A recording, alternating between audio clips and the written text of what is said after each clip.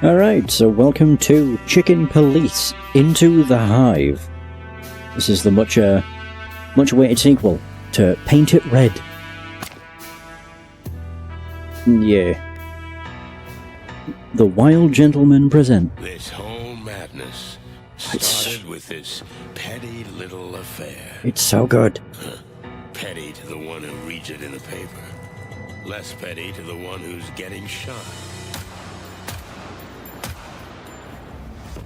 Clawville, the city of opportunity, the city of dreams, a bastion of tolerance and equality, a genuine shithole.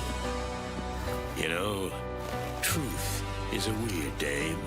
No matter how loyal you are to her, she'll cheat on you in the end. The question is, are you gonna stay by her side? And if you do, what price are you willing to pay? I needed a drink, I needed a lot of life insurance, I needed a vacation, I needed a home in the country. What I had was a coat, a hat, and a gun. I put them on and went out of the room. Raymond Chandler, farewell, my lovely. Huh. No, this is a game we've been following for a while. It's hard to explain. It's a point and click, but it's so unique. It's also in colour, I think. I'm pretty sure the first game wasn't. Face down on the ground. Insects may breathe through holes, but this guy had way more than he needed. Probably escaped from the Hive. Was he being chased, or just happened to be in the wrong neighborhood? Who knows? I'm a detective. Those are the questions I should be answering. But I knew there would be no answers in this case. In fact, there would be no case either. Simply because the victim was what he was. Yeah, the voice acting is also top tier. A fly. An insect. Really? Thank goodness you can see in the dark, old owl. Where would we be without you? By the way, what are you doing here? You don't work for us anymore. This is the third time you called me back from my little hole, boys. You must be desperate. May the great wild ones protect us if we've sunk this low. Woohoo. Very funny. So, you want some facts? Sure. Let's get started.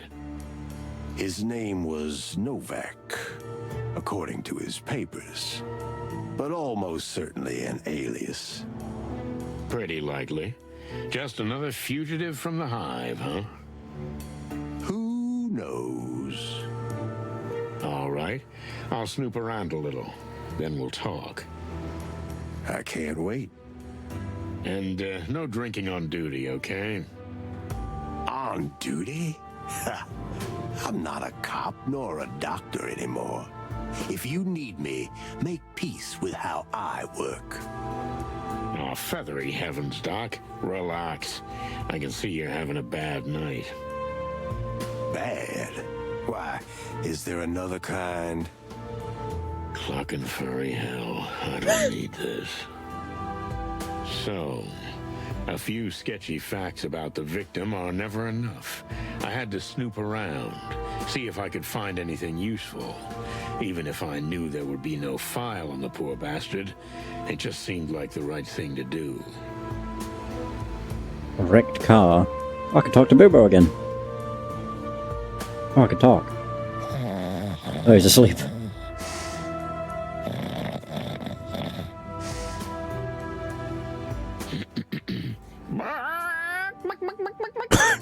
What the hell? What? Ah, it's you again. Have you looked around already? Not quite yet. Boo-hoo. Then get on with it and leave me alone, will you? I'm thinking. I also snore while I'm thinking. Ask. Oh, I can ask a question. What's up, Doc? What's up with you nowadays, old owl? Nothing much. I just exist. Alone. Alone? Well, what about dear Nurse Ursula? She moved on. She's with the Furies now, if you must know. The Furies? You mean the hooker gang. Oh. That's the one. Oh, Cluck. I'm sorry for your loss. Yeah, sonny boy. Life's a jerk. And being an even bigger jerk can help a lot, huh? As you say, sonny boy. As you say. Okay. So we... Dead fly. Wrecked car. Number 1. Oh! That's an arm. What's this? Whoa! Miss Bloom. Month of Orchids. Huh, okay. What's that then?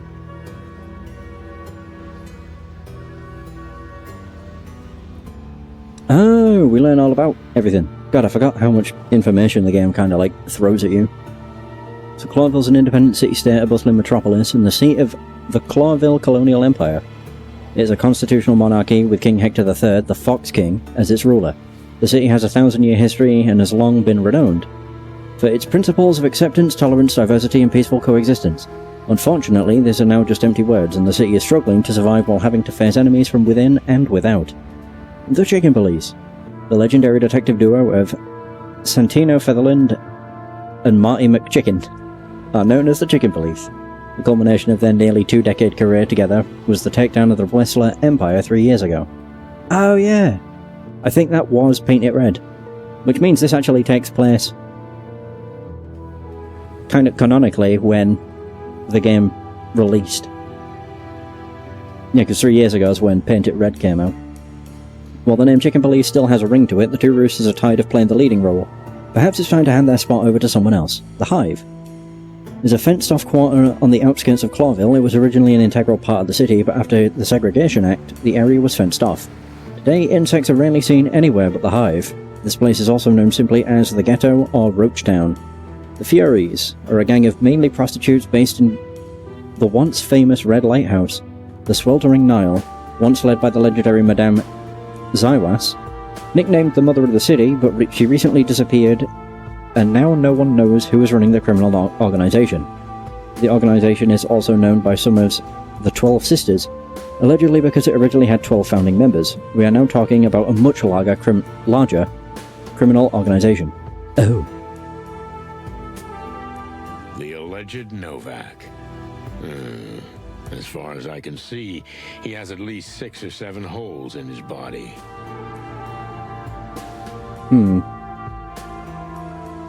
I don't know what I'll do with it, but since I've already picked it up, I might as well check it out. Item received. Oh nice, I have an arm of a fly.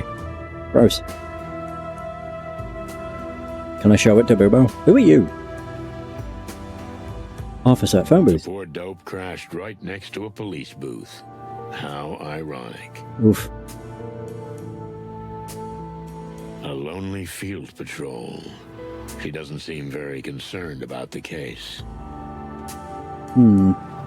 Oh, I can look at Clawville. Another wonderful night in the City of Colors. Unless you're a cop. Or a dead fly, for that matter. I will admit, the game has a completely different vibe now it's got colour. I can't remember for sure. I'm pretty sure Paint It Red was black and white. The only colours that were kind of like highlighted were red. I'm pretty sure. I could be wrong though. Bubo I could just look at him. was a famous coroner, but unfortunately he drank too much, and some organs also mysteriously disappeared during his practice.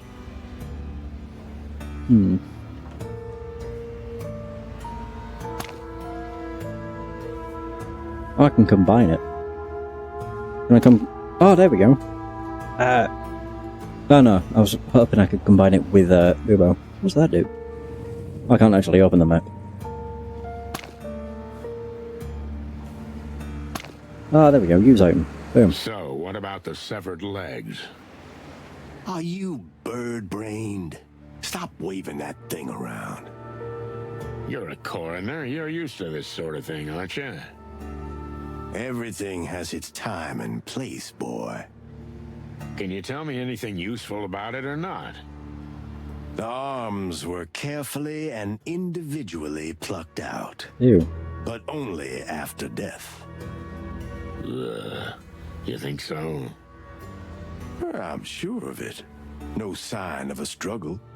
Even his suit was barely wrinkled. Tearing off an insect's limbs isn't so easy. He would have struggled if he was still alive.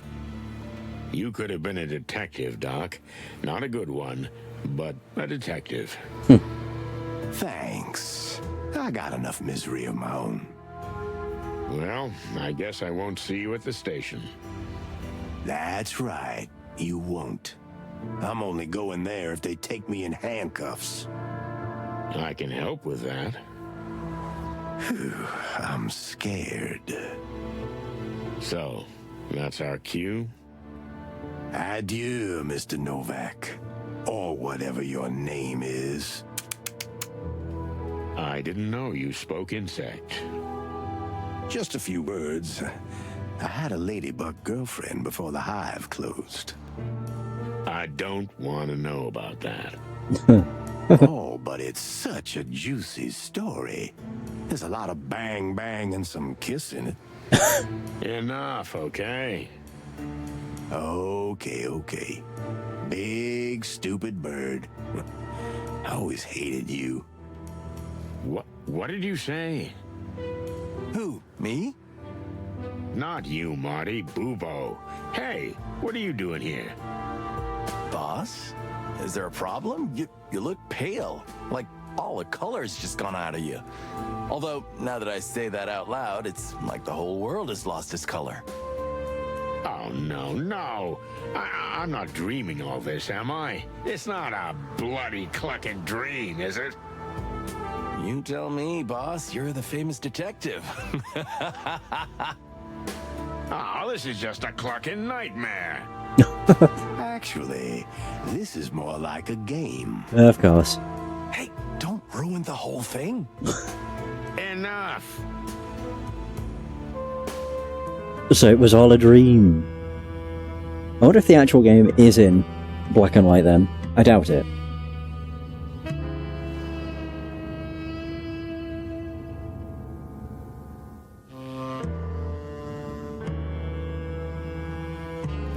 Whoa!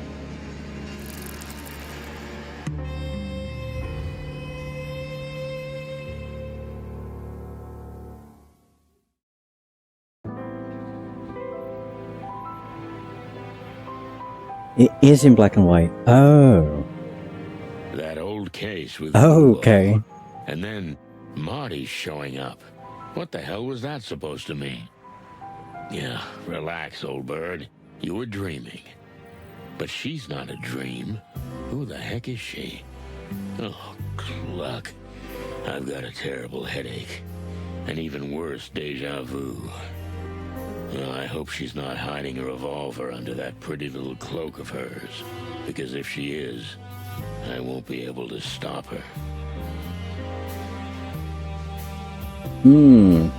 Oh, cluck. Is my doorbell broken again? I'm sorry. I had to sneak in unnoticed.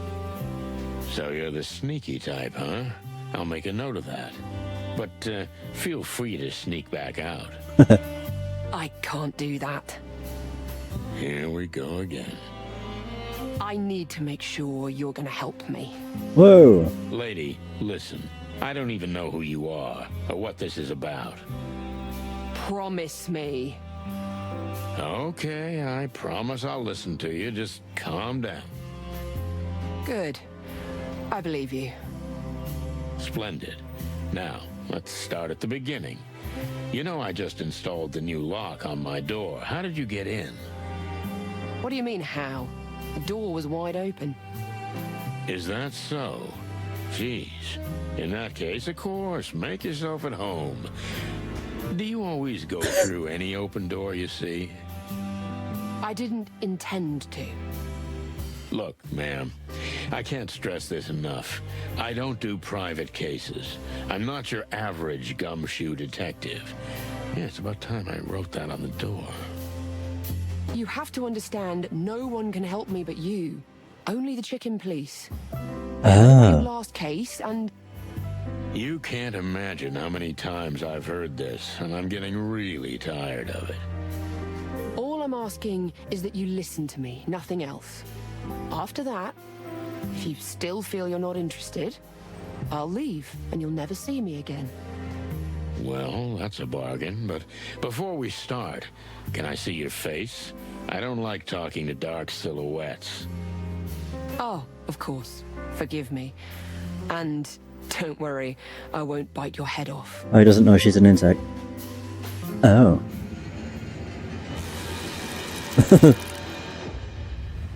Whoa. Goddamn, you're a That's your bug. clucking luck, old bird. A woman from the darkest depths of the city. From the Hive with love. If we're gonna start, let's start with a kick in the gut, right? Sure, why not?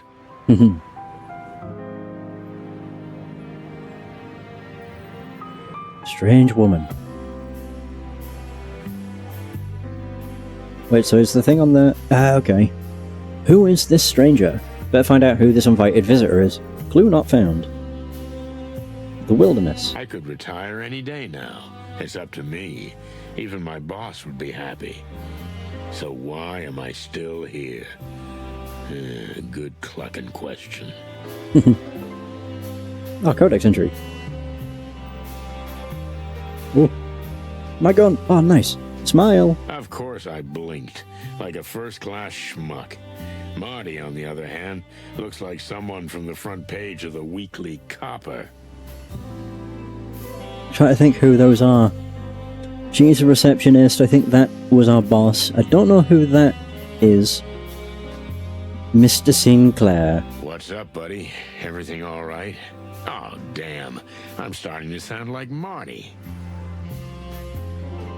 Hey. Of course, we have my drinks.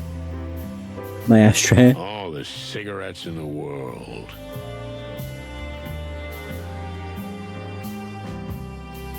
Oh, sofa. Ooh. Since my bedroom has been a hazardous area for some time, I use this sorry sofa as a bed. How can you even call that a sofa? That would barely seat one person. What's this? Oh, Miss Freebird. A month of freedom. Oh.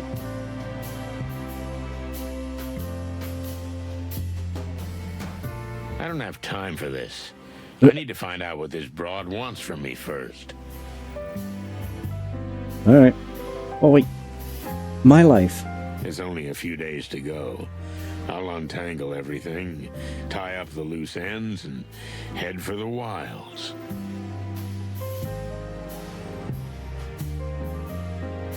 Molly. My ex-wife, Molly.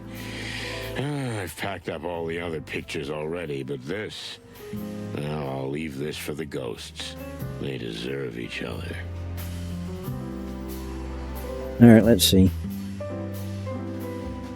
I can look at her. This woman, in this neighborhood, she must have made a very long and dangerous journey from the Hive to here. I just realized she'll have multiple limbs. You know it was very dangerous for you to come here. For, you know, someone like you. Because I'm an insect? Yes, I know. So what has brought you all the way from the Hive, Miss, Melandra Mantidea. And yes, I am indeed from the Hive. I see that doesn't surprise you. Let's just say we don't really see your people outside the Hive these days, sweetheart. You have no idea what it's like to live there. I've been to the Hive more than once, although I admit the last time wasn't yesterday. Things are getting worse every day. But that's not why I'm here. I guessed as much. Well, I'm going to get to the point. My husband is missing. Oh, yeah, I know that one. No offense, but have you looked at the local bars and joints? You know, most of the time... No, you don't understand. He's dead. Oh. You mean he's missing and declared dead? No, he was already dead when he disappeared. What? I'm afraid I'm losing the thread, and I haven't even picked it up yet. It must be my age. So, how was this again? You might want to sit down for this. Listen, sweetheart, let's not drag this out, because the curiosity is killing me. And my lower back, too. Whoa. Whoa. Questioning unlocked. Oh, okay. The wilderness, Altera. We call the whole world, the whole planet, where the civilization of intelligent animals lives and flourishes, the wilderness. In the old days, it was called the Kingdom or Animal Kingdom. Today, it's more commonly referred to as the globe, although the wilderness is certainly the most used name either when referring to the planet as a place or to animal civilization as a whole. Altera. The two-headed continent of Altera is only the second largest of the three major continents of the wilderness, but it is home to some of the most advanced and influential countries in the world, such as Nautica, Stawonia, Averia, and of course the center of the Clawville colonial empire, the city of Clawville itself. Ah, there we go, we learned about her. So we know about Marty, Bubo, and Melandra. Marty's been my partner for over 10 years, and even that time hasn't been long enough for him to really grow up. He's a crazy rooster, but without him I probably wouldn't be alive. He saved my feathery ass many times. Yet for a long time he felt like a colossal weight around my neck. But today, to be honest, I'd have a hard time imagining working without him. He's my big white feather-filled conscience. So he used to work for the PD himself as a coroner. Now he only has a private practice, and that is illegal too. He shows up off-duty cops and sometimes even thugs if he's paid well enough, either with money or favours. The old fellow once had a good heart, but time has buried it deep beneath his rickety bones. And Melandra, a mysterious insect lady who paid me a visit to brighten up my boring weekdays. Not that way, but rather with a case too mysterious not to take. One day my good heart will make me bite the dust. Alright, so we can question her. Wait, what? I could talk to her. Why in the middle of the night, sweetheart? Don't you think it's a little, unsafe? Hey, Scotty. Unsafe? Believe me, Mr. Featherland, as it is now, if anyone sees an insect outside the hive in broad daylight... How's it going? Yeah, I guess that's worse. Now you can see how important this is to me. You must be very desperate. Ooh, another codex entry. I'm not doing too bad, thanks. I'm finally feeling better. I lost my voice for like 10 days, and then I went deaf. Not deaf, deaf. In one of my ears. But that's all cleared up now. Also, don't judge the game too harshly on the visuals. It's incredible. And you should actually play the first game. Paint it red. Oh, I can talk again? So, are you ready? I'd like to dig a little deeper. It's not too painful, most of the time. Go on. That's why I'm here, Mr. Featherland. I hope you feel better soon. So what was that? Oh, I have my gun. And my badge. I could be like Phoenix Wright, where I can use that on everything. So what else did I learn about? Just one sparkle. Many believe that all it takes is a small spark to turn the Hive's small riots into a real major uprising. Given the city's current fragile state, this could be disastrous. With the memory of the previous Great Fire still fresh in the minds of Clawville residents, panic is almost palpable in the air. Everyone is waiting to see when that spark will fly. Melandra dared to come here alone, so she's a strong and upright gal.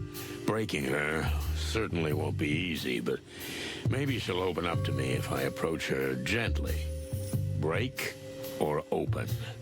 Either way could lead to success, as long as I don't fall flat on my face.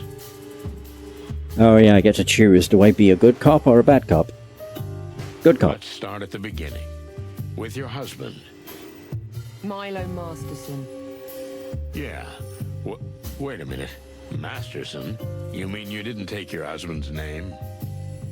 Don't get me wrong, I loved him very much. But in our family, women don't usually do that. It's our way of keeping more of our independence. I get it. Oh.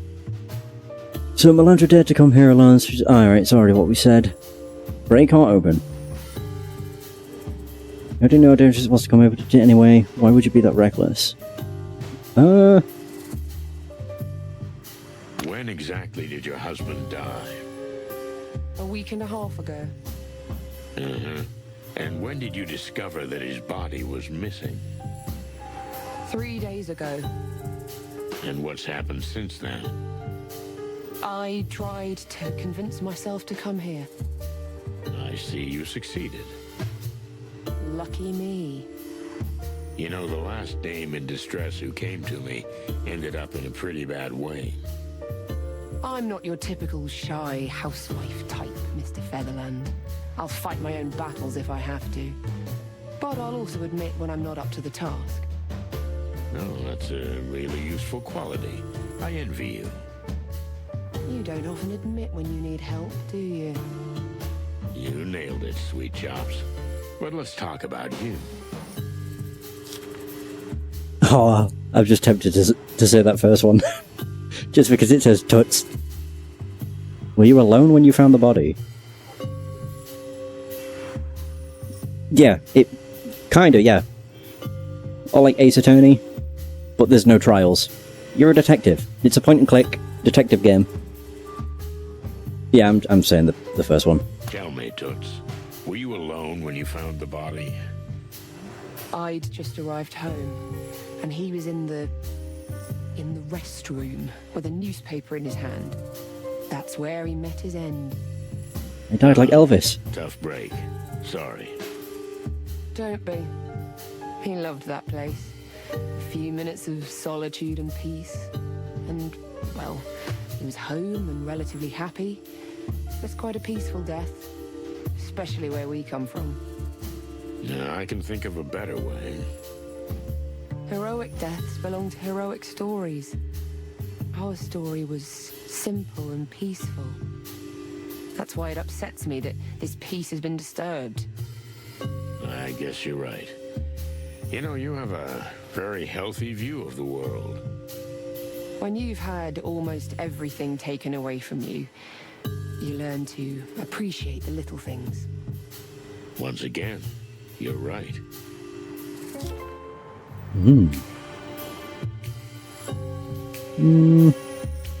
What, I get the feeling your husband was up to some monkey business. You're hiding something? Did your husband have any dubious affairs?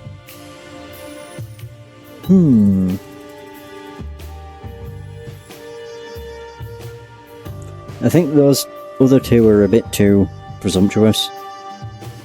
Yeah, we'll go with that. Tell me what a typical day was like for your husband.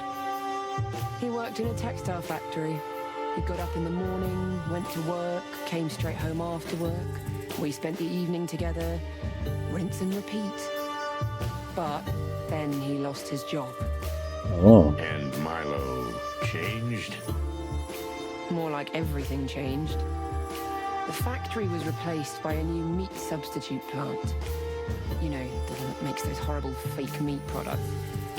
Milo couldn't continue working, so he looked for anything else. Anything else? He shined shoes when he had to, ran errands, but nothing lasted long. Then he met a strange guy who pretended to be a private detective, but he looked more like a tramp. Wait a minute. One of those antlered guys? I mean, a stag beetle? You know him? Frank Half-Armed Castellini. Oh, yeah. I know him. Frank Castle. The insect in the academy. Then not long before the Segregation Act, he got bounced from the force. Milo helped him out for a while. All kinds of courier work. But he soon left him. He always said Frankie's a troublemaker. Well, I can back you up on that. Oh. Why didn't you go to Frank instead of me? Well, wait a minute. Why didn't you go to Frank instead of me? This Frank was a strange, creepy guy. Scattered, dirty, like a bum. I knew Frank a long time ago. He's a strange one, all right. But he's an exceptional detective. I'm sure he is, Mr. Featherland, but I still wasn't happy about Milo hanging around him. Afraid he'd be dragged into some murky business? I was almost sure of it. I felt it in my antennae.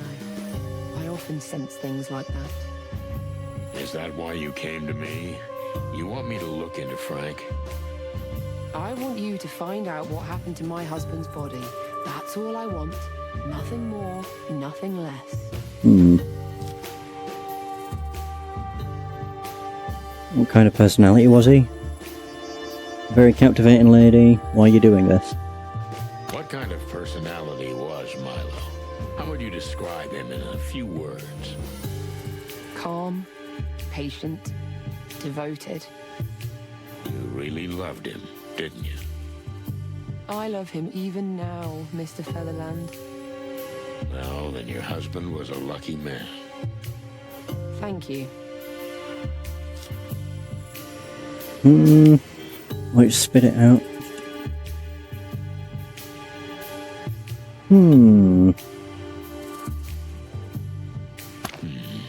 Did he tell you exactly what he did for Frank?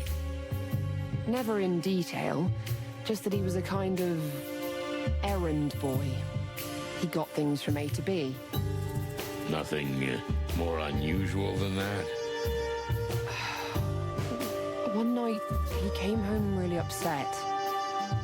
After that, he never went to Frank's again. But he didn't tell me what happened, and I didn't probe. Well, that's a pity. It could easily have had something to do with his disappearance, and maybe even his death.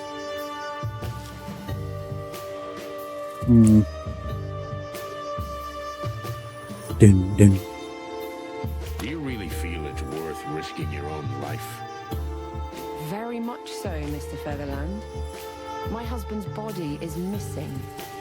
I wouldn't have wanted a funeral because we should have cremated him in the name of the Great Light, but... But you didn't. Why? We left the path of the light to better fit in with the animals. Mostly because of me. So you feel it's partly your fault? Of course I do. I have a soul, Mr. Featherland. And my husband's soul can never rest in peace. I think I understand. Sort of. Yeah, the music is pretty on the loud side. Okay.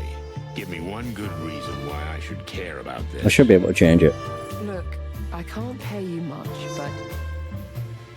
It was never about the money. But I'm still a cop.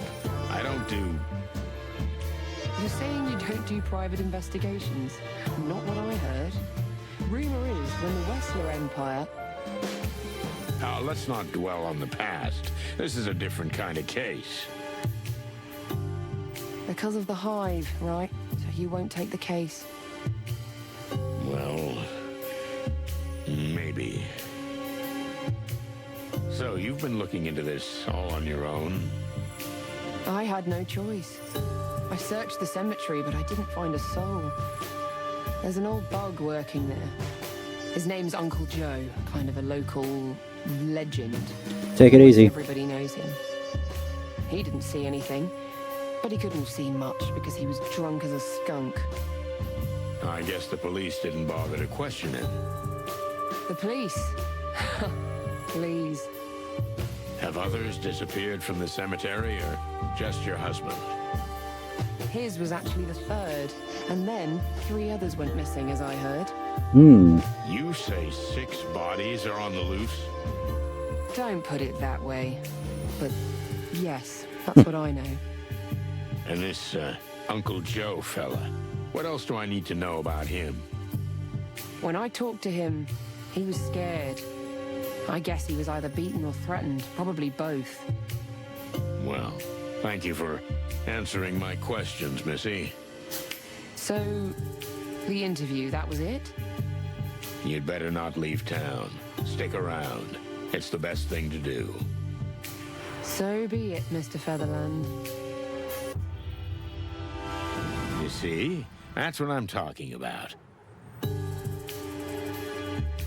Oh, good cop, neutral, bad cop. Okay. I managed to get wrapped up enough to find out what I wanted to know. Melandra's husband wasn't perfect, but he wasn't a troubled character either. He was probably involved in something shady. Something also related to Frank and the bodies that went missing from the cemetery. Does this mean you'll take the case? Well, if I don't do it, no one will, right? Not likely. First, I need to talk to Marty, my partner. It seems everything they say about you is true. I hope not. But please don't go anywhere until I get back. I'll look into it, but it'd be extremely dangerous for you to be out there. I don't want to be a burden, Mr. Featherland. It would be a much bigger burden if I had to go out and look for you. Maybe... All right. You're right. Good. Make yourself, comfortable. Clocking hell. What am I doing? The Hive. I swore to myself I'd never go back to that place. Well, that's me in a nutshell. I stood there like a crumbling old statue. Meanwhile, my doom crept in through the crack beneath the door, like cigarette smoke. I could smell it. What can I say? Marty's gonna be over the moon. Ever since the chicken police came back into the spotlight, he's been looking for trouble. Well, if there's one place we can get it, that's the Hive. But first, I have to find that oversized feather pillow. Whoa, new clue, new codex entry, new character, new goal. Right, can I change the audio? Oh, there we go, cool. Music. Perfect! That should be fine. New item secret revealed. What the hell? Oh, I got phone numbers. Ooh, have a look. My notebook with the most important phone numbers in it. Marty's number is 555432. Oh. Okay. God, so I got... Whoa. A lot of stuff, goddamn. The Great Light.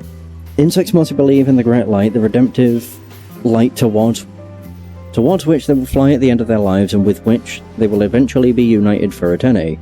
Fall of an Empire. The most recent high-profile case of the chicken police ended with the collapse of the Westlet crime empire. While at the time this raised high hopes among the public and brought the detective duo back into the spotlight, it soon became clear that they may have done more harm to the city than good. The gangs that broke away from the Empire have been warring for power ever since. While their rivals have also grown stronger, the police are rapidly losing control and the city is slowly drifting towards the edge of collapse. Meat. Meat substitute. MEAT is a new meat substitute product that has been on the market for a few years and is becoming increasingly successful thanks to its low price and yet extremely high quality. However, the identity of the company's founder and owner is a mystery and the subject of constant speculation. As is the question of how a meat substitute can have such a good, almost unmistakable meat taste. Oh god. The Clavilian Faith. Clavilian Faith, also known as the Common Religion, is one of the most widespread beliefs of the wilderness, based on a trinity of gods called the Great Wild Ones, or Wild Gods, namely Hariti, the goddess of creation, Tapti, the Lord of Destruction, and Kvatiti, the gender-neutral Spirit of the Void, and Silence. The three of them maintain balance between the never-ending conflict of creation and destruction, forming an eternal, unbreakable order. The Last Light. A radical religious cult composed largely, almost exclusively, of insects that believe in the power of redemptive fire. Clarville's leadership is seriously concerned that they are planning to burn the city to the ground. Certainly sounds like it. Was that her husband? Oh no, that's the stag beetle. Frank Castellini. Lucana Service. Oh, that's their, like... I can't remember is it the Latin name? Something like that. So Frank is an old friend and the best private eye in the Hive, and perhaps the whole town. Now he may have gotten himself in too much trouble for his own good, which, let's face it, sounds exactly like him. Oh, Marty McChicken. Clue not found, and trouble in Roachtown. Oh god. 6 tombs, 3 leads, shady dealings, missing corpse. Sheesh. Right, 555-432. I think. Let's see.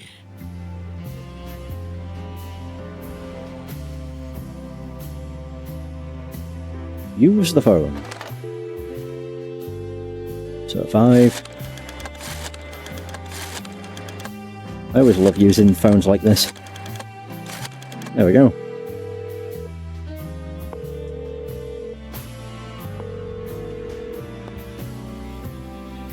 Nothing. Typical. Strange. Marty always answers the phone, no matter how late I call. Maybe he's at the station. Maybe. New secret item revealed. Okay. What is that then? Oh, it's another number. Oh. Oh, okay, police departments, 555-111. Okay. Easy. Let's see. Can I talk to her again? Hang on. It's just because she's got an exclamation point above her head. Oh, right, there is more. Are you about to start now? I need to talk to my partner, but essentially, yes. The clock is already ticking. That's reassuring to hear. Oh, there we go. We're good. That's not what I wanted to do. Let's see. Alright, use phone.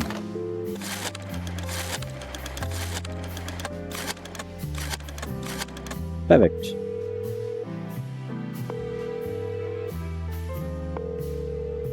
Valville Police Department, how can I help you?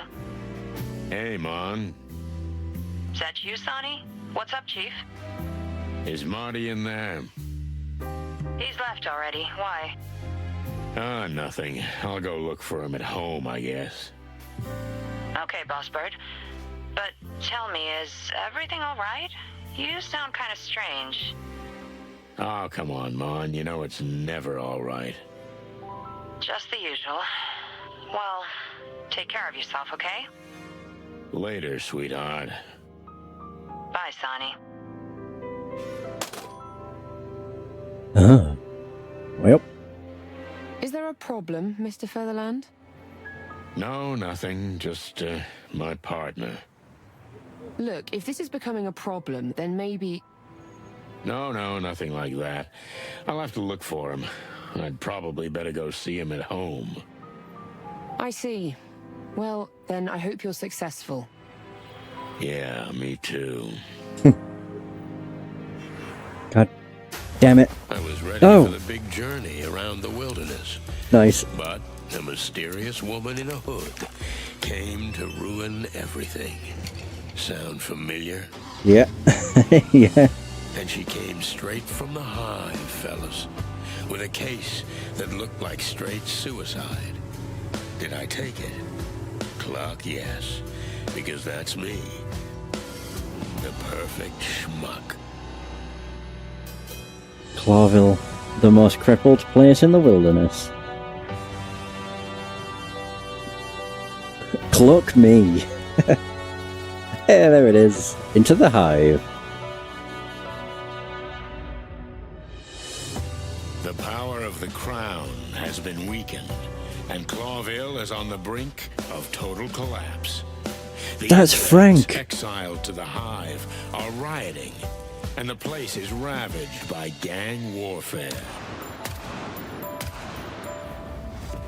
Oh no. I think Frank might be The dead. city has always crawled with crime and filth, but now it's worse than ever. And what do? I jump right in. Now all I had to do was get Marty, my partner, to back me up. But he strangely refused to pick up the phone.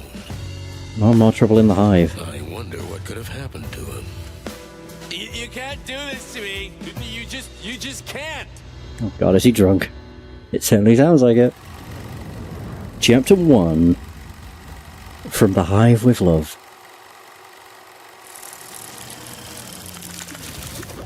Ooh.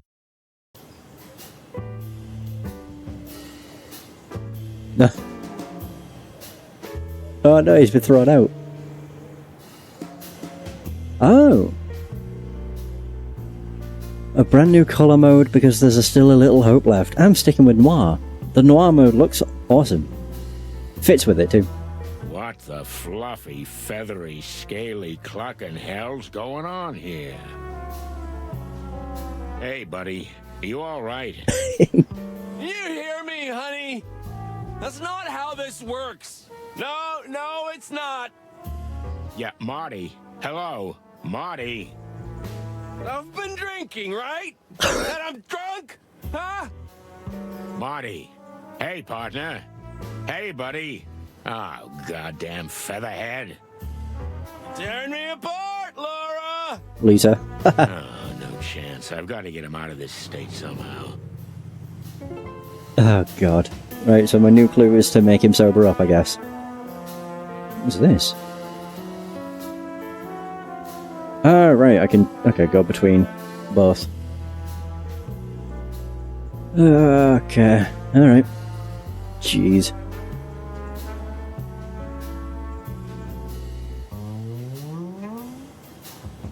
Oh, there we go, the apartment block. I can just see things flying out of the window. Yeah! It's a tidy little neighborhood and a tidy little house with probably tidy little neighbors. Neighbors who don't deserve this shit show. The hell's that? A Vectra ball. Marty's beloved Vectra ball. Pretty cold of Laura to chuck that out, but it might just be useful. Gonna use it on him? Use. Marty! Hey, I know you can hear me! Everyone is listening to us, don't you care? Oh god, is he gonna hit him? Alright, we just knocked him out. Ouch! Hey! Finally! Good evening, partner. What the hell, man? Hey, Marty. Everything okay, buddy? What? Of course it's you. Who else would it be? Are you, by any chance, a little tipsy, Marty? You just don't cluck at me about drinking here, okay? I didn't say anything. Well, don't. Because... Listen, Marty. All this stuff here. Yeah, Laura didn't, she didn't throw you out, did she? What? Me? Ha! I can't be thrown out. I'm Marty Cluckin' McChicken. Did you hear me, honey? I can't be thrown out. Take it easy, Marty. Actually, I threw her out. Yeah. Yeah, sure. Let's get your stuff and get out of here, okay? Okay, Boss Bird, but promise us we're gonna do something stupid. Huh, that I'm sure of. Wait a minute. Just one tiny minute. Yeah, Marty, no. Laura! Come on! Laura! Oh god. Oh, for cluck's sake. Look, I got something in the car that'll help you. Laura! He's not gonna talk to me until I get him out of this state. My god. I can back out. Oh. Never mind, that's where I want to be. Crap. Oh, I didn't realize where my car was. There it is. It is. My beloved flask.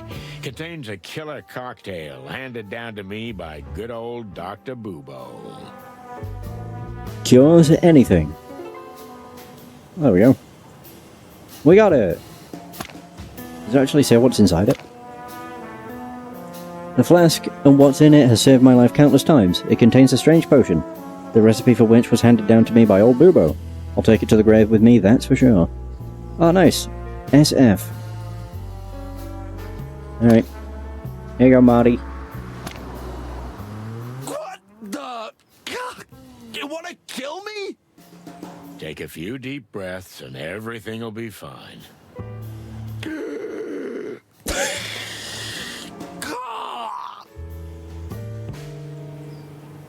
Crazy clucking son of a chicken. Well, I think the... Oh, God. better? Yes. Lucky you. Well, there you go. But never again.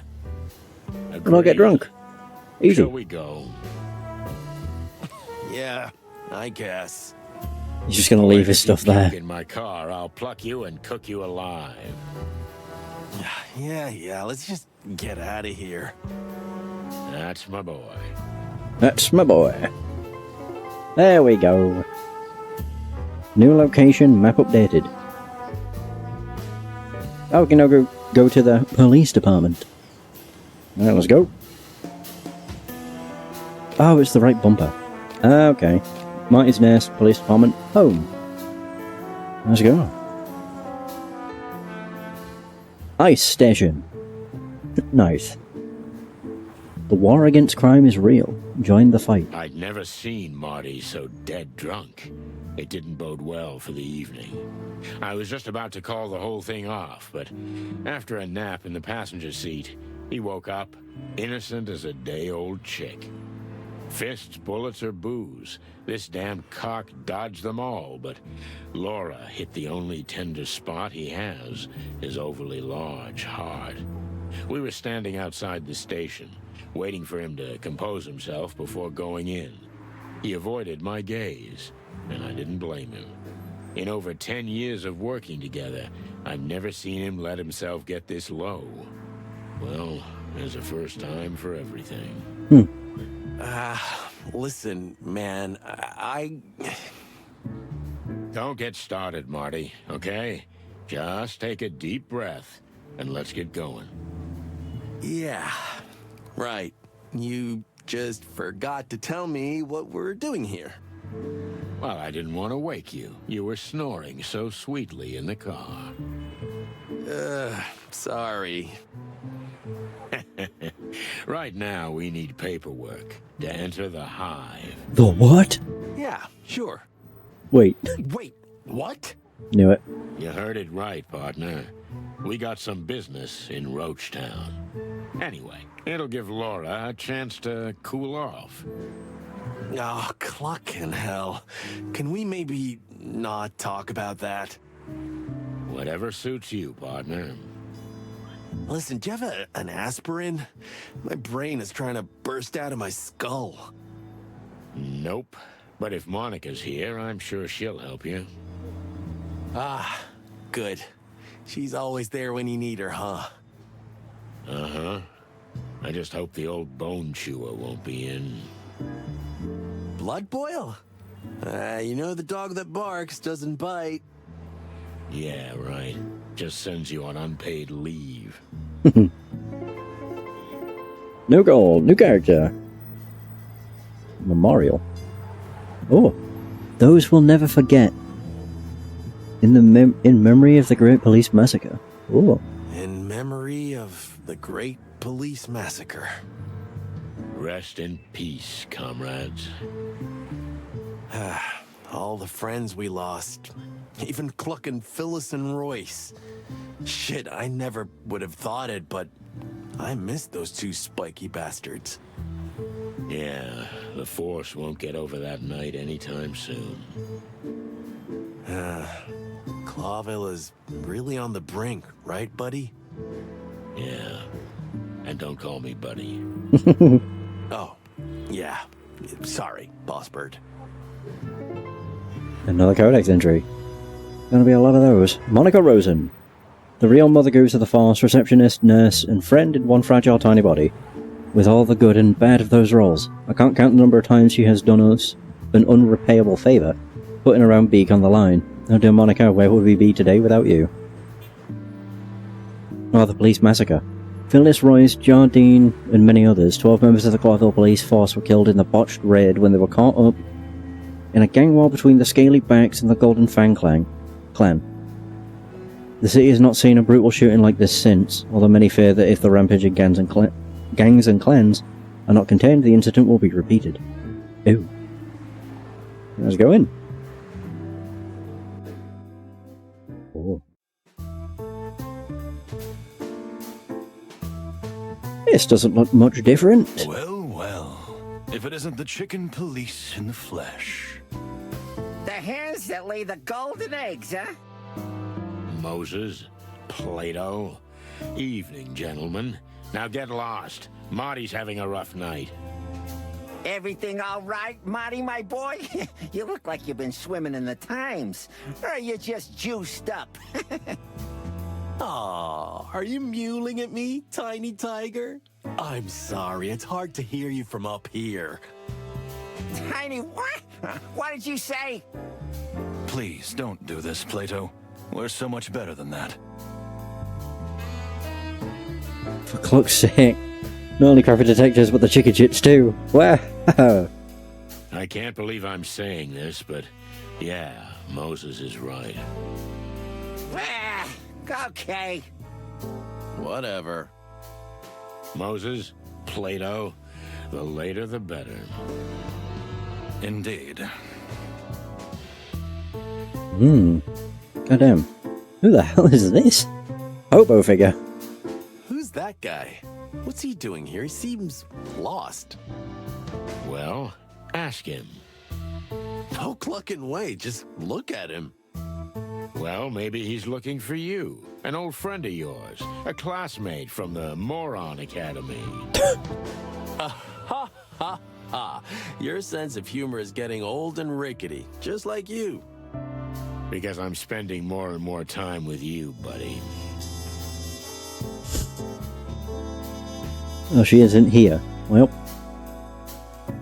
Can I even look at anything? No. Okay, cool. Oh, what's this? Vending machine. Been dead for years. Besides, Marty was the only one who drank that garbage. Moses appears to have more to say. Oh. Sorry to bother you guys, but have you seen Monica? Uh-huh.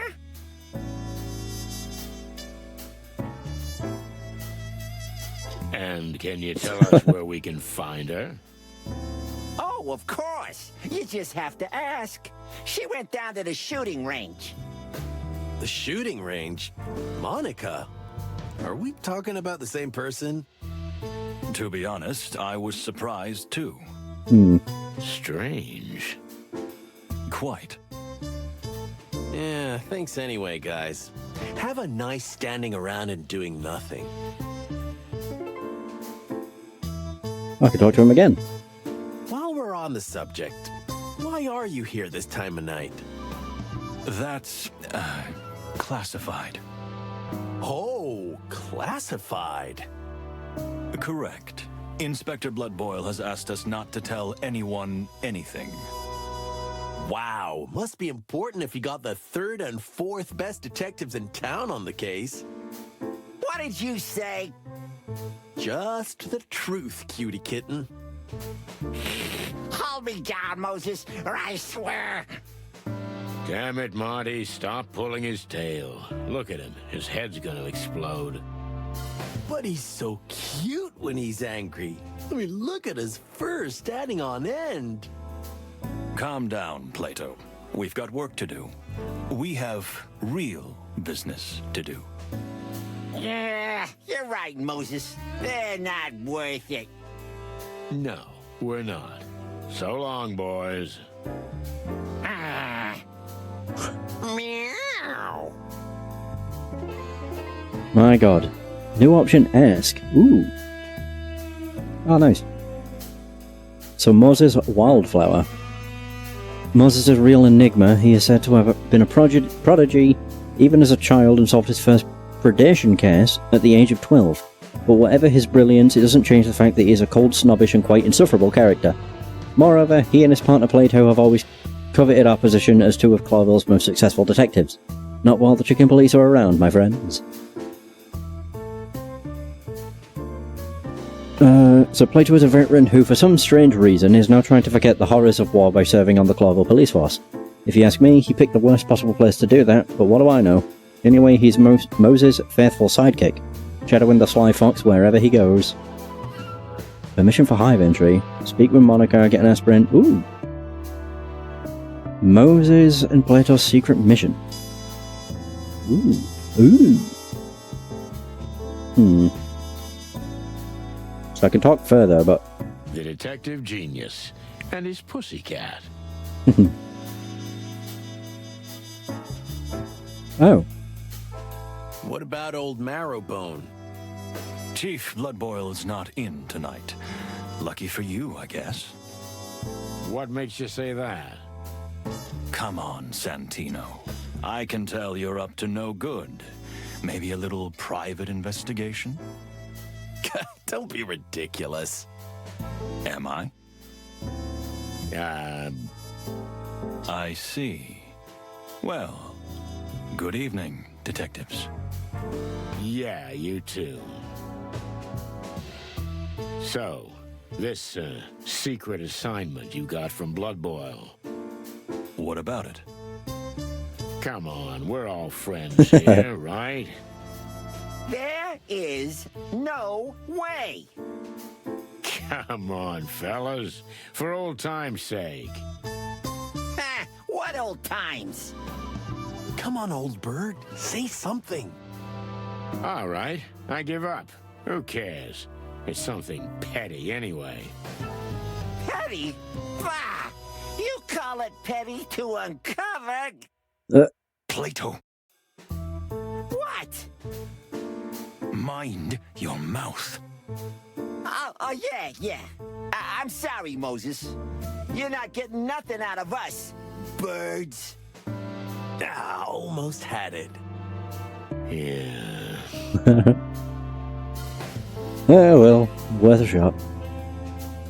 Oh, there we go, to the shooting range. Boom! Whoa! Huh. Monica Rosen. A tiny, fragile body, housing a rock-hard woman with perfectly polished nails, a sharp beak, and an even sharper mind. She's a real machine, a workaholic, and a mother goose who always does what she has to do. And for us, she sometimes does a little bit extra. She's like an anchor holding a tiny boat in place on a boiling sea. So it genuinely surprises us to find her upset. Something must have happened. Oh my goodness, I'm in love. No, you're not. Pull yourself together. What could have happened to her? She's never been down here before. In fact, she's never left the front desk. And the gun? Yeah, but it's none of our business. We're detectives, Sonny. Everything's our business. Oh, that's quite a catchphrase. Yeah, I should have thought of that before, like a whole career before. Yep, Well, that ship has sailed. it sure has.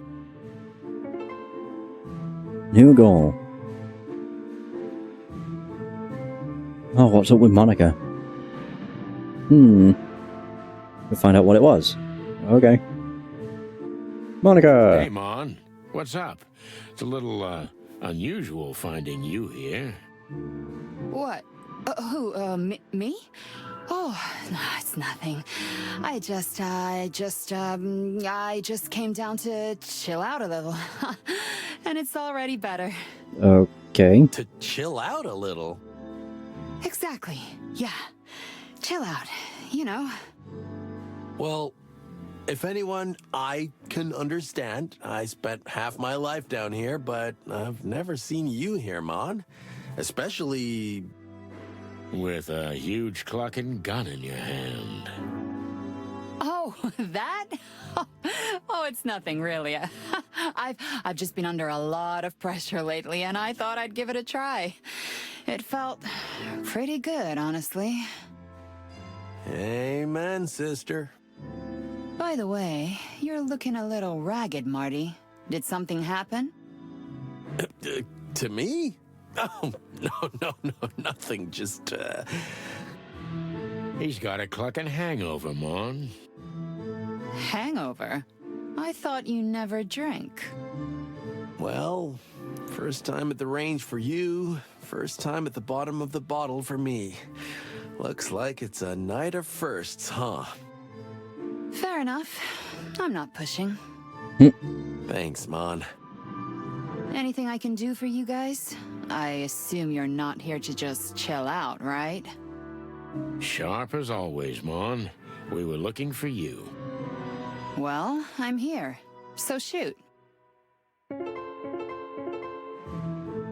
New option, ask. Something's really bothering her. However hard she's trying to hide it, Monica has something on her mind. Worried about her? It'd be nice if we could find out what happened to her. So what's up? What are you doing here at this hour? We could use your help, sweetheart. I'm at your service, boys. Ask away. Something must have happened to her. Yeah, but what? She seems troubled.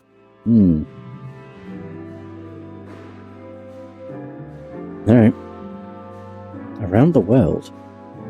Hey, Mon. Listen to this. Sonny is going on a trip around the globe. Oh, really? That's nice. Huh? He never told you? But I thought you two were pretty close. Yeah, me too. But whatever. He's not gonna go anyway. Hey, wait. What? Yeah, that's what I told him. He's just beacon, but he's staying anyway. He and Clawville are in a long and bad marriage. Exactly. Hey.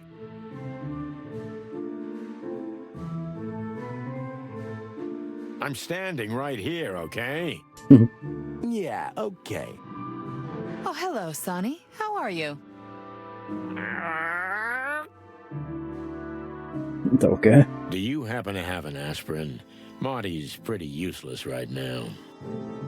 Yeah, I've got a jazz band in my skull. I think a trumpet solo is playing right now. I have some in the medical kit at my desk. Come by whenever. Oh, thanks, Mon. Oh yeah, we ask about permission. So, we need the papers to enter Roachtown, Mon. Furry heavens, Boss Bird. I knew this day would come, but so soon? What day would come?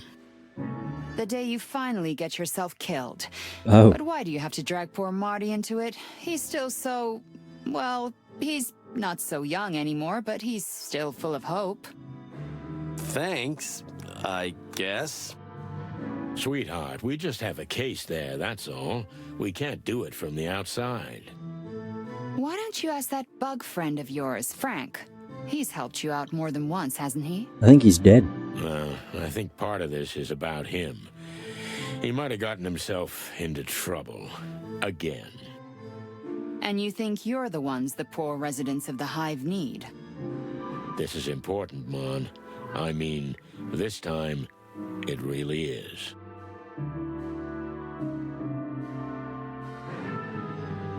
Mon? Wild heavens. Okay, but you owe me one. Again. You're an angel. Oh yeah, I am. I'll add it to the list. How does it work? I'll give you the permit at the front desk, but you'll need another detective to sign it as a witness, because you can't count on the boss's support. No problem. I got Marty. No, you're partners, so I need someone from the station who's not Marty, but equal in rank to you. Moses. Oh, okay. Maybe Boscarelli, the shaggy bone chewer. He had a tough case in the Calavera Hills. Some serious cat fight. You know he's got cat allergies, so he's on forced rest. Moses. Well then, There is no one left but... Moses. and Plato. You're like 2 eggs, boys, you know that? But yeah, you're right. They're the only ones you can count on right now. Oof. Ah, chicken shit. Thanks anyway, sweetheart. Yeah, no worries. Shooting range. Oh, I can shoot. Each body part is worth a different score. Watch out for civilians. If your opponent reaches you, the game's over. Oh.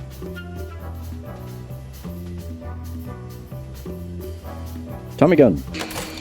Whoa.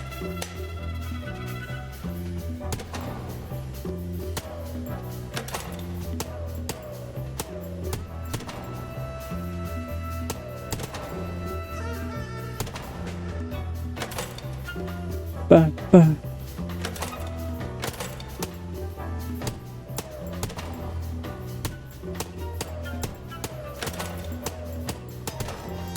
Got him.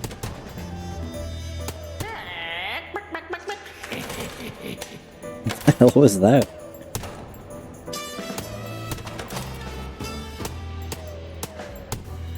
There we go. I'm going like for headshots, but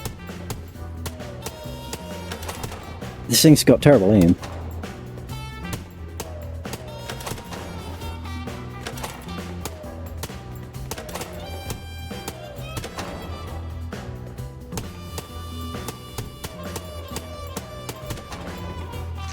Reload again. Round 2.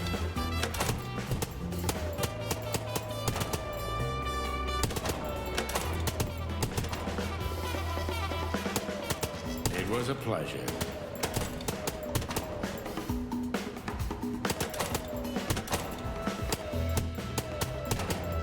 Oof. Quick.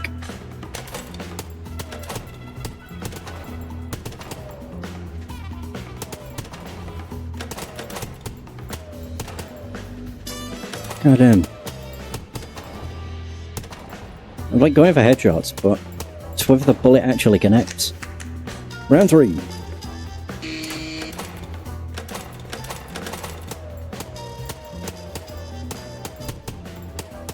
You can do it.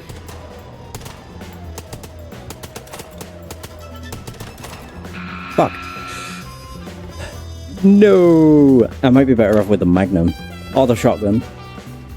The Tommy gun's just not very good at range. I'll try the Magnum. It's only 6 shots though. But is it more likely to hit? Kinda.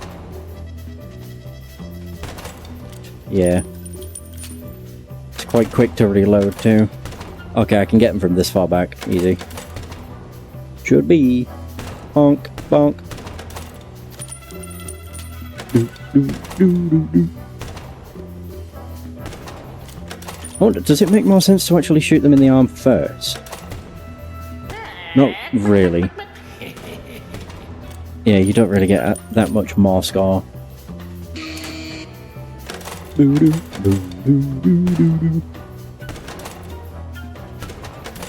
can't tell if that's a civilian. I'm assuming so, because they're not holding a gun. Yeah, cool. You can do it.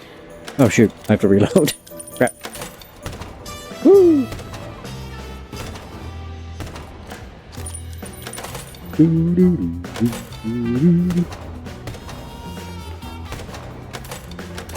It was a pleasure.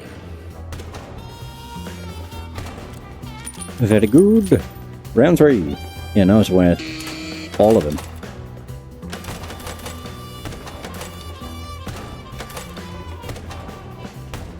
Crap.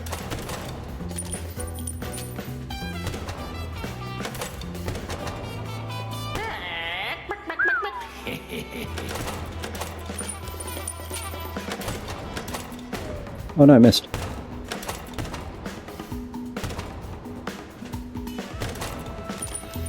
Quickly! Round 4. God, this just means they get quicker, which I'm not a big fan of.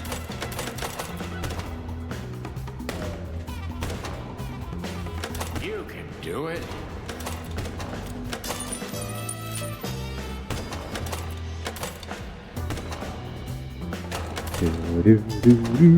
Almost.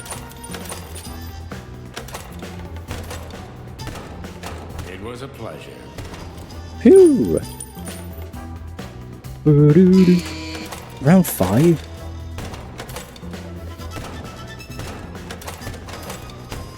Shoot.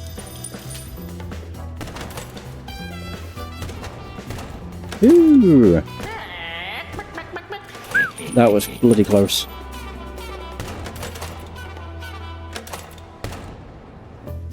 Oh, they're holding a baby.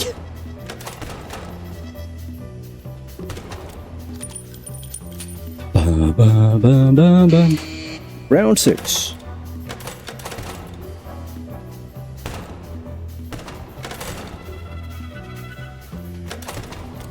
Crap. You can do it. Woo.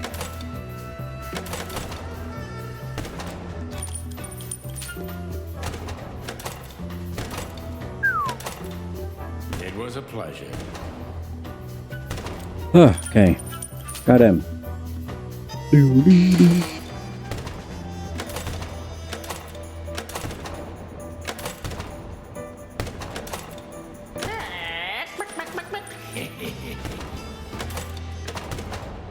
Boom.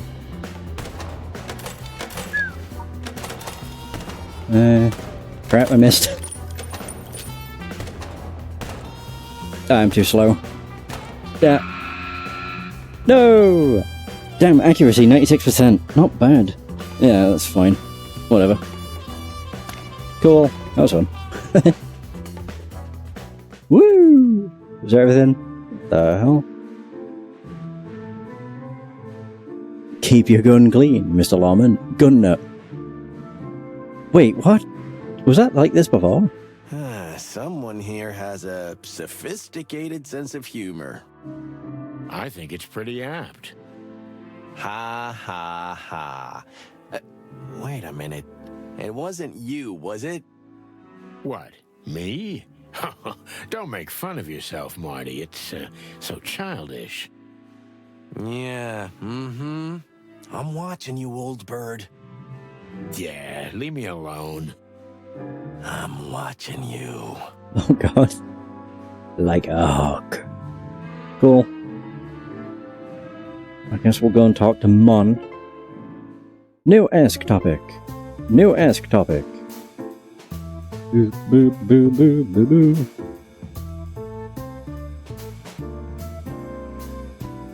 Oh, I can talk again. Well, have you talked to Moses about the license? Nope. No, not yet. We didn't have the Balls. I was gonna say time. Sure. We had neither time nor balls, Mon. I see you're tired. Are you sure you're gonna throw yourselves into the night in that state? What? We're at the top, honey. From there, you can fall the hardest. Alright, we'll go and talk to bloody Moses. Hi, fellas. Hey, fellas. Glad you're still here. Well, well. I never heard that from you before, Santino. Make a note, because it won't happen again. What can we do for you, chickens? Oh, it's, just a little favor. Oh, there we go. What do you want? Well, let's see. Ah, there we go. Permission, the Hive. Gangs of the Hive. Ooh. We have a small favor to ask. That's what I call a surprising turn of events. You're telling us. I'm not gonna mince words. We need your signatures for a permit. Ah, so you are going to the Hive. I thought so. You thought so. Listen, a friend of ours is in trouble. What kind of trouble? The life-threatening kind. That could be said of almost anyone in the Hive. Moses, please. We're both on the same team, right? Fine. But you owe us one. We're used to it. Those ain't just words, chicks. Once we help you, you help us. No questions asked. As Plato says. So, we got a deal? Ah, catch it. Okay, Moses, but I'm not gonna shine your shoes. We'll see. Let me know when you have the paperwork. We will. Well, that was easy. Too easy. We'll regret this, believe me. I'm sure we will. They're gonna ask for something humiliating, right? Well, those two are competitive. They're not unprofessional, but they could put us in danger. Beyond what we already face. Exactly. Well, what's new? Our lives are a constant, needless, risk-taking roller coaster for which we get nothing but a series of scars and nightmares. Right. The Hive. Hey, fellas. I heard you guys had some business in the Hive recently. There was a little incident, yes, but nothing too serious. Unfortunately, We went to ease some of the tension there, but it didn't work out that way. What do you mean? we had the one and only Mick in custody, but he was released a day later for lack of evidence. Mick? As in, Mongrel Mick. Mick Castle, the head of the Cluckin' Golden Fang clan. Since you've let yourself out of the bag, Plato, my dear, Mick has been camping out in the Hive lately because he thinks we couldn't touch him there. He's right about that. Well, unfortunately, the sly ape is, at the moment. The Hive is still off limits, and since we don't have any incriminating evidence against him, he's untouchable. And paperwork. If you have it, you can get into the Hive, right? Wait. Why are you guys so interested in the Hive? Are you going to... Innocent curiosity, Moses. Nothing more. Well, well. Interesting. We'd better be going. Don't take any wooden nickels, boys. You're welcome. Gangs of the Hive. We hear the gangs have been getting a little loose in the Hive lately. Especially that Clucker Mick. What do you think his secret is? Why has he managed to take over the Hive when others were struggling? He allegedly made a deal with local insect crime lords. That is, he's trying to be one of them. But I suspect it's a convenient hiding place, and a good deal. What a worm. If he were, it would have been even easier for him. Good one. I wasn't joking, Martin. So, he plays the enemy of my enemy as my friend game, huh? Ooh, indeed. He's taken advantage of the fact that we can't set foot in there. The Hive's population treats us as enemies, so everybody wins. In his book. Mick's not as stupid as I thought. He learned a lot from his former boss. Yeah? Well, he's gonna end up like him if it's up to us. It won't be up to you. Mick is ours. Is that a challenge? We're not playing games, boys. We're stating the facts. We'll see about that. Ooh, Codex. Ooh. Oh wow. The Golden Fang Clan. It's one of the largest and most influential gangs to rise from the ruins of the Westler Empire. Their leader is Mongrel Mick, aka Mick Castle, the mandrill who named the gang after his golden fang. Oh, I bet that's who was in the intro that shot what I'm guessing is Frank. Yeah, I think that might be Mick. The Segregation Act. The Segregation Act was passed after a fatal assassination attempt on an anti-insect politician. While the assassination was indeed carried out by a radical insect group, it is clear that the law was already in the pipeline and was just waiting for the right time to be passed. The law prohibits insects from being outside the Hive without permission, and also imposes a night curfew inside the ghetto, although the latter is not enforced as there is almost zero police presence in the Hive. Crime lords of the Hive. The Hive has its own criminal gangs. Perhaps the largest and most influential of these is the so-called Great Web, led by a living legend, Zenaida the Spider Queen. 2 other smaller mafia families control the Insect District, but they are all under the influence of the Great Web. Ooh. Alright, Mon. I have questions. Oh, I can talk to. Success? Yeah. Success, but at what cost? I'll give you the permit. Just give me a second. We're waiting, Mon. We'll wait for you until the end of the world if we have to.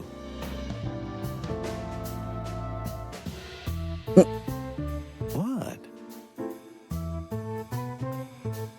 How can I help you guys? We're fine for now, thanks, Mon. Danky danky.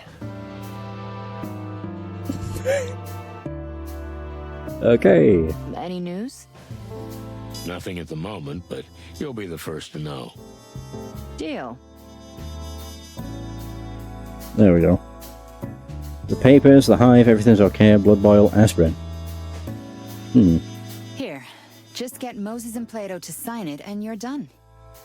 We can jive with this anywhere in the Hive, Jive in the Hive. It's just a piece of paper, Marty.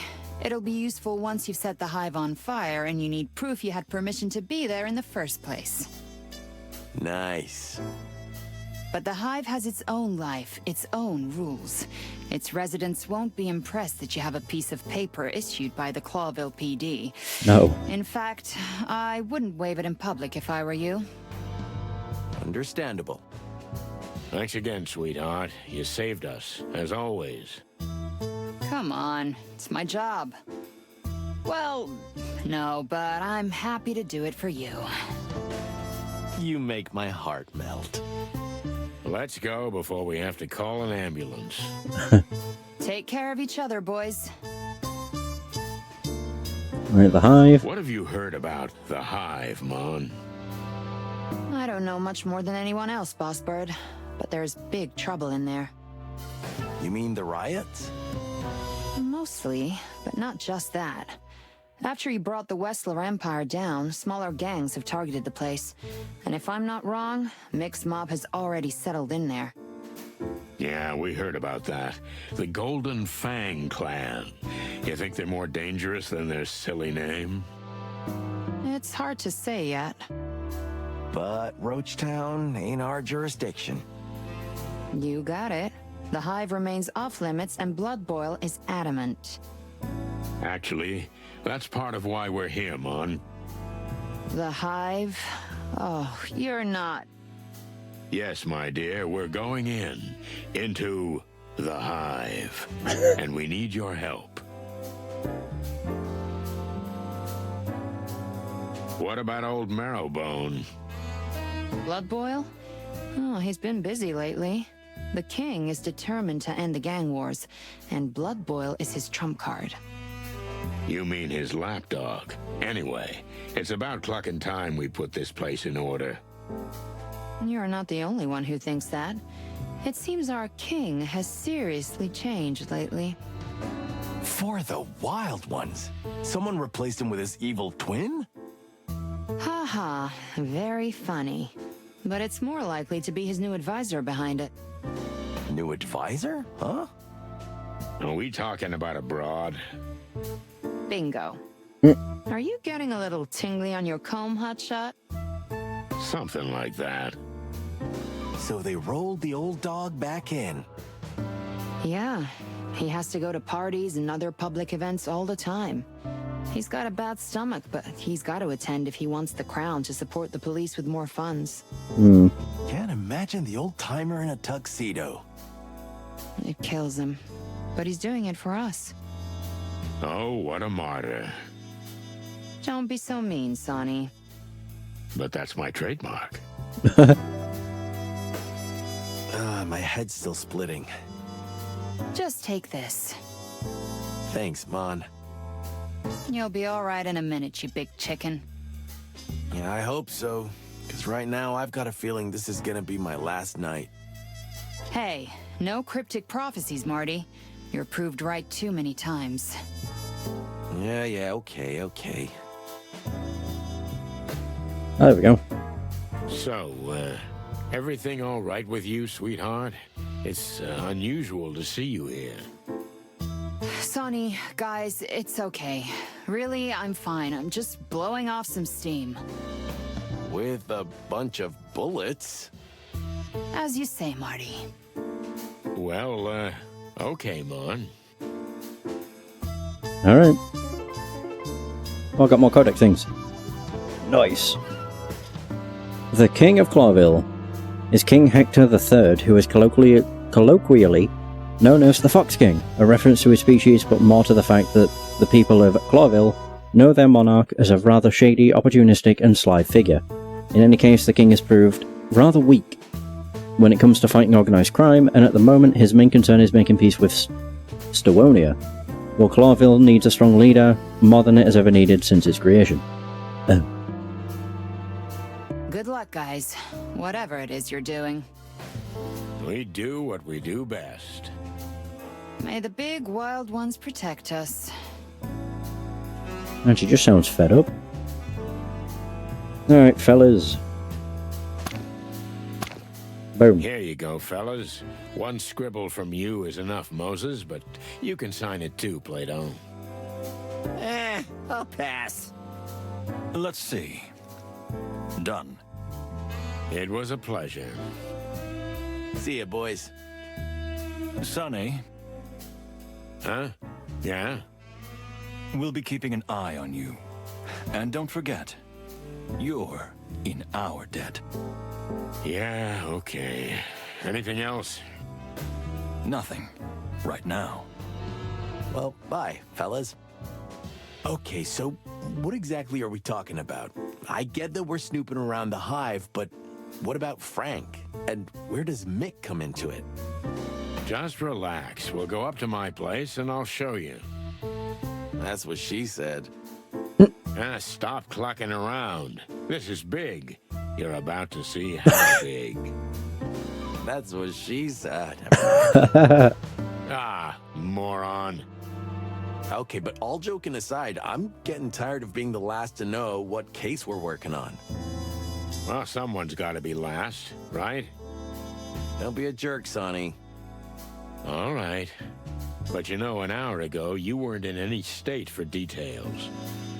I know, but are you gonna keep bringing that up? I hope that was a rhetorical question. Kinda. Okay. Speaking of things left unsaid, what's the deal with Laura? She dumped you because you got drunk? And you got drunk because she dumped you? You know what, Sonny? You're totally right. Let's just keep our little secrets to ourselves. Suits me. Sometimes I feel like I have a boil in my brain named Sonny, bursting with macho pride, smothered emotions, and dangerous secrets. Because you read too much chicken shit. Yeah, right. I want to find out though. Oh my god. Goddamn. Bunch of new locations. I can go back to Sonny's. Zip's Cafe.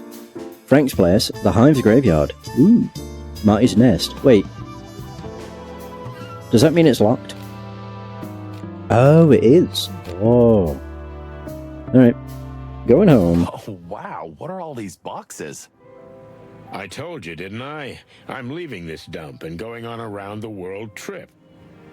Of course, you said a million times, but you just never started on it. Well, this time I did. About a week ago, I think. You've come this far in a week? Man, I can see you're really determined.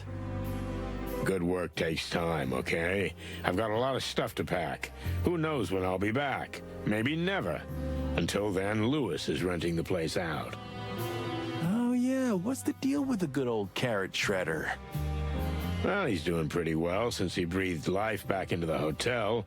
He started renting out apartments to some pretty shady characters, but still, it's a start. Shady characters? Like you? Maybe even worse. Oh my. So it's not just him and me living here anymore. That's great. you can finally socialize a bit, which you love so much. Ha ha, very funny. I guess that's one of the reasons I had to leave. Can't stand change, huh? No wonder, at your age. Ha ha again. Anyway, now that Laura's kicked you out, I'm sure Lewis will be happy to give you a room. Or a closet. Just don't be too close to me. Oh, sour rusty cock. I didn't even hear that. Yeah, because your hearing is already gone, old parrot. What? Oh, Marty. Okay, I'm done. But didn't you say there was someone here you could introduce me to? Have they left? Oh, Cluck, I almost forgot. But she's gone. Oh. Aw, man, you must have been hallucinating. Must be one of those old age God. things. Shut the clock up. Oh, so she isn't even here. New character. Oh, Lewis. Yeah, Lewis C. Hayworth. He's an old friend, the owner of the Atlas Hotel, and therefore essentially my landlord. He comes from an old prominent Clarville family, but after his parents lost their vast fortune, the young rabbit had to get back on his own feet. He's been up and down somewhere in between now, but he'll do anything to get back into the top circles. Oh yeah, so we have Sonny's flat. My flat, which is also kind of my office. It's actually just a suite at the Atlas Hotel in our rundown part of town. Courtesy of my friend Lewis, I was about to stay only for a week, but that was years ago. Marty's nest, a quiet and tidy little apartment on Harlow Street, one of the city's most livable neighbourhoods. My partner, Marty, and his wife Laura live there. Clarville Police Department, a bunch of scum fighting against the even larger scum. Yeah, that's a pretty accurate description. Welcome to the Clarville Central Police Department. Hive's graveyard, the largest and oldest cemetery in the Hive. This is where the bodies disappeared, but I don't think they walked away on their own 2 or 4 feet. Frank's place. Frank, the best and probably only private eye in the Hive, lives here. Zip's Cafe. Oh, I remember that place. It was once called Hot Dog, but recently they only rebranded the place as Zip's Cafe. It's a cafe run by a raccoon called Zip, so it makes sense. The place is right on the border of the city and the Hive, so it's kind of a last resort, or more like limbo between 2 different kinds of hell. Oh. What else can I do? Can I do out here? I can talk. So, another doomed damsel in distress. Just the usual, huh? Mm-hmm. This is different, Marty. Because... When she came to see me, I was dreaming about an old case. Remember the fly named Novak? Yeah, it was a hell of a case. We almost ended up in the river. Twice. That's the one. So, I was dreaming about that particular case, and then this woman came along, straight out of the Hive. It felt like it just couldn't be a coincidence. You mean, the Hive is calling us? As the flame calls the moth. Ooh, that's poetic. And awesome. Thank you. Listen, Marty. I've got something I've been trying to tell you all night. Well, go ahead, boss. You can always be honest with me. You look like shit. Thanks, man. Jerk. What was that? I said jerk. Oh, yeah. I got that right. So are you going to tell me what happened with Laura, or what? Let's leave it. It's too fresh. Okay. I get it, pal. Yeah, that's all we can talk about. Let's see. Is there anything on here? Oh, that's the phone. That's not what I wanted. My bad. Hey, wait a minute. What's this? You kept it after all? Oh, that's so cute. There's nothing cute about it. I just forgot to throw it out.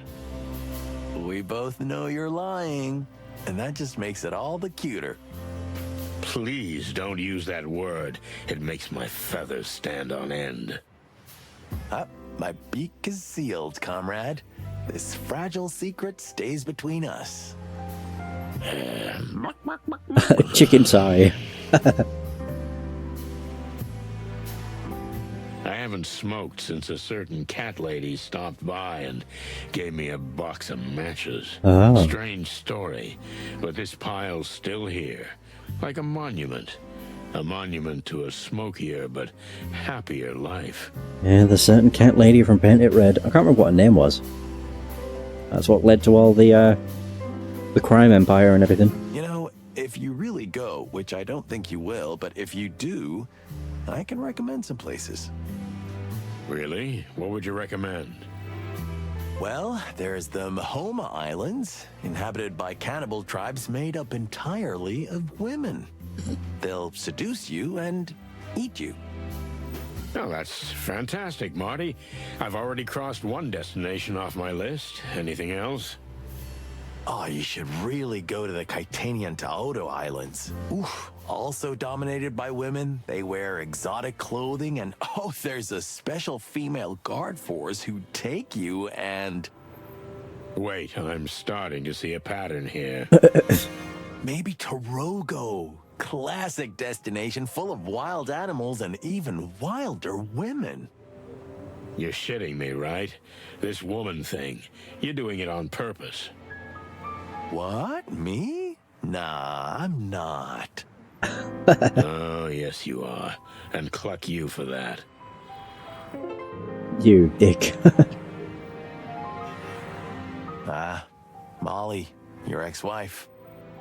Yeah. Why did you leave this one up? I don't know. There's a part of me that just couldn't take it down. I tried. Believe me.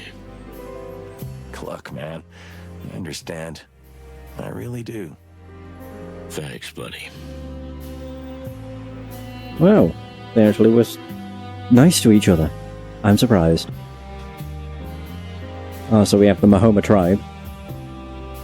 The tribal population of the Mahoma Islands is among the few who have not yet been reached by modernization. They continue to live in their original matriarchal tribal society, which unfortunately still includes cannibalism.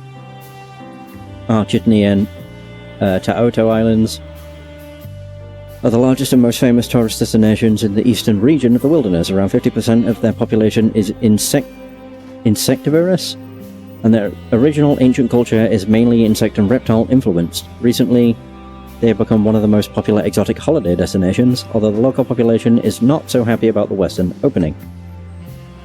Torogo, one of the colonies of the Clawville colonial empire, an exotic remote country that, although under the jurisdiction of the empire, retains much of its autonomy.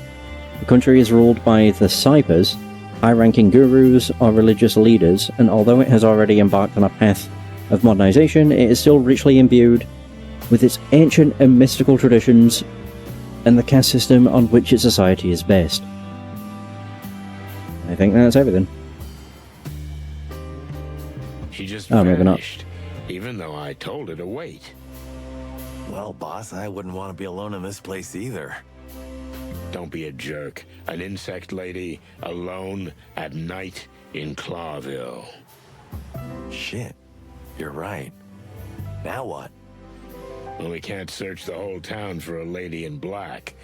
I hope if she found her mysterious way here unharmed, she can make it back, too. Amen to that, brother. Okay, I guess we got places to be.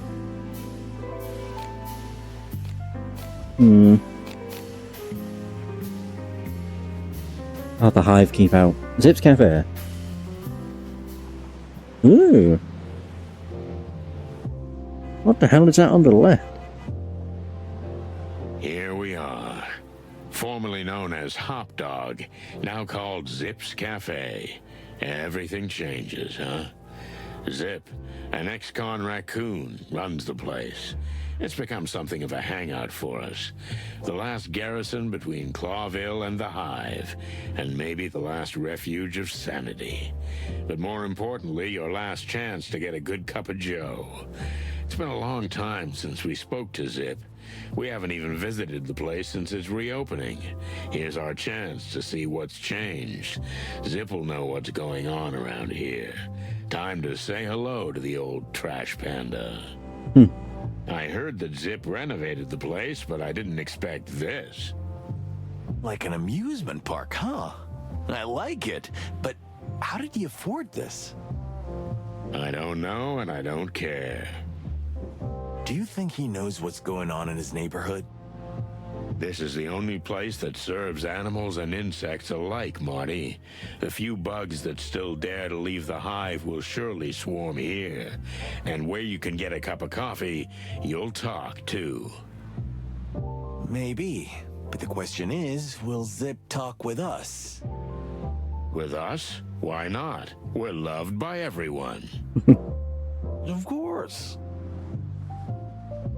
Alright, so we have... Who are you? The newspaper boy. Hey, kid. Here it is, the brand new Clawville Chronicle. Yeah, we know. Tell me, do you stand here often? I stand in a lot of places, sir. The news has to go everywhere. Here's the Clawville Chronicle! Fellas, stop yelling, kid. Listen to me. Yes, sir. Excuse me, sir. Do you also take a newspaper to the hive? No, sir. I mean, not since the last time, sir. Last time? The last time I took a paper to the hive, sir, an ugly fella made me eat it. All of it. Oh, God. It was quite a lot, and hot off the press. Made you eat it? What ugly fellow? An ugly monkey, sir. Oh. I don't know what kind, but it was a monkey for sure. I should know. I'm always being taken for a monkey. Well, I'm not. Anyway, Okay, yeah. he was well-dressed, and one of his teeth was gold. Is it Mike or Mick? Golden Tooth, that's Mick. Mick, there we go. I don't know, sir. He didn't say his name. He just told me to eat that filth. Luckily, I only had 5 papers on me, but he and his bodyguards watched me eat all of them. They were fresh, sir. The ink was barely dried on them. What a mongrel. Yes, sir. But then he let me go, so I don't mind. And I didn't eat anything that day anyway, so... Were you welcome at the hive back then? Oh, very much, sir. The insect folk were always kind to me. They were glad to finally hear from the outside world, you know. The Chronicle was the only Clawville paper that reached them. Thanks to Pip. Pip? That would be me, sir. Messy Pip, at your service. I see. And tell me, Messy Pip, who do you work for? The master of all papers, sir. Mr. Mullen, of course. You mean Hercule Mullen? The one and only, sir. Huh, an old acquaintance. Tell me, where can we find him? He's inside having a cup of coffee and talking to Uncle Zip. Uncle Zip, huh? That's new. Okay, thanks, kid. Don't take any wooden nickels. Yes, sir.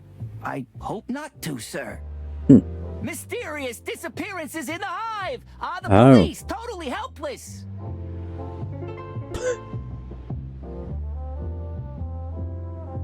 So we have Messy Pip, a little newspaper boy who works for Uncle Mullen, and who isn't afraid of anything when it comes to the sanctity of the news. Snow, winter, storm or wind, the news is sure to take wing. And then we have another, the Clawville Chronicle. It's one of the city's best-selling and most popular daily newspapers. Although supposedly impartial after the Segregation Act, it has become quite critical of the Crown and anti-royalistic in tone. Nevertheless, it does try to be objective, although it is, nowadays, becoming more and more like a tabloid. Ooh. Ooh. Wait, what? Oh, I can look at the entrance. Oh. I thought it would just let me go in. Tell me, are you cold? Cold, sir? You look a little underdressed for this time of year. I'm not cold, sir. All that shouting keeps me warm enough. Well, I guess. And Mr. Mullen always brings me a hot chocolate from the cafe. Oh, that's nice of him. Indeed it is, sir. Here's the latest chronicle. Don't leave it out. Hey, Pip, you got any news? Does the king have a new mistress? The crown denies it. Furry hell, Marty. Don't encourage him. He'll blow my head off. Oh, there we go. Oh. What's that? I can't even see what it says. It's a book. Oh, good. Hey, what have we here? Moses and Plato, the last train to Clawville? What? Looks like Meredith isn't writing novels about us anymore. Thanks to the wild ones. That treacherous bitch. Relax, Marty. You have to accept it. We're no longer the top dogs in town. Don't you ever say that, you hear me? Hey, just relax, big boy. I can't believe she betrayed us like that. Do you think this is based loosely on reality? Like the volumes she's written about us? Well, yeah. I heard there was trouble on the Clawville Express with the Stavonian ambassador. We'll have to ask Moses and his cat about this. Whatever. Stop whining about a stupid book. Besides, we've been the subject of 10 volumes, right? But still... You'll survive, trust me. Oh, there we go, another codex entry. Oh, the last train to Clawville. A case that is almost legendary, although no one knows exactly how it happened. Meredith H. Marble has even written a novel about it, although the truth of the story is widely disputed. In any case, this highly mysterious case has made Moses and Plato almost as famous as the Chicken Police. Stavonia is the realm of eternal snow, one of the largest and most important superpowers in the wilderness. A country populated almost exclusively by predators, mostly big cats, and famous for its heavy-handed military regime. A proud nation, centuries at war with the Clawville Colonial Empire, and currently engaged in a long series of peace negotiations with their rival. Can I look at that then? I can. Woo! I can look at it. First book of a brand new series, a Chicken Police story.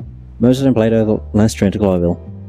A book written about Moses and Plato, specifically about their latest case, heavily fictionalized, I suppose.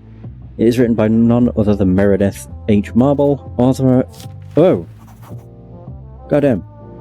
Author of the 11 Chicken Police novels. You've unlocked a secret clue. A peace ambassador is killed, and it falls to two detectives to find the killer before the train reaches Clawville. The stakes are nothing less than avoiding the eruption of global war, an adventurous tale of murder, lust, love, and revenge set across the wilderness.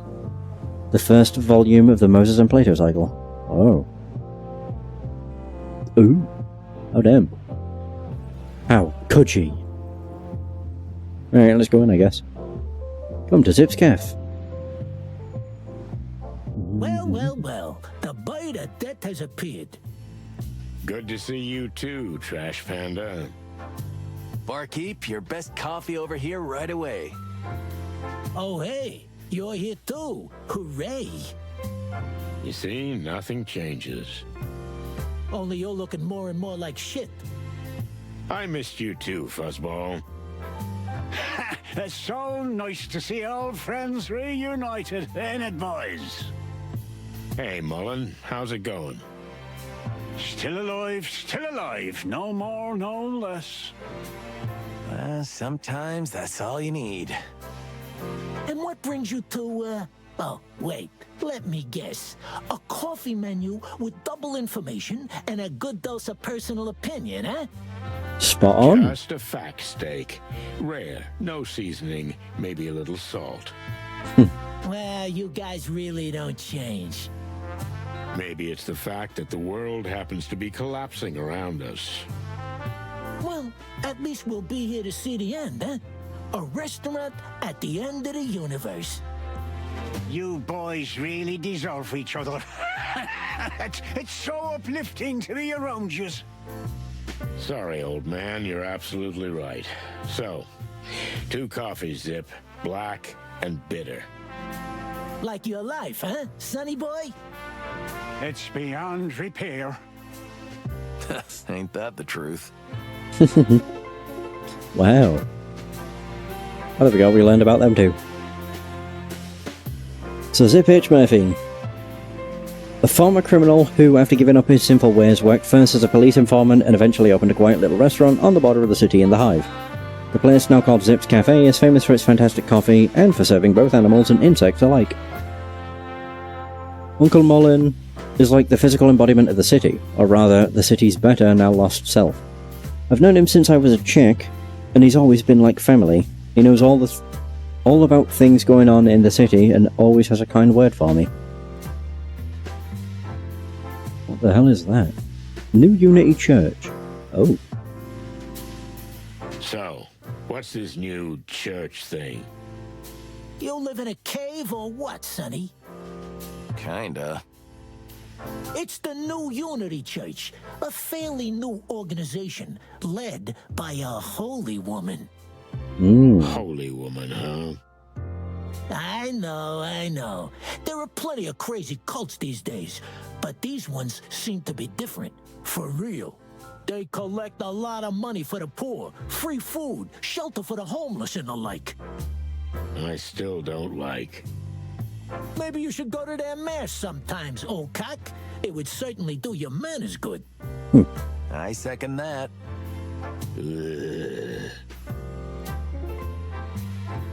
Oh no, we can ask.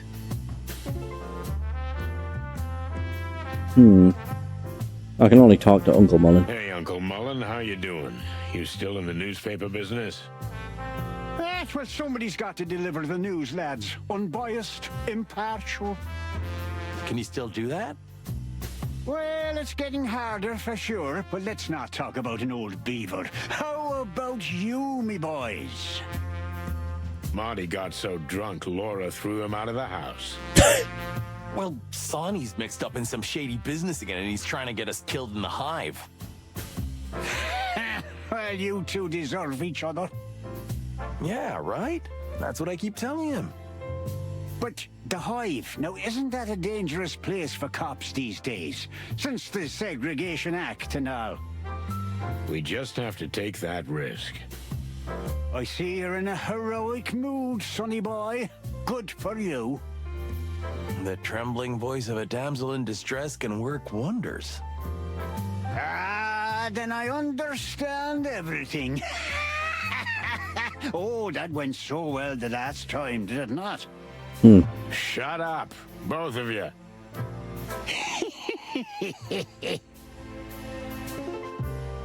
Oh, I can now ask him. Okay. So, you and the missus have had a little spat, eh, Martin? Nothing. Just a minor family squabble. You still got a place to stay? If not, you can always crash at my place. I think I can crash at Sonny's till things cool down. What? I just thought. Well, don't. Oh, okay. My offer stands, Martin. Leave it, Pops. I'll soften up the old rusty rooster eventually. It's quite a mission, but you've got to get to his heart. That's his only weakness. His what? It's there, believe me, buried under a pile of cigarette butts and cold, dead cases. What was that? Oh, I can now ask again. So, the chicken police are back in action, eh?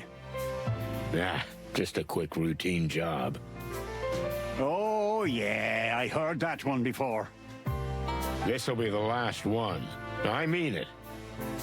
Oh, yes, sure. You just go ahead, boys. I believe in you. Any useful news from the Hive? They say the clan is on full alert, and the web has retreated to their secret hideouts. They're expecting a war, right? What do you expect when you go there? To end this before war breaks out. Then I wish you boys every success, because we don't have much time, and I'm afraid we won't have another chance either. Ooh. Other wild cards. Goddamn, there's loads. What do you think of the Segregation Act? What do I think? Well, the law spits in the very face of what the whole city was supposed to stand for. Diversity, coexistence, tolerance. You know the story. So? You know, boys. Clawville's been at war with Stavonia for centuries. A silent war, spy war, in fact, a ghost war. A Cold War. Cold War? Yeah, because, you know, Stavonia's a cold country. Oh yes, that's true. But where do the Stavonians enter the picture? What do you think the big peace negotiations are for? I guess they got tired of war, huh? Even you're not that stupid, Martin, my son. Stavonia's perfectly happy with this whole scandal with the insects. If there are riots, even better. The peace talks have just a cover to put the enemy to sleep, so when the system completely rots from within... Boom. Yeah, boom! They can attack. The king is fighting internal strife. Half the city is in flames, and no one will be prepared for an invasion by an enemy we're supposed to be making peace with. Isn't it wonderful? No, I don't know, Uncle. It's a bit like... a conspiracy theory. Exactly. Pluck me. It's clean as your snow-white feathers, you big goose, and that's the problem. Meaning? It's so clear, so simple, so obvious that nobody wants to believe it, you see? And that's going to be our undoing. So you think the king is being influenced from outside, and that's why he enacted the Segregation Act? And while he's distracted by the peace talks, they'll invade the city? Exactly. See, you still got your bird brain in place, sonny boy. Well, thanks for the warning, old beaver. I'm not even joking. You really got me cogitating. Well, that's a big word, coming from you. Well, what insult. What do you make of the recent riots? You know, Sonny, it's about time the insect folk got their act together. You boys at the police station ain't doing anything. Sorry about that, but somebody's got to do something, because those miserable bugs are going to end up eating each other in there. And I mean, literally. Sounds tough. Because it is. What's in there is unsustainable. If there is no one to maintain order, order will come. But who will be in charge of this new order? The criminals. The gangs. As you say. And the insects will drown in misery, being exploited, no one hearing their cries for help. So, yes, there was a great need for riots, and in my bones, I feel like the worst is yet to come. One big all-out uprising. Uprising. I didn't know you were such an insect rights activist, you eager beaver. Insect rights, my ass. I just can't stand injustice and the privileged few oppressing the unfortunate masses. I just can't stomach it, and I come from such a litter. Yeah, the best kind, Pops. Never change. I'm not planning to do that. Goddamn, it's so many things. Clawville wildcards. I see you have some help lately. Ah, you mean Pip. Yes, he's the son of a close friend of mine who I'm, how shall I say, helping out a bit. That's nice of you. But don't you think it's a bit of a rough job at his age? That's what I told him too, but the kid's adamant. If he gets a grip on something, he won't let go. With the trauma he's been through, no wonder he wants to distract himself with something. Trauma? His mother died about a year ago of grass-moor fever. His father followed just a few months later. He asked me to take care of the kid and not let him end up in an orphanage. And here I am with another kid. Who'd have thought I'd be a father again? Ain't life's little twists of fate, right? How's Desiree? She can tolerate me, mostly. And as you know, Sonny, this pit boy, no matter how strange the poor thing is, has breathed new life into her. And me too. It gives us less time to grow old. That's good to hear. Seems like everyone around me is starting to have a new life. Everyone but me. Maybe you should do the same, son. Maybe the world wants to send you a message. Yeah, maybe. That's your problem, Sonny. You just drift instead of forging your own destiny. Well, I think I'll drift a little more before I start forging. Just don't drift until it's too late to start again, son. Thanks, Paps. I'll keep that in mind. Do that. What's the matter with you, old man? Nothing really, sonny boy. Sometimes I feel like I'm not even part of this world anymore. I'm no longer an active participant, just observing from afar. And that works for you? It feels quite liberating, to be honest. I feel like I don't have to take responsibility for the things of the wilderness anymore. I can't influence them anyway. That sounds depressing. It all depends on how you look at it, Martin. I see the bright side. You like the movies, don't you? The movies? I love them. For me, Clawville is like a movie. Things happen, quite scary and amazing things, but somehow in the end they don't affect me. When the show is over, I go home to my dear Desiree, drink a hot tea and think no more about it. It's not a bad concept, but... It works for me, but that's the privilege of getting old. You fellas have your say in the affairs of the world. Don't let others decide for you. Sonny never lets that happen. That's true. Good for you, lads. Clawville wildcards. I'm still wondering what the bloody hell this is. Hey, old fella, you still shuffling the cards? You mean the Clawville wildcards? Sure I am, sonny boy. You in the mood for a good shakedown? Sonny's the real deal on this one. You know, drunks usually are. I mean, ex-drunks, of course. Yeah, of course. Yeah. Ha ha! So, shall we? Sure, let's do this. It's like a minigame.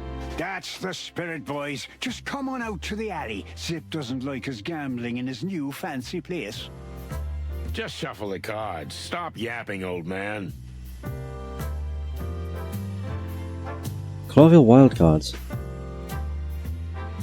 So a round ends when the player fills a row with their own cards. Win 3 rounds to win the match.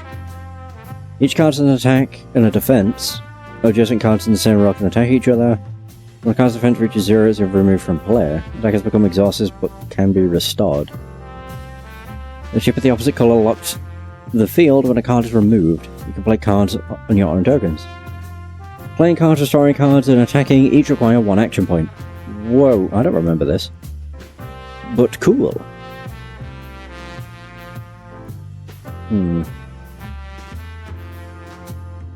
Burn it. Welcome to Clawville Wildcards Rules Guide. Players take turns with one another using their action points. Playing cards and attacking each requires 1 action point. Players receive 5 random cards at the beginning of their turns. You can play cards only on empty fields or on fields locked with chips of your own colour. Okay. So only the opponent's cards in the same row adjacent to the selected card can be attacked.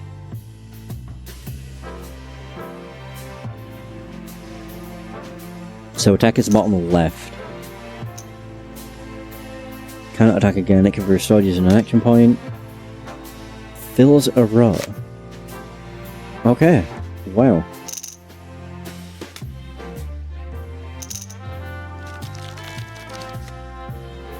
So it's a... okay. 4 and a 4.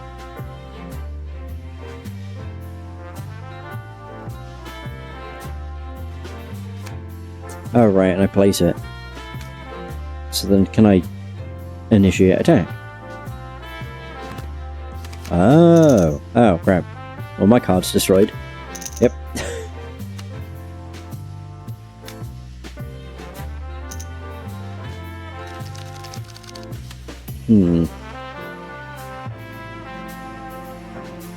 So I've got 3, 3, 4.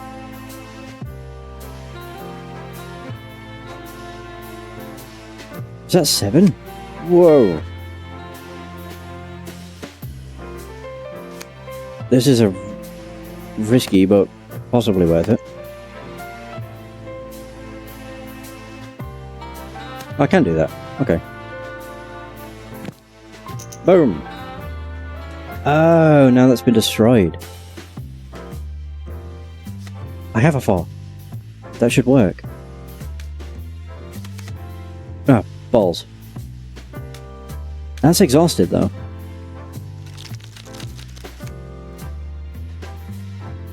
Yeah. Oh god. Okay, so they've got a defensive 3. Then an attack of 4. Could go with that.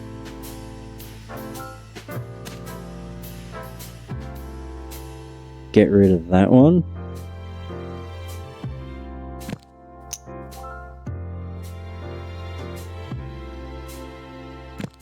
Boom. All of mine are exhausted.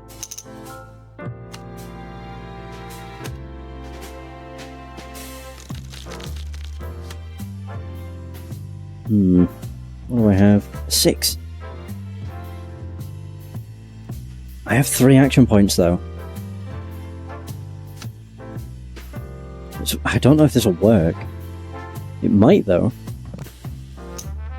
I have enough. So that should be it, right?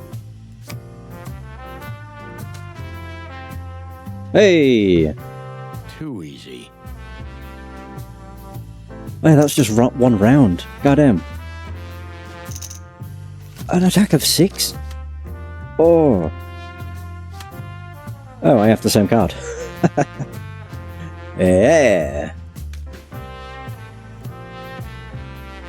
Boom.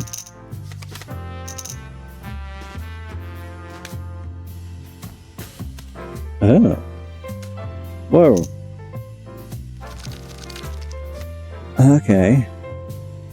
Only has a defense of 1. So I don't even need a high attack card. I could probably get rid of it with that. That's his card. Oh. Oh no.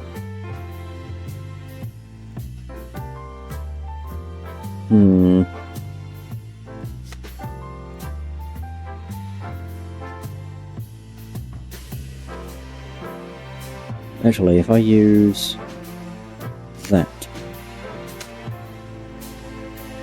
and then also put down, I could put down another. Oh, you have high defense. Yeah, I don't know if I'd want to do that though. I think I'd rather do that.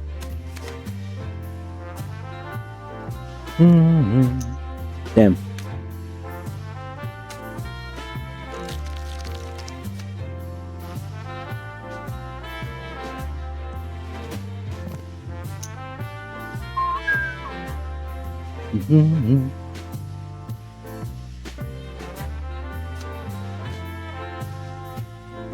Again, I don't want to get rid of that one though, because it's such a low defense, low attack. Oh, that's exhausted though. Oh, the highest I have is a 3. Alright. Way up.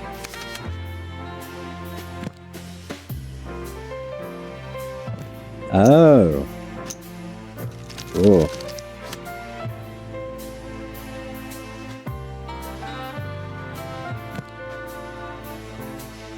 Ah, balls. I think, yeah, they've won. No! Yeah. A shame.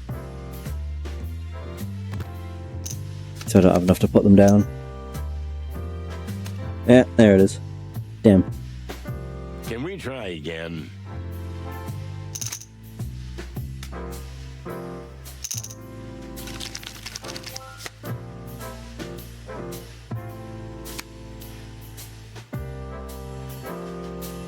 Hmm.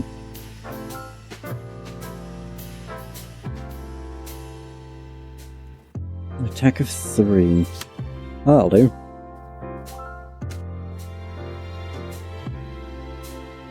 I'll cover my bases too. Boom.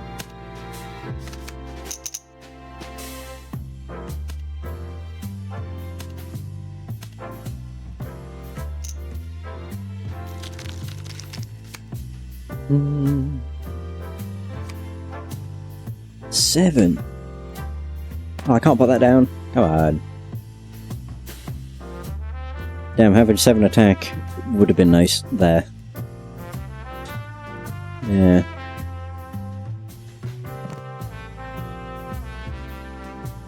And I could just do it again.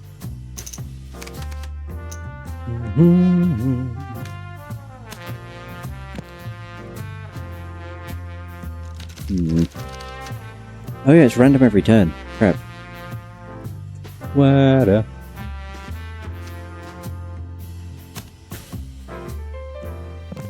There we go.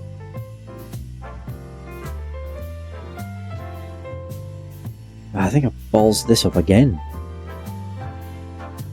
Yeah.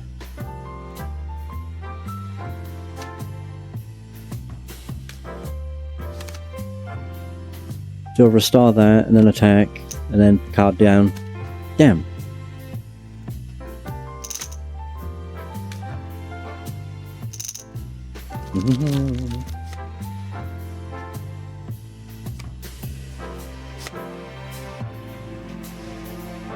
Damn, 6 attack? Oh damn. I do have 2. I'd rather just put something down to get rid of it. Yeah.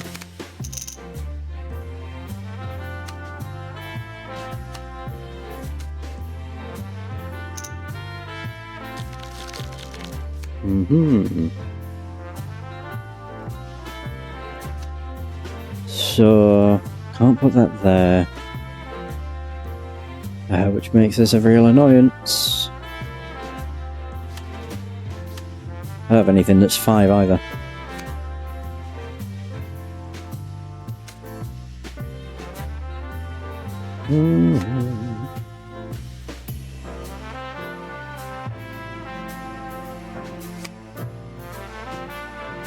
Yeah.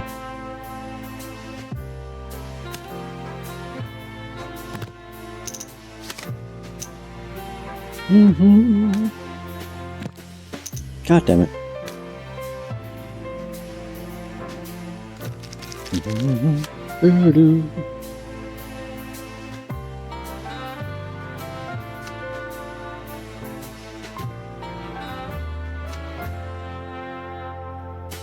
Just thinking how I can do this.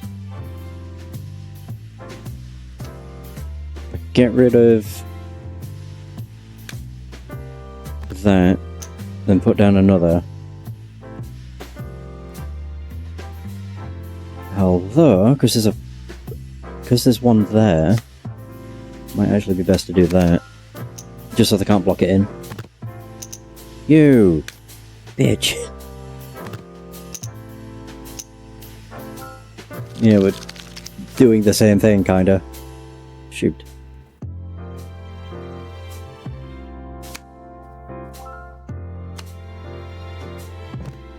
What? Well, that's an annoyance.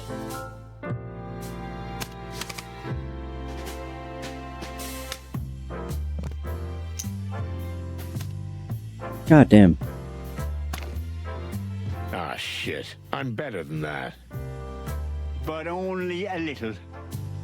I'll cluck you, man. Still fun, though. Interesting game. Alright, let's actually talk to Zip. I just left him in the dark. How's it going round here, Zip? Yeah, nothing much. Times are tough, you know. Folks try not to eat each other, just the usual. And the Hive? We have some business there. Suicidal tendencies, eh? I always took you for the type. I'm surprised you've lasted this long. Don't be a goat, Zip. This is serious. Your mother's a goat. Get a room, you guys. So what do you know about the power dynamics in the Hive? Yeah, well, there's been some major changes lately, especially with the Hive's underworld affairs. Oh, yeah? Go on. I'm just wondering, what's in it for me? Same old tune, huh? I'm running a business here, okay? And in a miserable place like this, a simple favor is worth more than a bar of gold. And you already know what you want, don't you? You always saw right through me, Sonny. It's like we're brothers. Feathery gods, please don't say that. So, it's about my tail. Someone stole it. What? What? Clucking hell. We need a coffee for this.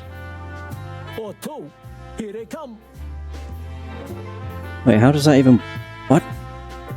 Is Frank still a regular here? Funny you ask. Frank comes by every day. No Not seen him for a I while. haven't seen him today. Yep. Quite a coincidence. We suspect he knows something about what we're investigating. And I thought you were asking out of the goodness of your heart. We just don't want you to lose a regular customer. Yeah, neither would I, especially since he's got a hefty tab. Well, we'll do something about it. Thanks for the info, Zip. Yeah, whatever. Tell me, are you still doing shady business? What, me? I'm different now, Sonny. I'm not the same raccoon I used to be. I'm an ex-con raccoon. Yeah, I'll believe it when I see it, trash lurker. Look around, old bird. This is the new me, shiny and all. Yeah, sure. We'll see. There we go. Missing tail. Best coffee informant. Change. Church. New place. Missing tail. So, new place, new Zip, huh? You know, buddy, there was something that opened my eyes. Or a someone, to be more precise. A someone, huh? A lady, someone, maybe? It's always about a lady. Tell me about it. So, you got your head messed up? More like my heart, but it's gone now. Still, it helped me realize the past is past. We must move on. I had you thinking, huh? I was just thinking about what kind of coffee to have. I'm wasting my breath here, ain't I? Yep. Yep.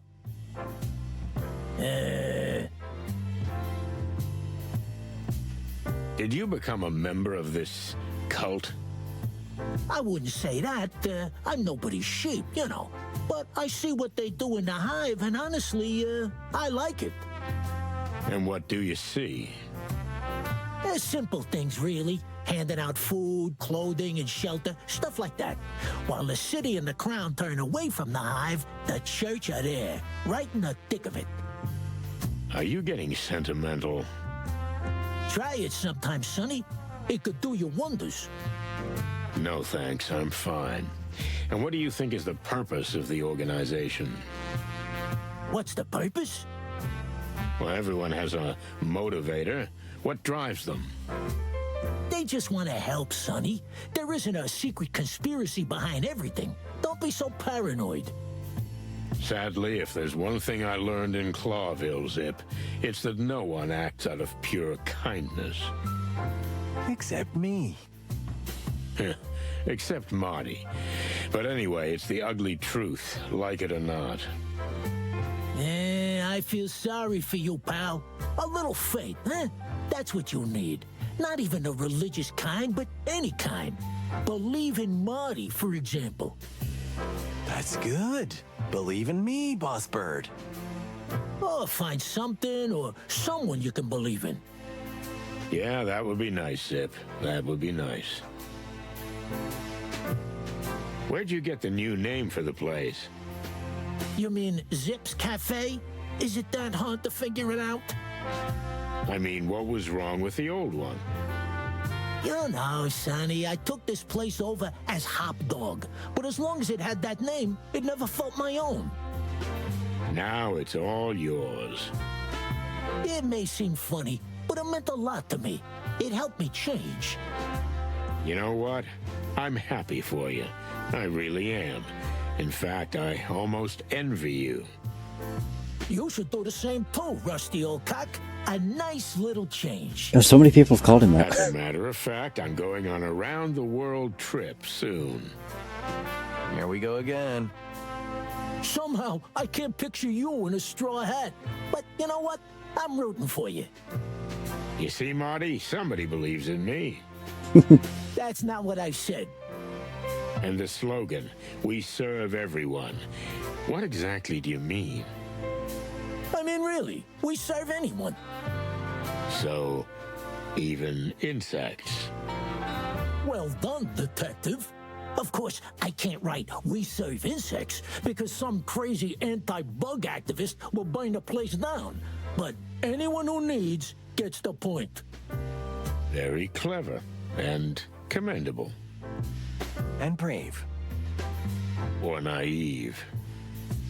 Thanks. Not you, Sonny. Missing tail. So, somebody stole your tail? Really? It's a tough world out here, Sonny. Uh-huh. What did you do this time? I think I got into a fight with the worst kind of gangster. Mongrel Mick? The head of the Golden Fang clan? No other, my feathery friend. Oh god, of course. So you managed to get in a beef with him, of all people. Yep, and my only tail took the hit. I hear he's been wearing it as a tie sometimes. I don't know if it's true, but it makes me sick. I just want my tail back, you know. It's a family heirloom. Don't worry, Zip. We'll get your tail back. What? That would be terrific, boys. You'd have my eternal gratitude. Marty, why? It's our job, Sonny. We investigate, search, and protect. Nobody ever said that. I'm saying it now. Just bring it back to me, and I'll tell you all about the gang's undercover business. Every shady little detail you want to know, I swear. Ooh. Okay, but if we get into any trouble over this, I'm gonna pull your feathers out one by one, Marty. Relax, old man. It'll be fine. That's it. See, Sonny? That's the spirit you lack. And that's why I'm still alive. Ah, life's for cowards. To infinity and beyond. Well, there we go. We're looking for a tail. New goal. New clue. New codex. Clawville Wildcards. Oh, a very popular card game in which players try to control rows of cards with animal cards of different values. Although the game started out as a simple pub game, it is nowadays becoming more and more popular and is being taken up by higher and higher circles. The New Unity Church is a religious denomination that has recently come out of nowhere, known mainly for its notoriously generous donations, campaigns to help the poor, and loud protests. The number of its believers is growing at an incredible rate, thanks to the city's desperate situation. Its many destitute and its huge social disparities. The leader of the organization is a young fox lady, Lady Kayla Stenwick, whose past is as enigmatic and shrouded in mystery as the church itself. Okay, so these ones are like noted as important. Strange souvenir. We still don't know what's up with Monica. Alright. I guess that's everything. Frank's place, the graveyard. Graveyard. I don't think Frank will be there.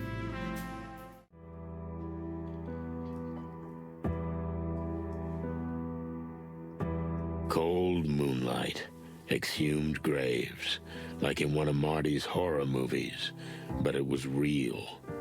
And you could see that whoever was behind the missing bodies would stop at nothing, not even the wrath of the dead. I had chills down my spine, and I saw Marty choke on his words too. And let's face it, that rarely happens. The only thing that looked worse than the cemetery was that old bug we suspected was Uncle Joe. Oh, I don't like that. Sir, are you okay? Do I look like I'm okay, lad? But wait, the hell? What kind of creatures are you? What kind of creatures are you? Excuse me, sir. You're Uncle Joe, I presume. We're from the Clawville Police Department. Can you tell us what happened to you? I can, but why should I? Because we're asking nicely? What? Ha! The police didn't give a shite about us. Now suddenly they want help. Just bugger off, will you? Sir, we just...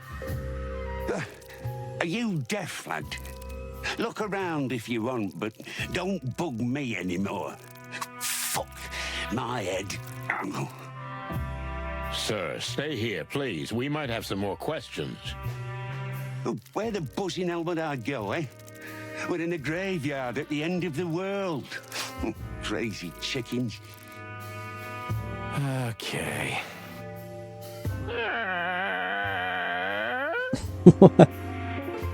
Wow, how threatening. Joe Bonzi Bolsikev. A graveyard beetle who is both gravedigger and caretaker in the only cemetery of the Hive where insects are buried according to the Clawville belief. He's a strange character, probably a heavy drinker, but he seems trustworthy. Doesn't really like animals, which is understandable. Yeah, I guess it is. Hell's over here. Gravesite. Oh. Is that correct? Digged up grave. Wouldn't it be dug up? Yeah, dug up grave. Broken glass. What's this? It's broken glass, Sonny. Oh.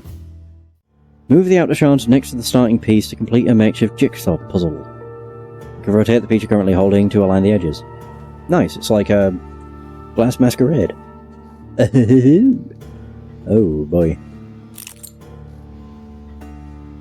I'll just put it in the middle. What? Or not. Fine.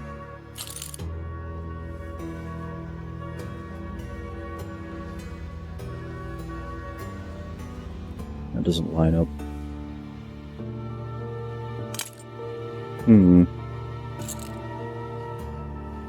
Oh, hang on. I think I'm trying to find the one that matches with that. That also won't.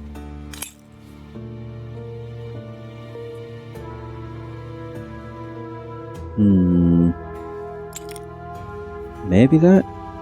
Nope. Crap. There we go. Right down. Hooray! 1 liter. Oh, that might be it. The next one. No. Shoot. Probably that, though. I don't think it's that either. Shoot.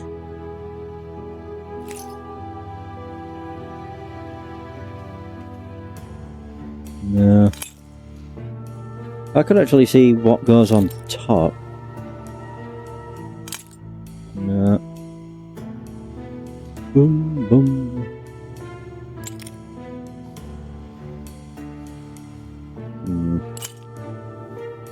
Yeah, I'm just looking at the pieces. None of them seem to fit. Ah. Okay, I thought for sure that was going to be it. I've tried that already.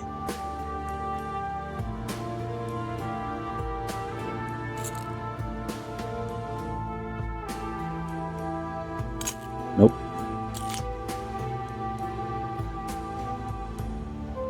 I do think that goes on the left.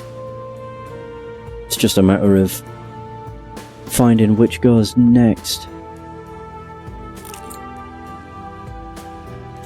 Not that one either.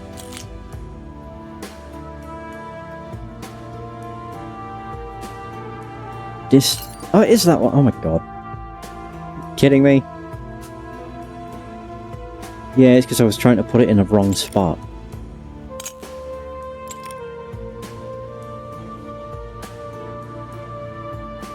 Possibly... It's not that. Oh, there we go. Yeah.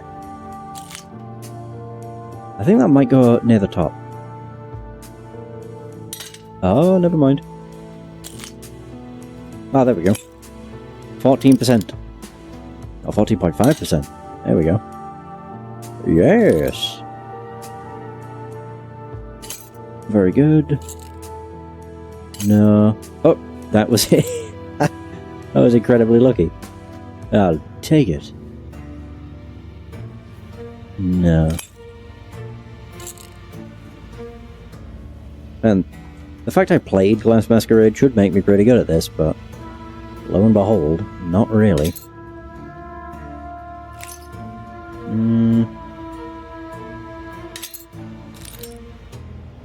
Dazzle? I've no idea where this goes. No. Looking at it, it doesn't fit anywhere.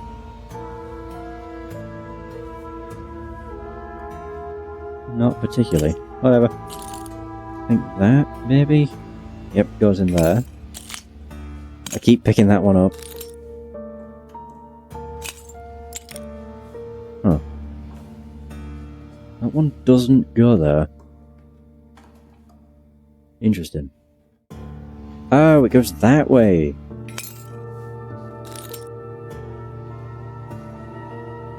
Oh, that's right on the edge. Okay, I see where it goes now. Yeah, there we go. Perfect. Man, that took some doing. Let's see. Dazzling flame. Distant light. What does that mean? A brand, a place? Let's ask the old man and see. Excellent idea. Item received, and a dug up grave. This is fresh. The ground is still wet. For the wild ones, creepy to think that this happened so recently. Yeah, the old man might have something useful to tell us about it. Okay. Okay, the only thing we have is the glass. Nothing else, I don't think. Where is he, anyway?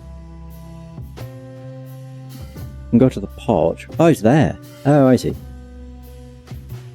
Boo-doo-doo-doo. And now we can talk to him. Uncle Joe. We should show him something. Okay, I guess. Piece of a bottle. Oh. It's a piece of glass with the name of a place called Distant Light on it. We found this piece of glass here. Can you tell us anything about it? The last time I saw it, it was part of a huge bottle I got it on the head with. So they hit you with a bottle which shattered. You must be some kind of super cop to put that picture together. You know, bugs' heads are pretty hard. Mine especially. Oh, yeah, we put it together. Literally. What do you want me to say? I got slammed, and when I woke up, 2 more graves had been robbed. That's the story. The attackers were from the Hive? You mean they were insects? Yeah. And do you know who they were? No. Oh, of course. While they were beating my head, we had quite a nice chat. I even invited them in for tea. Okay, I see. Well, is that all you can tell us? Oh, you're the detectives, aren't you? Do I have to do everything for you? Good point. Shut up, Marty. I like the sarcastic characters. Maybe a few well-thought-out questions might help us here. Missing bodies. Oh, the distant light. On the bottle it said, distant light. What does that mean? Oh, Oh, good heavens, Lord of eternal light, help me. A little more specific? Ah, you know what? Forget the whole thing. This little injury is nothing. And the dead, well, they're dead anyway, aren't they? They don't care. Why bother? Excuse me? Look, forget it. Go back to town. Tomorrow is a new day and everything will go on, am I right? You lost me, pal. Just leave me alone, okay? Just relax, my friend, relax. Tell me, what's the distant light? And why does it bother you so much? No, just please leave me. Go back to where you came from. Look, we need your help. Someone's in a lot of trouble, and we fear the entire hive may be in danger. What do you know of danger, huh? The distant light. There. That's where you'll find the danger you seek. So it is a place. Not a place, the place. The hive's darkest lair where evil lies. A place where a reputable bug like me would never set foot. Yes, we can see that you're a decent bug. That's why we need your help. What do we need to know about this place? I'm gonna get killed for this, okay? We're not gonna let that happen. That's easy for you to say. We're doing this for all our sakes. The whole city, animals and insects alike. Oh, all right. All right. I'll show you where to find the place. But there's something else you should know. What's that? The distant light is not just a place, and it's not even just a gangster's joint. Oh. It's the lair of the Great Web. Which is the spider gang. Great Web? You mean the Great Web? I thought it was... A nanny's tale. I wish it was. So the Spider Queen is real, huh? And if she is behind the body snatching, then may the Lord of Light have mercy on us all. Damn. Well, what do you say, Sonny? It's been a long time since we've been on such an exciting date together. That was well done. What? The way you handled that guy, the way you calmed him down, that was really good. I couldn't have done that better myself. Hey, thank you. That's pretty rare for you, Boss Bird. I'm so moved, I don't know what to say. Okay, shush, Marty. Don't get used to it. Yeah, I was expecting that.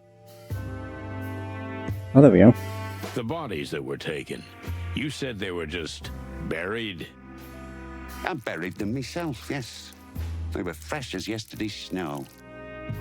Goodness, hairy, feathery, scaly skies. Why would anyone need 2 fresh corpses? I don't know. Maybe they'll eat them.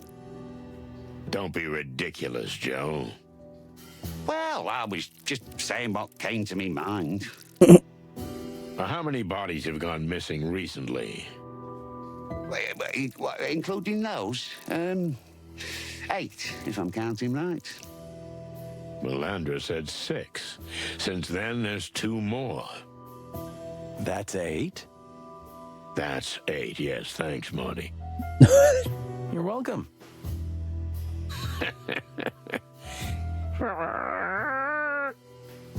Thanks to you too, Uncle Joe. You're welcome, lads. All right. Speaking of Her Majesty...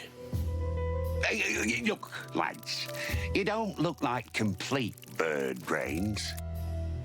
Well, thank you, I guess. Believe me, it's better for me and for you if we don't continue this conversation.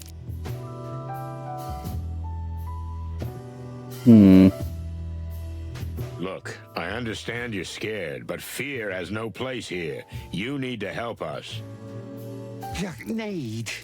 I need to help. You animals are just rushing in here and we need to jump when you whistle, right?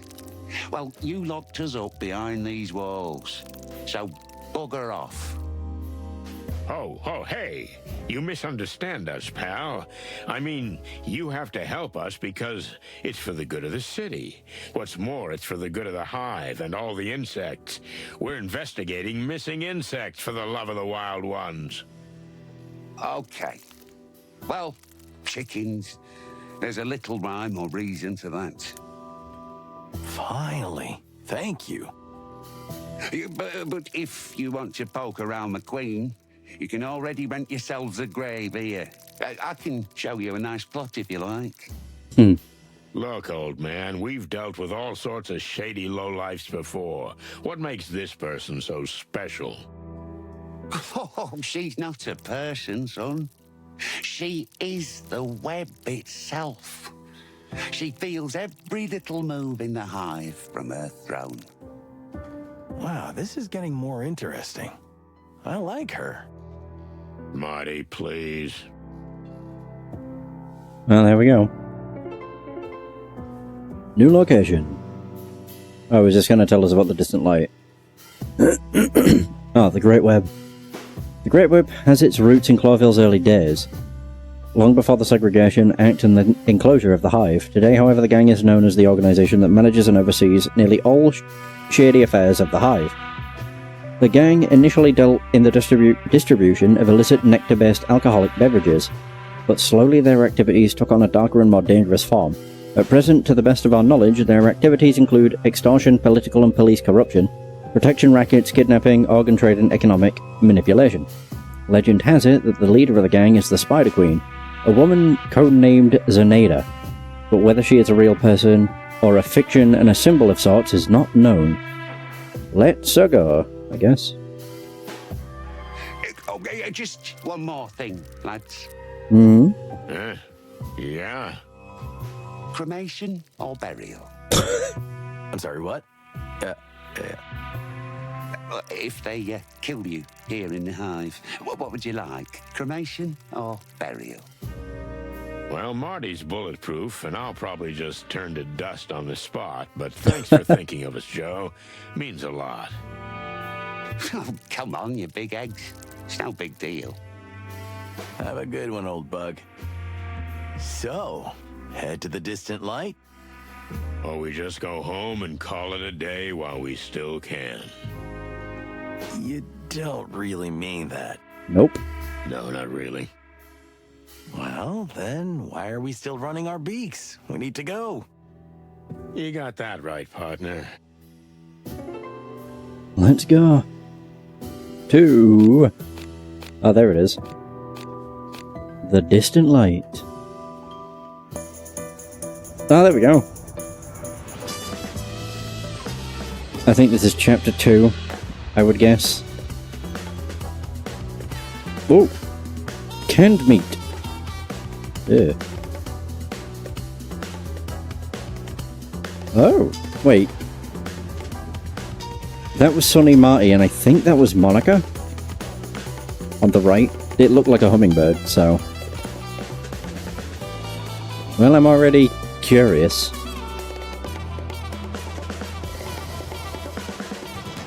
Yeah, because it's all going to end with... Well, I'm assuming it's going to end with Mick. I am curious whether... What on earth? No, I'm curious whether the character from the first game's going to have an appearance or not. I can't imagine she would. I also don't remember if she survived. I'm pretty sure she did.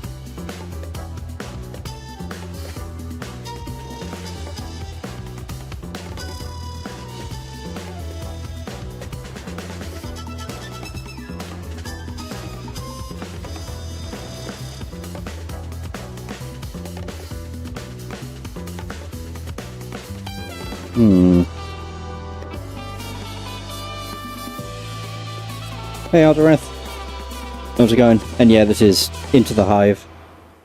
It's very good so far, which is To be expected.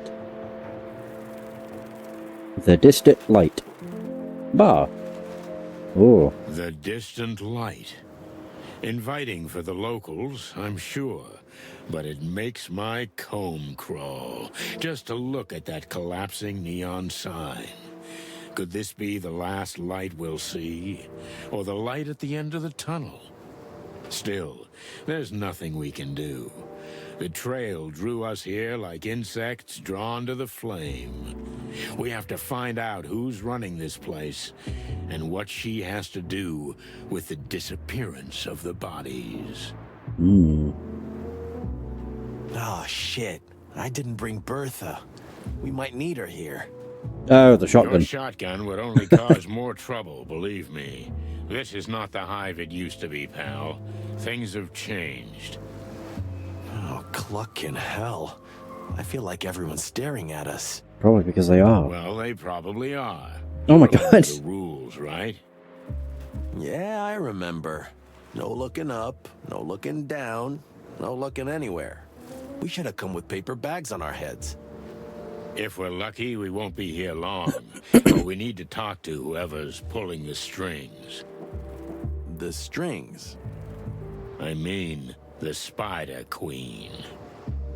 Ah, we're so gonna die. We might not. We might be fine. Not. So what happens now? I guess we need to ask the locals where to find her. Ah, great plan. Go ahead, take the glory. You're not much help today, Big Bird. But I am amazing company. Huh, sure. You know, I'm not doing too bad. I'm finally feeling better.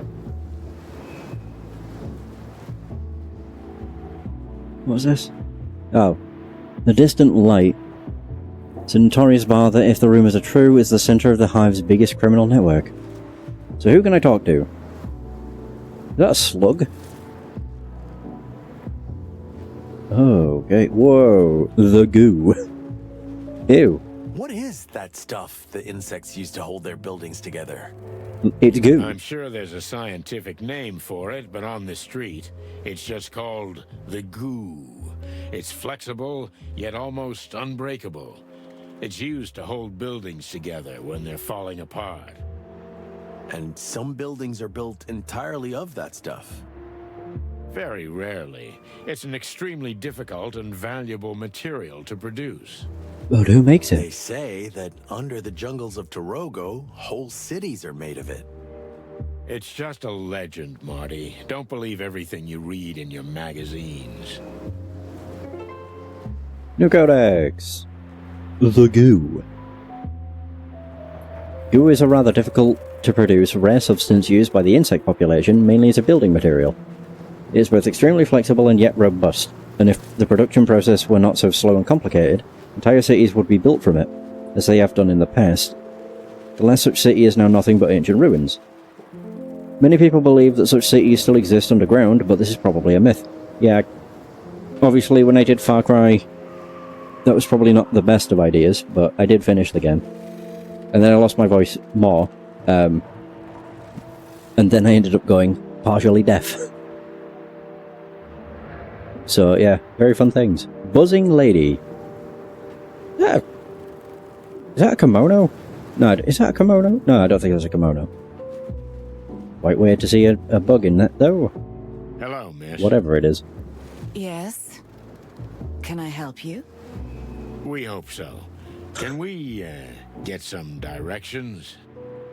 Well, okay. What would you like to know? But quickly, please. I'm expecting someone. We'll be quick, miss. We promise. Calla. My name is Calla. Miss Calla. What an exceptional name. So we're actually looking for the local, I mean, you know. We're looking for the Spider Queen, Miss Zaneta. Oh. Oh? Well, Well? you mean you really don't know? Nope. We don't know if you don't tell us what we might not know. We're not from around here. This is all hers. You mean the joint? The joint. And the street. And the precinct. And everything. Whoa. That sounds pretty serious. It is. You have no idea how much. Good to know. So, can you tell us where we can find her? You don't find her. You can find out everything in here, in the distant light. That's all I can say. Although, if I were you, I would avoid the place. In fact, the entire hive for that matter. Please don't bother me any further. Farewell, gentlemen.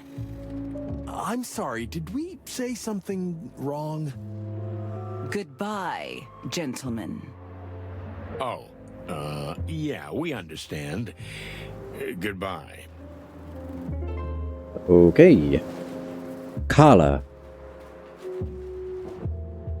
A strange and rather preserved insect lady with an exotic presence. Wonder exactly what she's trying to disguise, because the way she talks to us, I'm sure she has something to hide. Dorman. Hey, big guy. Oh, here's a slug. Gross. Yeah? Tell me, what's your name? Hank. Hank Hardshell. Are you an athlete, Hank? What? Well, that's a vector ball bat in your hand. Oh, that? What about it? If you're not playing Vector Ball, you shouldn't be waving that around. We need to confiscate it. As my learned colleague says. Did we say something funny? Aye, that's a good one. Really. Now listen here, you slimy. Take it easy. Let's start from the beginning. We haven't introduced ourselves. Do you know who we are? Chickens? Yeah, but that's not what I mean. Coppers, right? Chicken coppers. I'm good at this. I like guessing games. Can you also guess what happens if you don't give us that bat? I guess it stays with me. The law is the law, big boy. I don't make the rules. But if you don't give us the bat, we have to take you in. We're in the hive. Okay.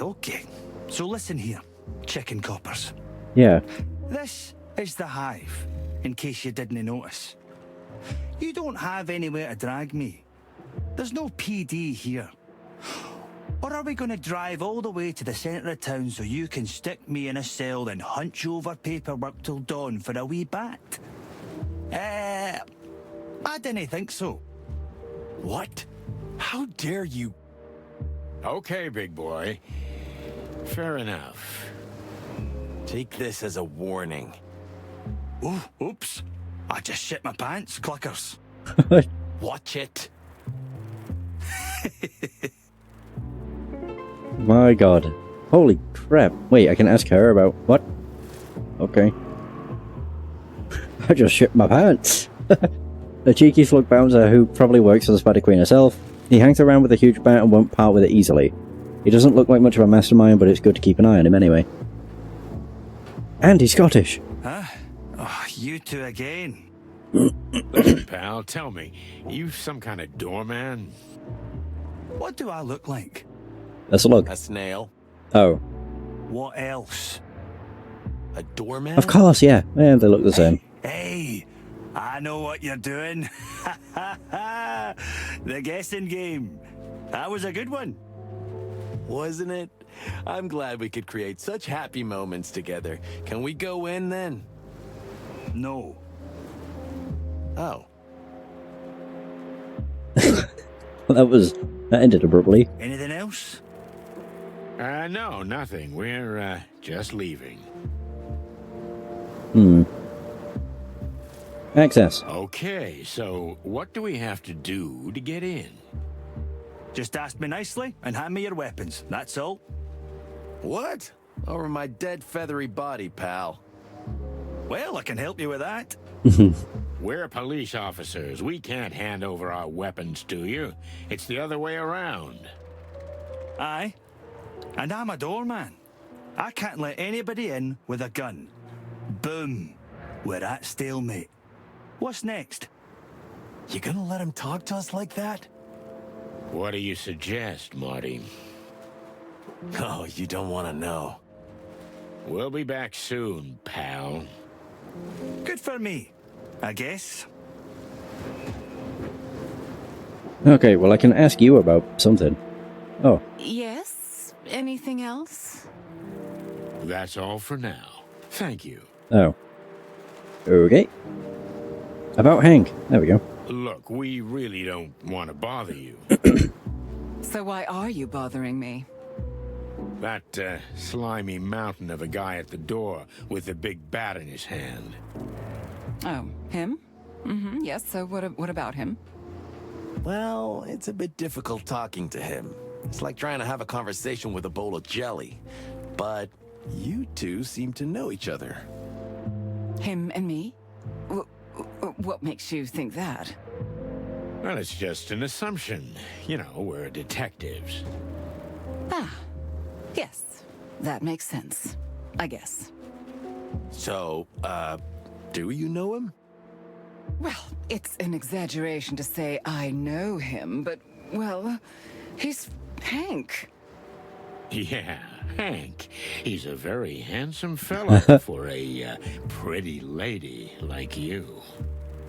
Pretty lady? Did he say that? Oh, yeah, he did. That huge masculine body seems to hide a sensitive heart, and above all, a shy boy. Really? Oh, hush my heart. So, we thought we'd help him out a little, to make the first move.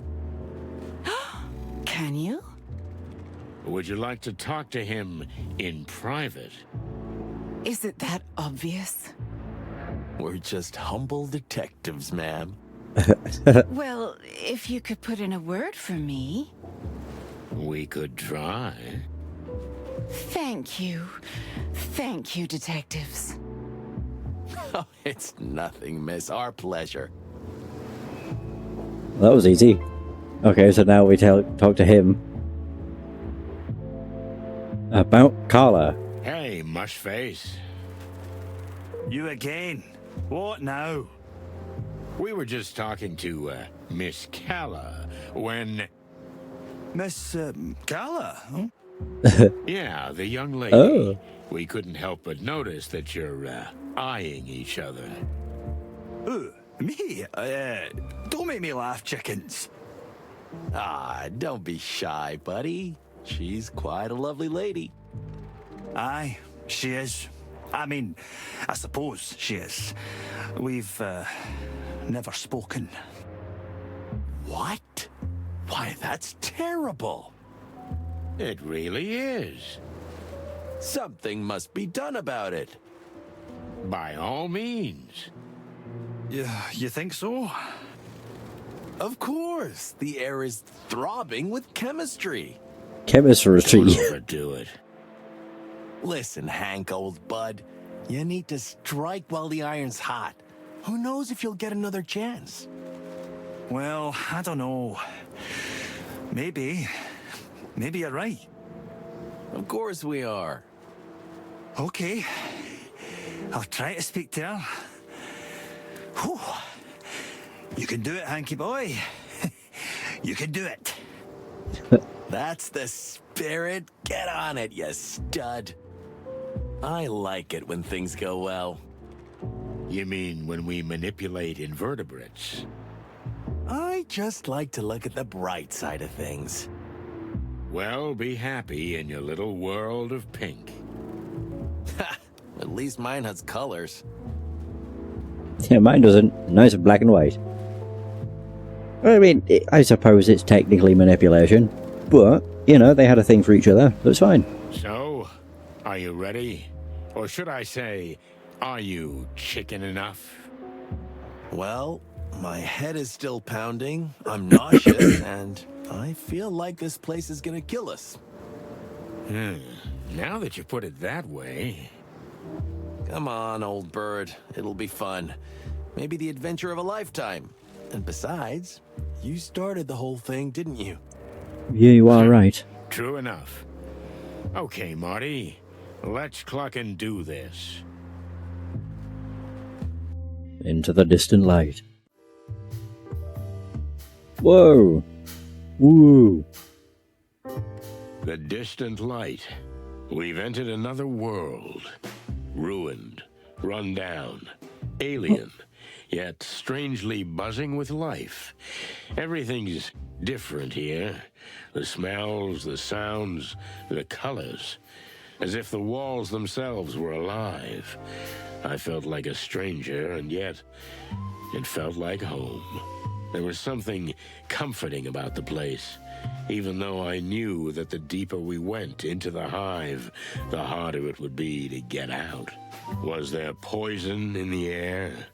Some intoxicating aroma that lured unsuspecting victims into its web? Well, it's time to find out. It stinks in here. Clucking hell, Marty, pipe down, would you? Can't you smell it? There's something in the air. Honey and poison. Just try to be quiet, okay? We're strangers here. Okay, I'm not a complete moron. I know when to keep my head down. You do? Yeah, I do. Sometimes. Right. That looks like a mandrill. Oh, it's the pianist. And there's also a missing person. Oops.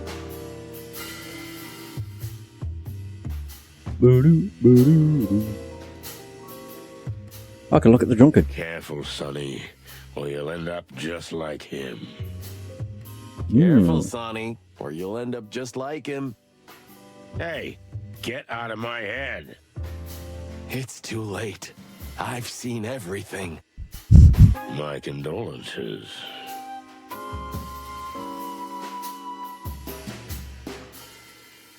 I can zoom. Zooming doesn't really help. Boom. Boom. Yikes. We don't want to end up like that. Well, maybe it's just new wave art or something. Ah, yeah, sure.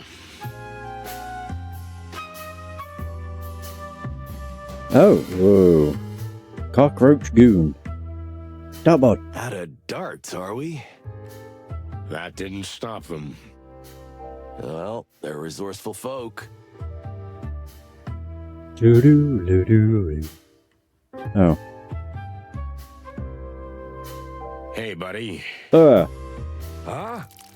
What the hell are you? Got a Tommy gun. We're chickens. That's enough for now, but say, kid, what's behind that iron door? For you, nothing. Well, if there's nothing there, we might as well check it out, right? What are you? Some kind of suicide chickens? Now that you mention it... No way you're gonna let us in, right? That's your first sensible sentence, bird. No, not a chance. So fuck off. Why don't we just mention Zenaita's name? I love the way they talk. Let us in. So fuck You off. think so? Oh, we'll get a free ticket to the other side. The other side of the door? The other side of living. Oh.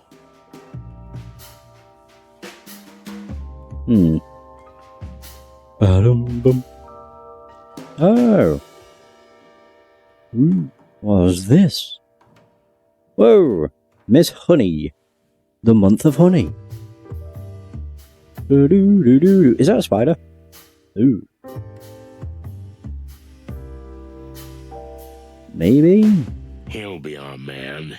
Bartenders always know what's what. I think it is a spider. I can't wait for you to be wrong. What? What? A clean glass of tap water, my good man. I see I'm dealing with real gentlemen here. There are two things I can't offer you, I'm afraid. One is clean, the other is water. Water. And what would you recommend on this fine evening, Mr. Ender. Bartender. Well, we have mead, and whiskey. But I wouldn't recommend that, so mostly mead. Well, that's quite a selection. What'll it be, Marty? On second thought, I'll give this one a miss. My friend is teetotal today, and, well, mead isn't my cup of tea. But since we're here, maybe we'll have something else. And what would that be, amigo? Information. Oh, bloody hell. So you are cops after all? We never said we weren't. You want to get yourselves killed?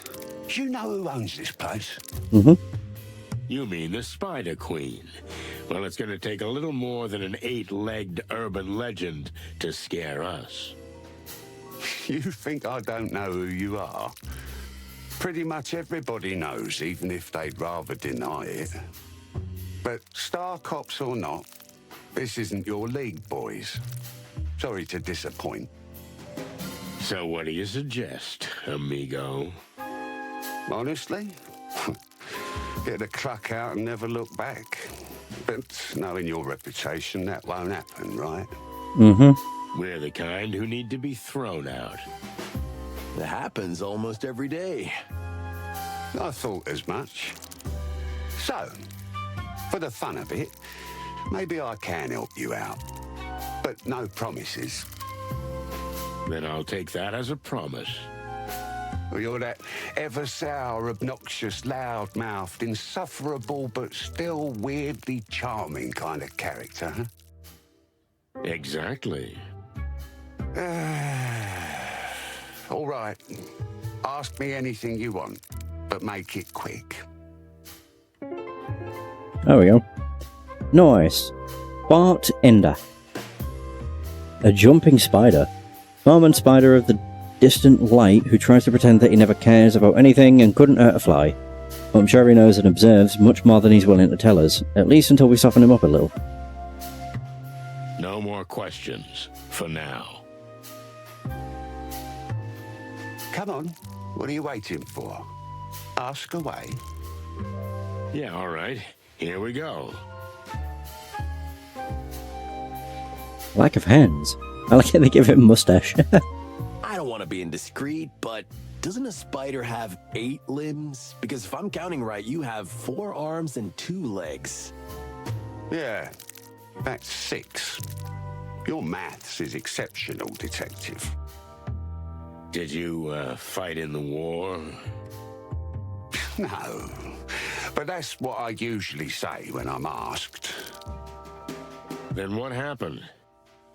If you really want to know, I sold them. Oh. But I've still got 2 little stumps in the middle of my back. Ouch. I was broke, you know. There were some crooks from Clawville who paid top dollar for insect limbs. That's just the way it is these days. You sold them to be eaten? Yeah, exactly. Thanks for saying it out loud. That makes it so much easier for me. Ooh. Ugh, Cluck, sorry. I'm used to it. Any more anatomy questions, boys? No, thank you. I'm fine. Neato. I think I got another codex thing. What about that nice little cockroach at the door? One of the Queen's guards. Quite intransigent fella. When I open the place, he's usually there. When I close, he's still there. It's like he never eats or sleeps. Could he be a robot? Oh, what now? I read it in Tomorrow's World Science Fiction magazine. You know, a machine being that lives forever. Please stop filling your already tiny brain with so much chicken shit, Marty. You're not my mom. Lucky me. Okay, so there's that. A new codex entry. What are we learning about this time? The organ trade. Organ trafficking is a serious and real problem in the Hive. The starving insects sell their limbs and organs both inside and outside the Hive for illegal, medical, and food use. The Great Meat War was a conflict that lasted from 1822 to 1849 and involved essentially all the countries of the wilderness in one form or another, making it the largest intercontinental armed conflict in known history. In this war, it is estimated that nearly 100 million animals died and almost 30 species were declared extinct. While many believe this would be the war that would bring final peace and end all further wars, the truth is that several conflicts have since broken out, and the atmosphere between the Clawville colonial empire and Stavonia is still extremely tense. Oh yeah, I should probably show him the bottle. Can you tell me anything about this piece of glass? Well, it's been a while since I saw one of those. So you recognize it? Sure. Yeah. You know, the Distant Light used to be a hip place and had a couple of its own brands. But that was a long time ago. This is from one of them. Any idea how this got into someone's hands? And then ended up on somebody's head? You can't find one on every corner anymore, so I'd say whoever did what they did was sending a message. So they wanted to set this place up? Or to lure you two here. Who knows? I certainly don't.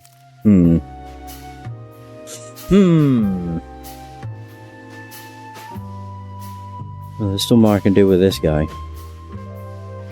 Where do you stand on bribery, pal? I don't know. You can try if you want. How much you got on you, Sonny?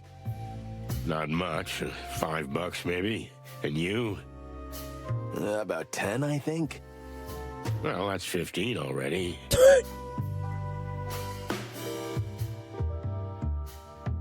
Now, get the fuck out of here while I'm talking nice. Okay. Metal door. Do you think they keep the expensive porcelain behind that? Maybe they're hiding priceless archaeological artifacts. Or having illegal cockfights through there? Or a secret den with naughty ladies. You wish, huh? Feathers! I'm a married man. Are you? Well, at least I was yesterday. I hope I still am.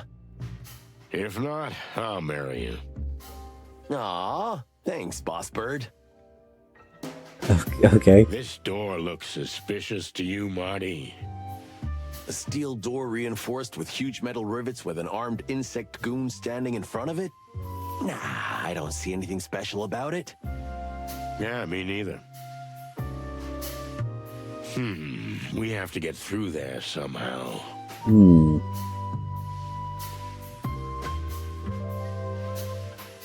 Not that That's way. not the right way.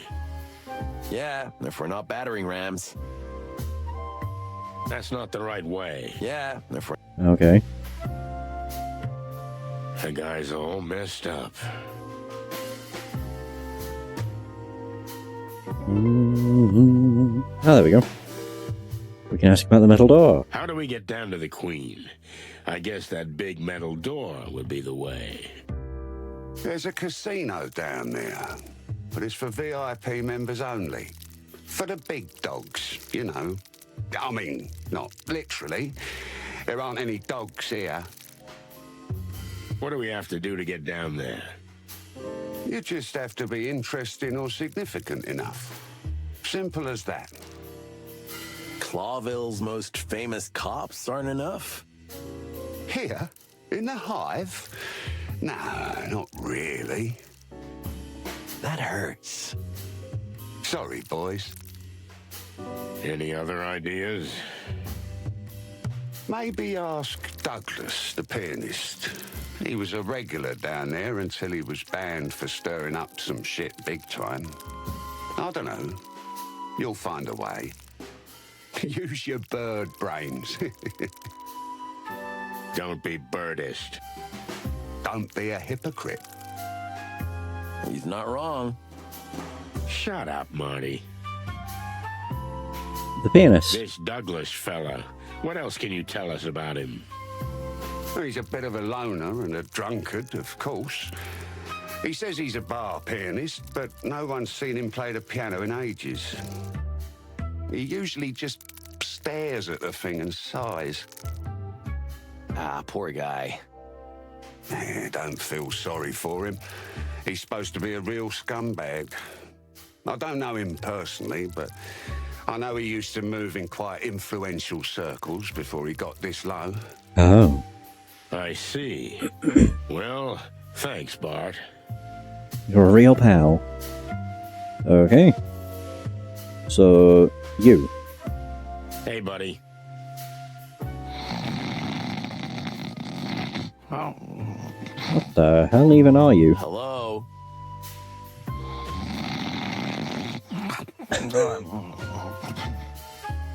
That's hopeless. Yeah, but we need to wake him up somehow. Got any more of that miracle stuff, Sonny? You swallowed every last drop. Then why the hell are you still carrying that flask around? Because it means a lot to me. Wait a minute. Who gave it to you? Yeah, that's enough. We got work to do. Oh. Leave me alone. Yeah, okay. Molly. Fine. But the idea is good, Marty. We need something strong to bring him back to life. Oh no, I forgot. Oh, characters. Oh, there he is. Douglas, Avery, a Kakapo. What the bloody hell's one of those? The drunken ex-bar pianist of the distant light. He's a disturbed and strange fellow, but he also has a hidden depth and a good dose of tragedy in him. Oh, there's 4 more characters. Sheesh. Oh, there's also more stuff. Oh yeah, tasks. Douglas. This Douglas fella is quite a drinker, eh? You guys are detectives or something? Well, you can see we're professionals. So, what does he drink? A flaming ginger honey spit, usually. What about what now?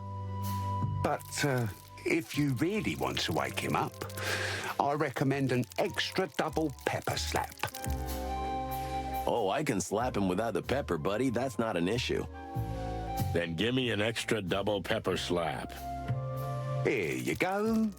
On the house. Cheers, bud.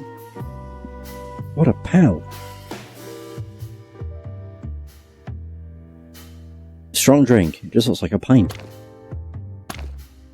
Ooh, ooh. The smell alone is awful. If that doesn't sober the pianist, nothing will. Alright, there you go. Boom. What? I'm awake. What's that smell? That smell? Is that a... An extra pepper double slap, I think. Are you trying to kill me? If we really have to.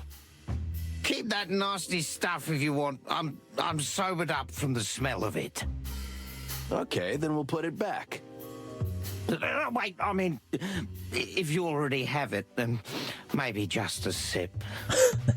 Sure. Go ahead. Indulge. Everything Gross. all right, pal? Whoa! Is his head going to explode?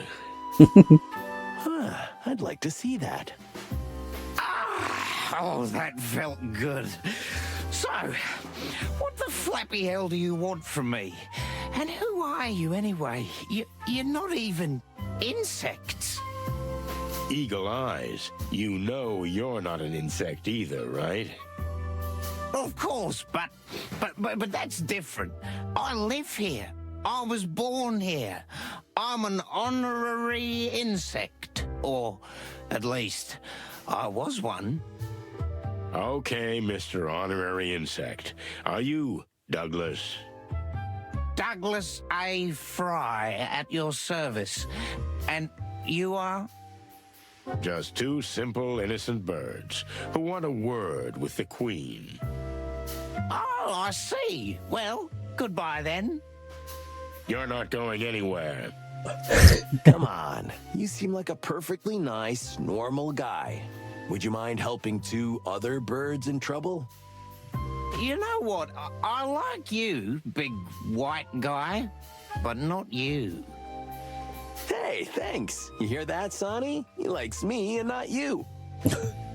I'll bring flowers to your wedding. I knew my good heart would take me to my grave. Okay, so, what exactly do you want? Oh, there we go. Now we can talk to him. Yay! He's still, like, not looking too good. I knew my good heart would take me to my grave. Okay, so, what exactly do you want? Oh, you just repeat it. Okay. Distant Light, the Queen VIP. What the hell? Tell us about this place. Ah, the Distant Light. This used to be the fanciest joint in the whole Hive. Expensive drinks, gorgeous women, live music every night. But then something happened. You happened. All of frickin' Clawville, the Segregation Act, the King's brainwashing, walls around the Hive. I could go on. Hey, keep it down, buddy. Everything's ruined. The shops are closed, misery everywhere. The police are nowhere to be found, riots, crime. But do I have to explain this to you, of all people? Sorry to hear that. Chicken shit. If we weren't sorry, we wouldn't be here investigating on behalf of an insect. An insect, huh? Maybe someone killed a fancy warm blood and you blame it on an insect, eh? No, an insect is missing, and we're gonna find out what happened to him. Would that make you the good guys? Well, I wouldn't say that, but we're trying. Well, good luck with that, lads. You know the Hive likes to keep its secrets. So how do we get down to the Queen? I don't know why you want to die so badly, but it's your problem. So, there's an old code. Maybe it'll help. A code, like in spy movies? If you say so. Now let's hear it. Hey, not so fast, lads. You want something? You gotta earn it. Oh, for cluck's sake. If you can beat me at my favorite drinking game, I'll tell you. Sonny, over to you. Huh? What's that supposed to mean? What? You know, partner, it's funny coming from you after tonight's events. Hey, that was a one-time thing. Yeah, I know. It always starts with a one-time thing. If you're too much of a chicken to do it, maybe you can try my world-famous Hive quiz. Or get lost. It's your call, but if you win any of my games, I swear I'll give you the super-duper secret password. All right. Maybe we'll give it a try. We heard you were a regular down there. Indeed I was, back in the day. You know, I was the Queen's personal pianist. Oh. What happened? I had a fight with someone and I broke my hands. How? Well, I hit a guy in the head and, you know, these insect guys are hard as a rock. I see. Well, sorry to hear that. And then? The Queen threw me out. Since then, I can't go down anymore. I'm done. All my prestige is gone. And is there anything we can do for you? Can you get me a new hand? I mean, we can try. Oh, don't bother. I'm getting used to it. I just miss the music. Soon I'll drink myself to death. We'll see what we can do, buddy, but in the meantime... Sure, ask away, do your thing. I don't care anymore.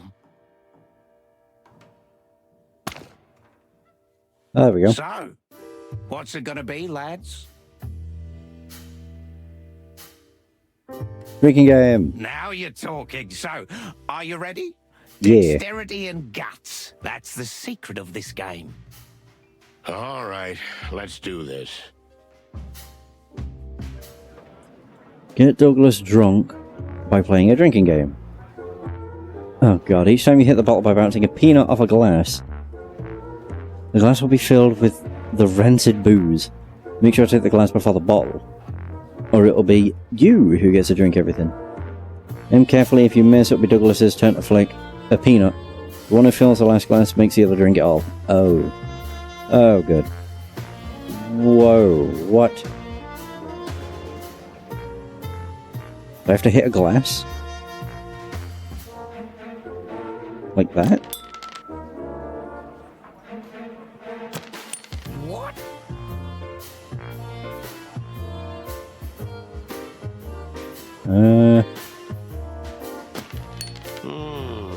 Damn. Well, no way. Well, we both suck. Hey! There we go.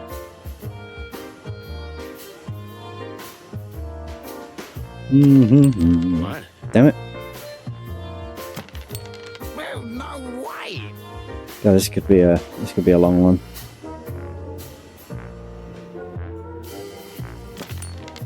God damn. I suppose I can hit. Yeah. Well, no way. Actually, what happens if I hit this first? It does have to be the other way around. Damn. Well, no Oh, I drank them. Oh. Oh dear. Hooray! It's the two that are closest to me that I'm not entirely sure.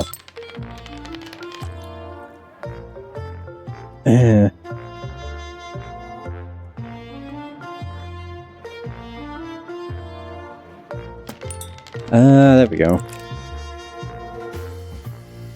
It's definitely more difficult. Come on.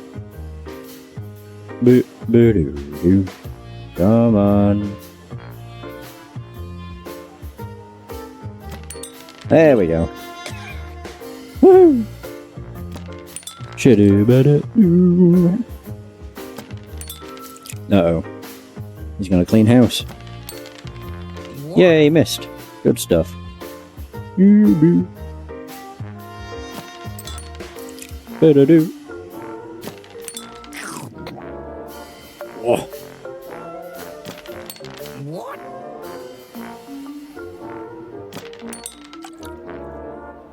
It's not too bad now. Ba-dum. I thought that was gonna miss. Ah. Shit. What? What? Ba-ding. Oh, no. Please don't. Crap. Uh-oh. Uh-oh. Oh dear. What?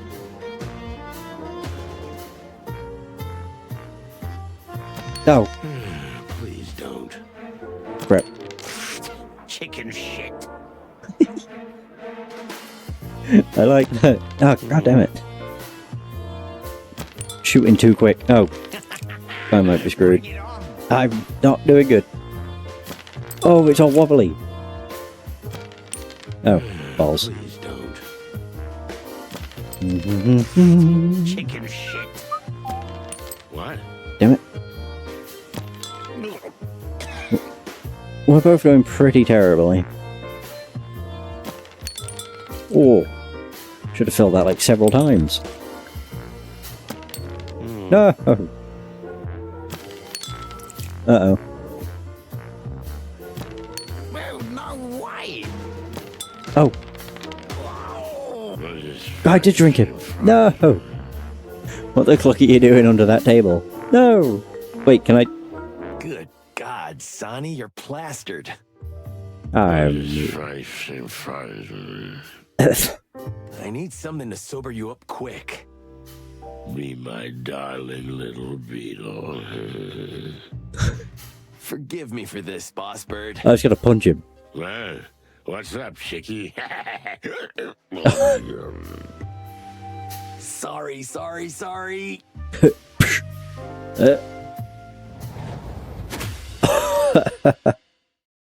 Ouch!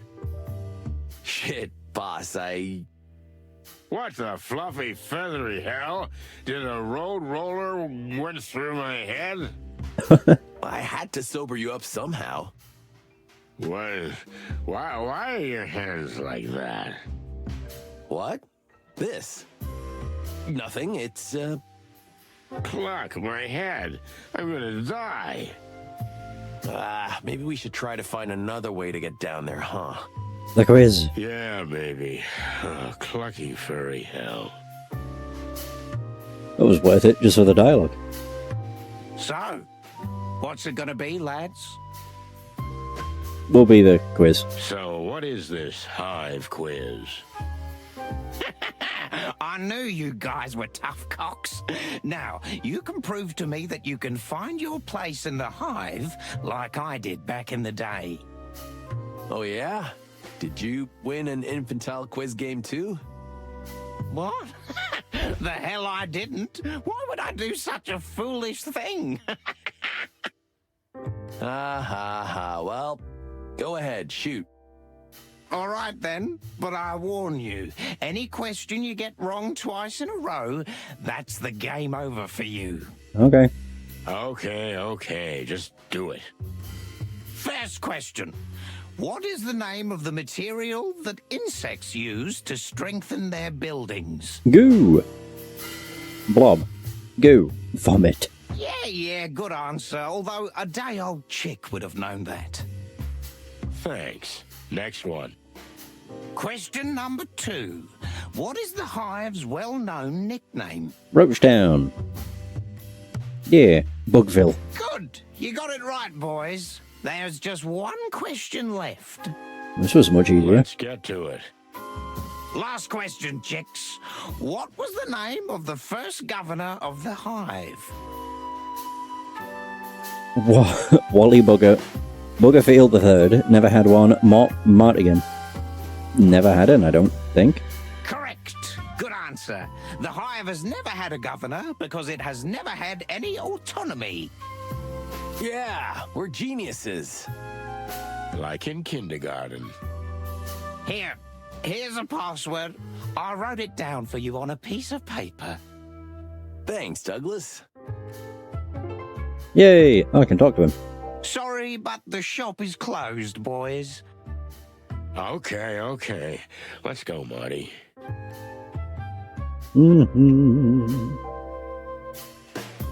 Oh, I can talk to you again. We're not gonna talk our way through this one.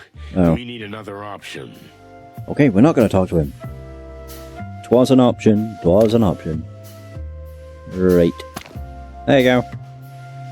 The bronze beetle... What? Hold up.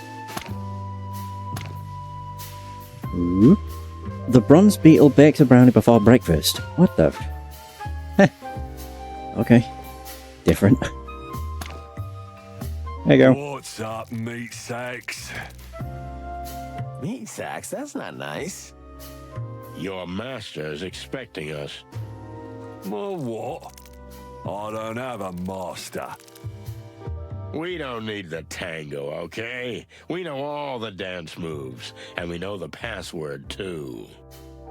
Yeah, the bronze beetle bakes a brownie before breakfast. What now? What now? Just because you pulled a silly rhyme out of some drunken schmuck, I'm supposed to let you in? Ha! Give me a break. But that's the way it goes, right? In movies and books and... Just get the fuck out of here while I click it nicely, okay? Listen, pal, if you don't want any trouble, you'll let us in. It's that simple. Am I supposed to be scared now? Ha! I eat little shits like you for breakfast. You eat shit for breakfast? What? Okay, come on. Let's do this. I'm gonna kill you, meat sack. Enough. Ooh, That? Was... the Queen. The Queen. Costa, send them down. Yes, Your Highness. Ooh. Okay, you got lucky, boys. Go down while I'm in a good mood. Thanks, bug boy. Hey, we don't use the B word around here. Am I clear? Okay. Let's go, Marty.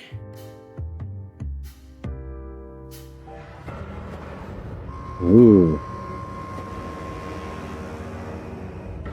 Did we finally meet the Queen? Oh!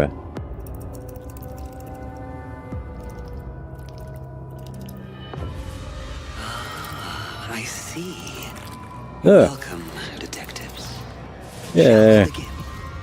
Okay, hi.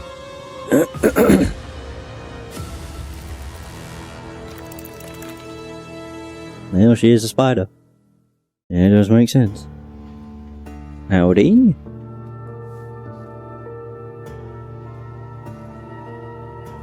The smell of cigarette smoke and cheap mead gave way to something else.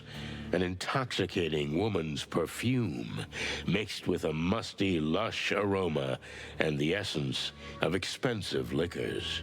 It was as if we'd suddenly descended into another time. We were standing in front of a throne, occupied by a real queen, as if she'd just stepped off the canvas of an old painting. I felt dizzy. I've been in some tough situations in my life, but this time, I shuddered. Would we ever get out of here with our feathers intact? Welcome to our humble abode, detectives. Humble? I have a different definition of humble. Mr. Featherland, we used to live in a huge castle outside the Hive.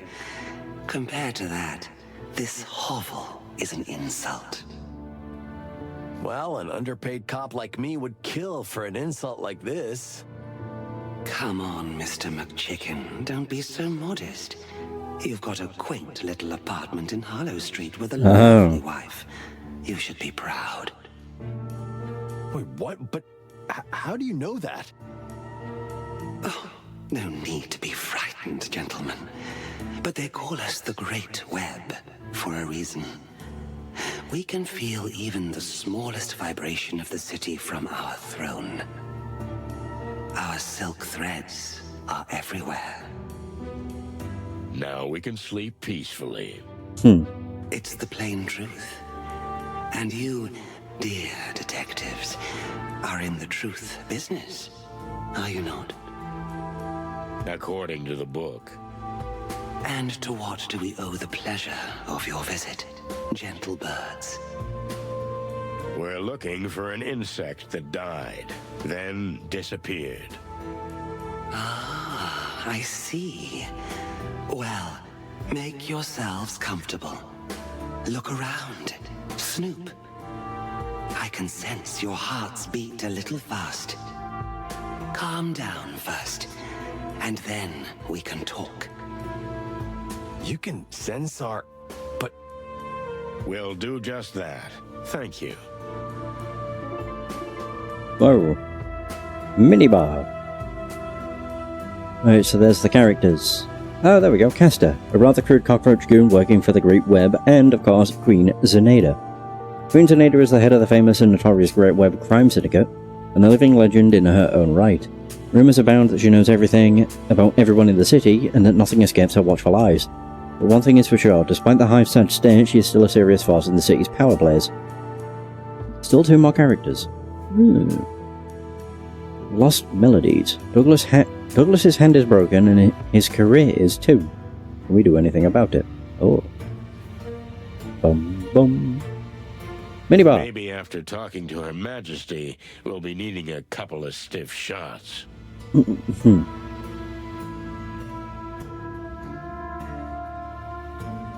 Oh. It's like they're looking at me. Ugh.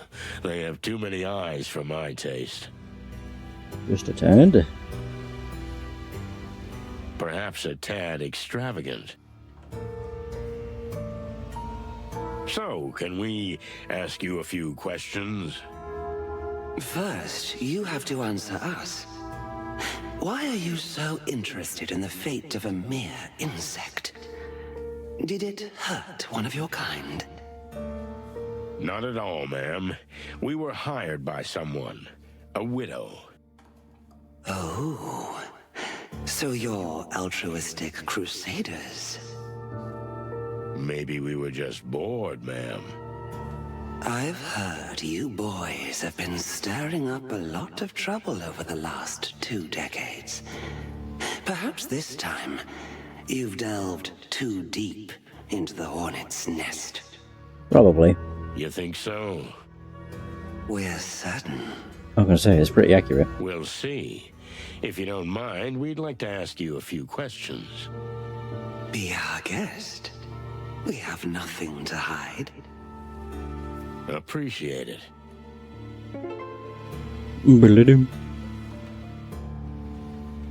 Oh, new option. We can now ask. Douglas, the Hive, the Throne. Yeah, sure, Douglas. Tell me, do you remember a pianist called Douglas? He's right above us, even as we speak. He's either drinking his tears or some hard booze. Was he really your personal pianist? Something like that. We loved him and the way he played, full of heart. But we couldn't tolerate his erratic behavior any longer. Who was the guy he got into a fight with? A fiancé of mine at the time. He's dead now. Douglas. That silly little thing. He was always madly in love with us. He put that in his songs. And that's why we loved him. But he was jealous. Jealousy is a terrible demon. It is, Detective. It is. There's no hope of letting him back in? You pity him, right? I can understand that. It happened to us, too. We let him back, but he can't play or stay sober. If we could help you with those 2 things, would you take him back? Perhaps. But why would you do that? What did he promise you? Nothing in the world. We're just trying to be good birds, that's all. So the tales are true after all. Well, we're talking to a living legend too, so tales can be true. It's a deal, then. If you can find a cure for his hand and his heart, we'll welcome his return. Thank you, Your Majesty. What can you tell us about the current state of the Hive? Did you come here with paper bags on your heads? Have you not seen with your eyes? Well, we'd like to hear it in your words. As you wish. Since the Segregation Act, our people are suffering more than ever. We are eating ourselves alive. You may think we're being figurative, but we couldn't be more literal.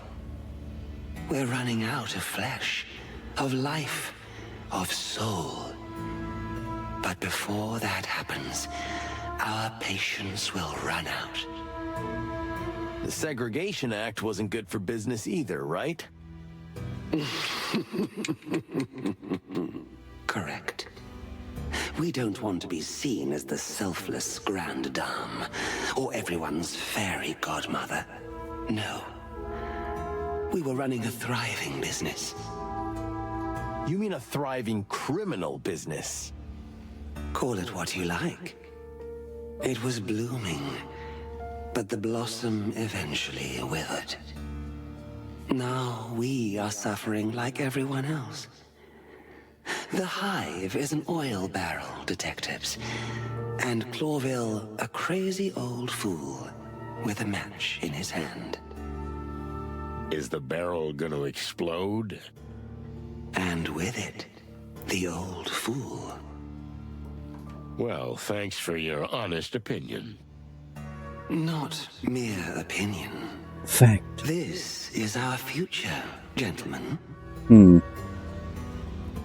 Throne. That's quite a throne you've got there. Why, thank you. It was our late grandmother's 200 years ago. Goddamn. Whoa, wait, then how old are you? Rude to ask, Do you Marty. think it's appropriate to ask such a question of a lady? For cluck's sake, Marty. Oh, yeah, sorry. But it is a really beautiful chair. Throne. You're funny. We like you. Thank the gods. I get. Oh. Crap. I guess that's everything. Are you ready to go a little deeper? Oh, you mean you're going to interrogate us? That's one way of putting it. I prefer to call it a controlled conversation. Interesting. You seem like a rough, crude fellow at first glance.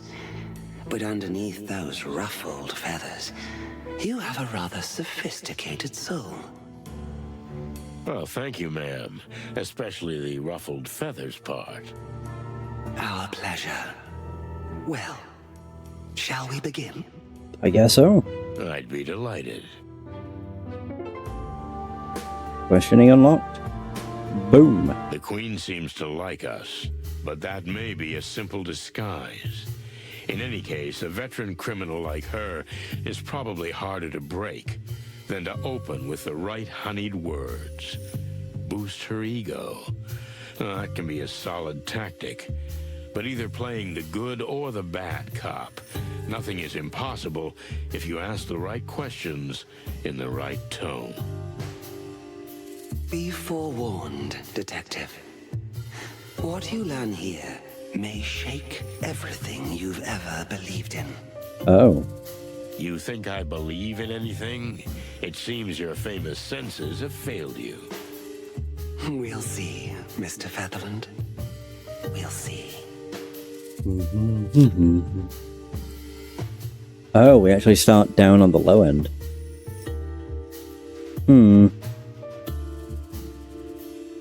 Please tell us about yourself, Your Majesty. How did you become who you are? You'd be surprised how little awareness there was in it. Things happened. Years flew by. And suddenly we found ourselves on this throne. Lucky coincidences? There are no coincidences, dear Inspector. We just did what we thought was right. Right. We rarely hear that from the heads of criminal organizations, if I don't offend you. What is right for someone, and in what situation, is subjective. We've lived our whole lives by a code of what we thought was right. Isn't that convenient? Sometimes it is. Sometimes the opposite. Oh. Let's get to the... Okay. Let's get to the point. Bodies are disappearing from the cemetery, and the clues have led us here. What do you think? Why? You're not playing games. We appreciate that. Yes, in a way, we understand that some clues could have led you here. But those can be misleading. We know nothing about the missing bodies. You don't know about them, or you have nothing to do with them. Big difference. There is a big difference. We've heard things. The Great Web is everywhere, and every little bit of information makes its threads twitch. But no, we have nothing to do with them.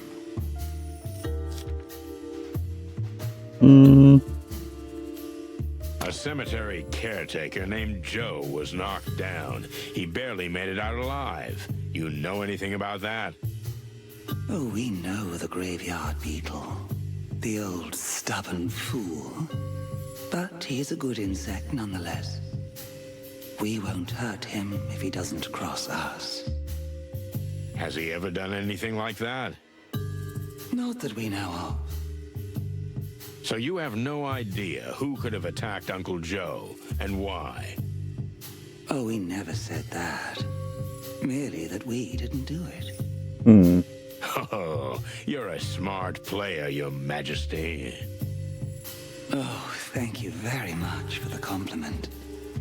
And if we may make a compliment too, we are glad that you care so deeply about the fate of a simple, old insect. It's my job. No, it is not.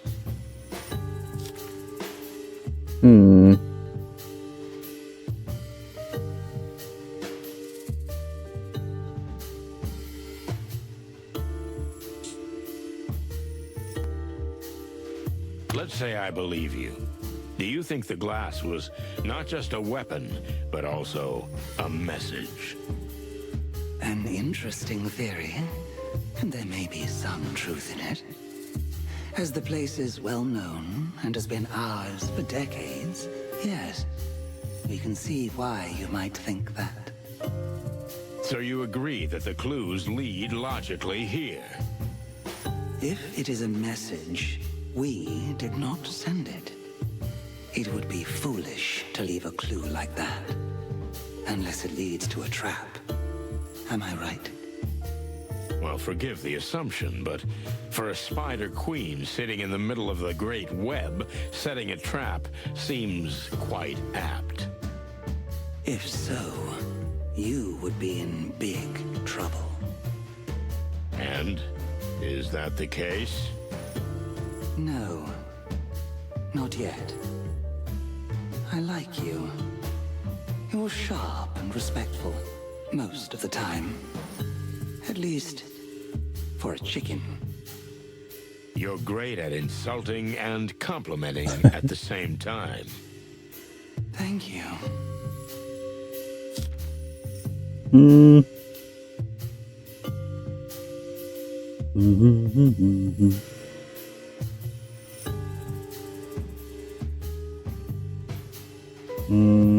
Suppose I believe that it wasn't you. Why didn't you take action against it? You still think we're the feared and dreaded vigilantes of the Hive. Unfortunately, those days are over, Inspector. The Great Web is now more of an information center than a real, viable enterprise. But information is power, ain't it? Indeed, it is. But much more so for a place that is not cut off from every other part of the world. We've been enclosed, Mr. Featherland. So the world is slowly but surely passing us by. Unless you do something about it. Yes, but that's another story. You know, the people of the Hive don't need the Great Web to express their feelings. Especially their anger. A Hive-sized rebellion, for example. Of course, neither the city nor the crown wants that. In fact, we don't want it. But sadly, we are no longer the most powerful in the Hive. There are others who say how things are done. Oh. Okay, if it wasn't you, then who was it? Who has the reason and the power to do such a thing? The Golden Fang clan is well entrenched in the Hive. Thanks in part to them, much of our business is no longer, how shall we say, profitable. The clan, huh? I heard they've been pretty quiet lately. The fact that a criminal organization doesn't openly blow things up doesn't mean they're not very present, as you well know, Mr. Featherland. And for all we know, you and your partner are very much responsible for the existence of the clan in the first place. Yeah, you're not wrong. Really? Please, enlighten me. If the Wessler Empire hadn't fallen, the smaller clans that then waged war for power would never have been born. Am I right? The Wessler Empire, huh? That was an old case, Your Majesty. If we hadn't stopped that threat, we might have been in even bigger trouble. Oh, you really think so? That it could be worse than this? The whole city was ravaged by gangs feuding over the remnants of the Wessler Empire. These gang wars have consumed all the attention of the Crown and the police, leaving nothing left for the Hive. One angry insect, fed up, committed an assassination attempt that eventually led to the Segregation Act. See? After all, it all started when the so-called Chicken Police put the head of the Wessler Empire on ice over some petty, little, private matter. You know, that's kind of a loose and far-fetched hypothesis. Oh, we haven't covered everything, but you know that in the big picture, we're perfectly right. I'm beginning to feel like you're interrogating me and not the other way around. Oh, please don't. We didn't mean to frighten you. Then may I continue? We are at your service. So, it's the Golden Fang clan that's got you and your people in a tight spot. Am I right? We're not saying they're responsible for the disappearances. But if it wasn't us, they seem the most likely choice. I have to agree. Are you willing to talk about them? To a certain extent, yes. As long as it doesn't harm our interests. Okay. Okay, then let's continue the conversation in this vein.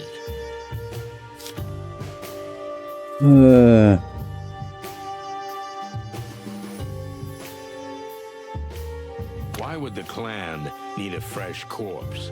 What can they do with it? Did you say fresh? How fresh? Like a couple hours. Well, the last one was from yesterday. Why?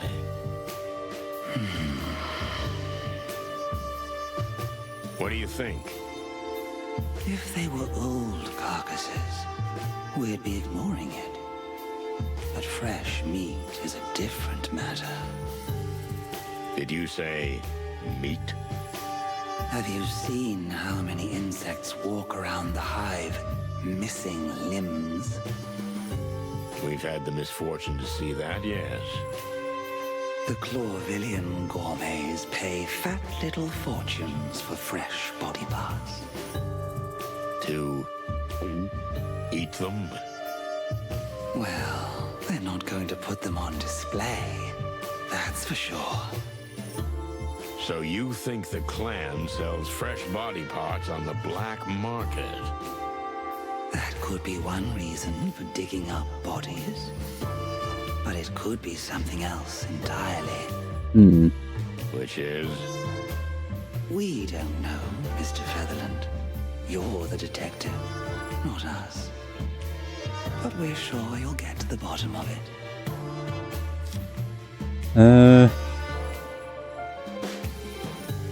You really do see everything.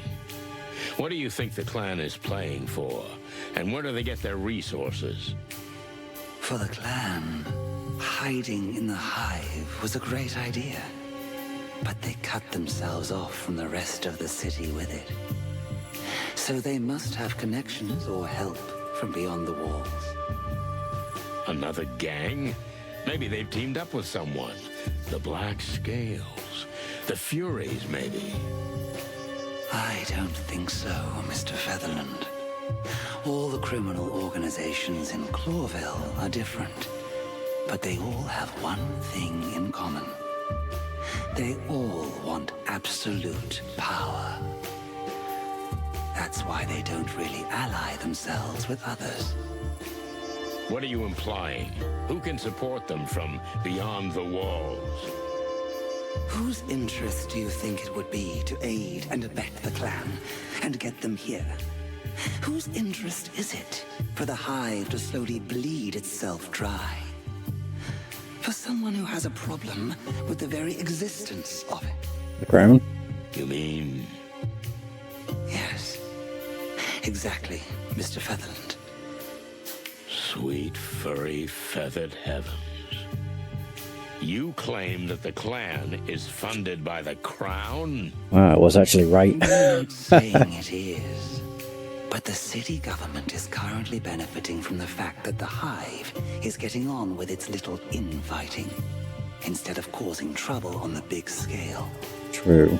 You know, peace negotiations are coming.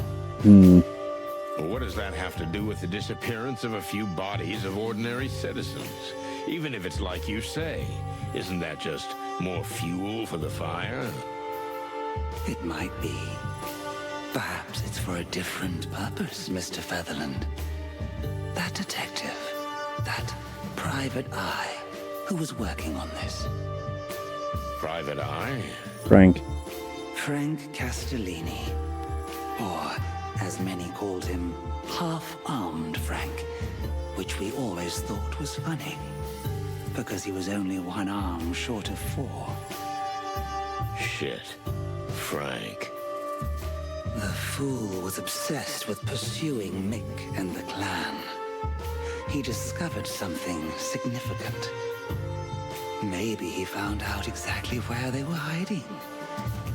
In any case, it certainly pissed off the monkey. Because Mick's got a big bounty on poor Frank's head. I'm pretty sure Frank's dead. That's bad. That's really bad. Well, thank you for telling me this. We're surprised to say it ourselves, but we're glad we could help. Oh. You see? Ooh. That's what I'm talking about. It's not easy to soften or break a real queen, but this time the good cop routine won the day. The disappearance of the bodies is most likely the work of the Golden Fang clan, and Frank may be in more trouble than we thought. Oof. So Frank Castellini, right? We know him. In fact, I'd say we're friends. We thought cops didn't like private eyes.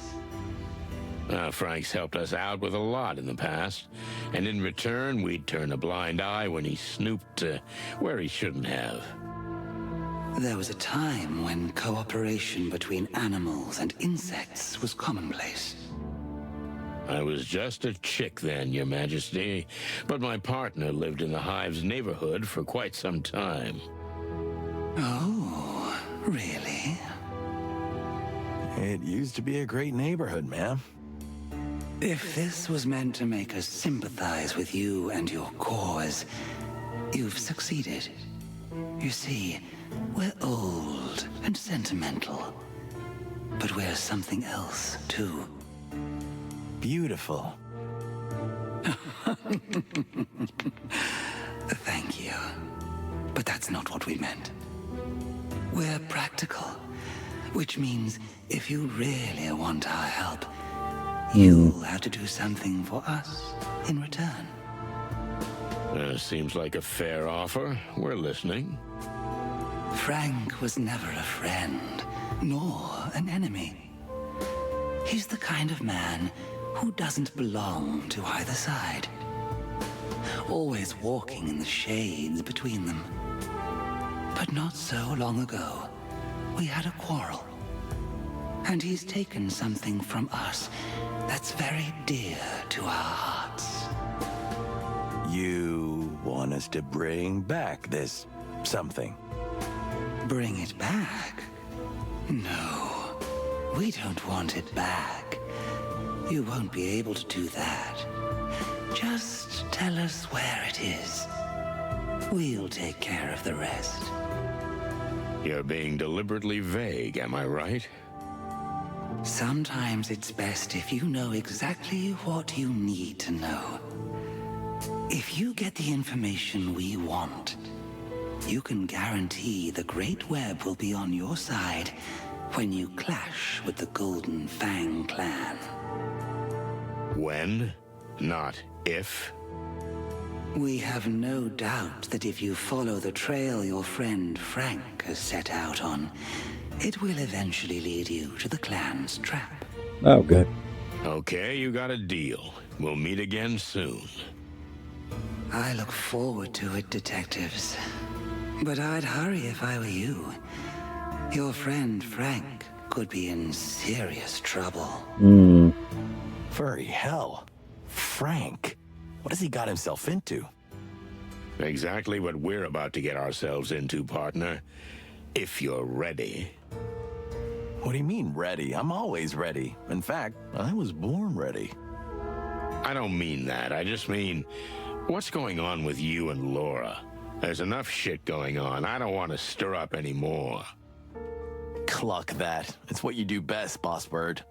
And let's keep it that way, okay? You drive, I follow, we get shot at, we survive, but just barely, and most importantly, we don't talk about personal shit. Deal? You know, buddy, that's the best deal I ever heard. We're never gonna find out. Goddamn. Now you're talking. New goal, new clue. Filmar. Who the hell are you? Brutus. Whoa, the Queen. You know, it's ironic that you're here snooping around, investigating the clan. Because... A few years ago, when you brought down the Wessler Empire, everything that has happened is on you. Sorry, but I don't quite get it. We think you do, Mr. Featherland. You're not as bird-brained as you make out. Your heartbeat gives you away. Look, Your Majesty, I have nothing to be ashamed of. We did what we had to do. If the Wessler Empire hadn't collapsed, all those new gangs wouldn't have risen from the ashes. Gangs like the clan, clamoring for power to this day, forcing the city back into the Dark Ages. Wessler was a lunatic who needed to be stopped. That's the story. Mick is another psycho who's gonna be caught. Simple as that. Is it really that simple? Always is. We can't decide if you're just saying that, or if you really believe what you say, which is quite rare. I'm happy to be the exception that proves the rule, Your Majesty. I've got what I wanted, for now. Hey, buddy. Change of outfit? Huh? What the fuck are you clucking about? Honestly, I don't mind you not having that ugly rifle. That was a different guy. What's the chick talking about? Marty, he's not... I think the suit's a bit much. Somehow it's not for your kind. What do you mean, not for my kind? Marty, I think they're brothers. Oh, so he and the guy upstairs are twins? Well done, Marty. You deserve a cookie. Sorry, good sir. We didn't mean to offend. Will you get the cluck out of here? On our way. Oh, there we go. Scribbling ropes down. Oh, I've already... Okay, these are done. Oh, there we go. Hercules Mullen. Huh? Castor. Oh, never mind. Oh, it's not updated. No, sadly not. I'll have to wait until the next one gets updated. Alright. So, you are two brothers, right? Huh? What? Nah. Well, then? We are not two brothers. There are 72 of us. That's quite a family. Your mom must have been a real angel. What? And tell me, big boy, do you all work in this line of work? What line of work? Well, you know, how can I say this? He means, are you all criminals? Do you really want to get beaten up that badly? What the hell are you, suicide chickens? Your brother said the same. Funny, your brother asked the same thing. Just get the clock out of here. Pleasure talking to you. God, I've still got more to say. Huh? Anything else? Oh, no, nothing. We're going. Okay, there we go. We have Filmar. Who do my eyes see? The one and only Filmar Lowe, private Hawkeye and professional boozer. What's this old featherhead doing here? Looks like we're not the only lost fowl in the hive. Not counting that weirdo pianist, of course. Did we say hi? Sure we do. I need to know what he's up to. He might even be in similar shoes to ours. You think so? That would be almost like a crossover episode. A what? Yeah, never mind. There we go.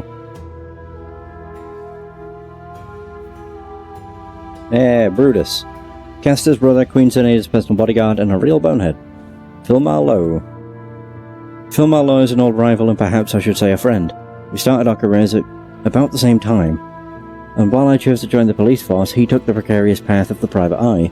We've clashed many times over our jobs.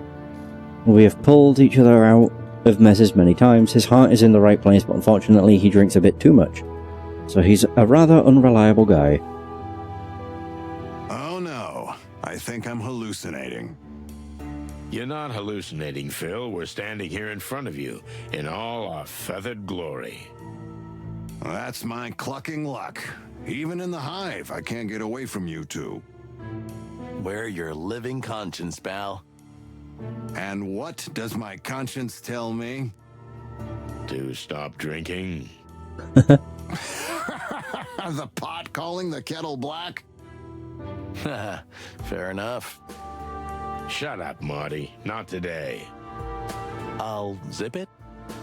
So, are you on a little investigation? What else would I be doing in the hive? Do I look like I belong here? No. Actually, almost hurts to say it out loud, but you look pretty good. Thanks, sweetheart. By the way, if you're so interested, there's a gang of dung beetles who broke into the local sewage treatment plant and stole some high-quality manure. Is there such a thing as high-quality manure? Son, if you only knew. Here, manure is sometimes worth as much as gold. You know what? We don't need the details. But I do. And you? What are you doing here? Are you being teased by some hot she-cat? Never again, Phil. Never again. I can understand that. Well, make yourselves at home, if you can. They don't like our kind around here. Mm-hmm. You don't say. I'm surprised you still have feathers. Yeah, it's a small miracle. Oh, there we go. I can now ask things. Listen, Filmar, for someone who looks like shit... How do I look so damn good? Funny, but, something like that.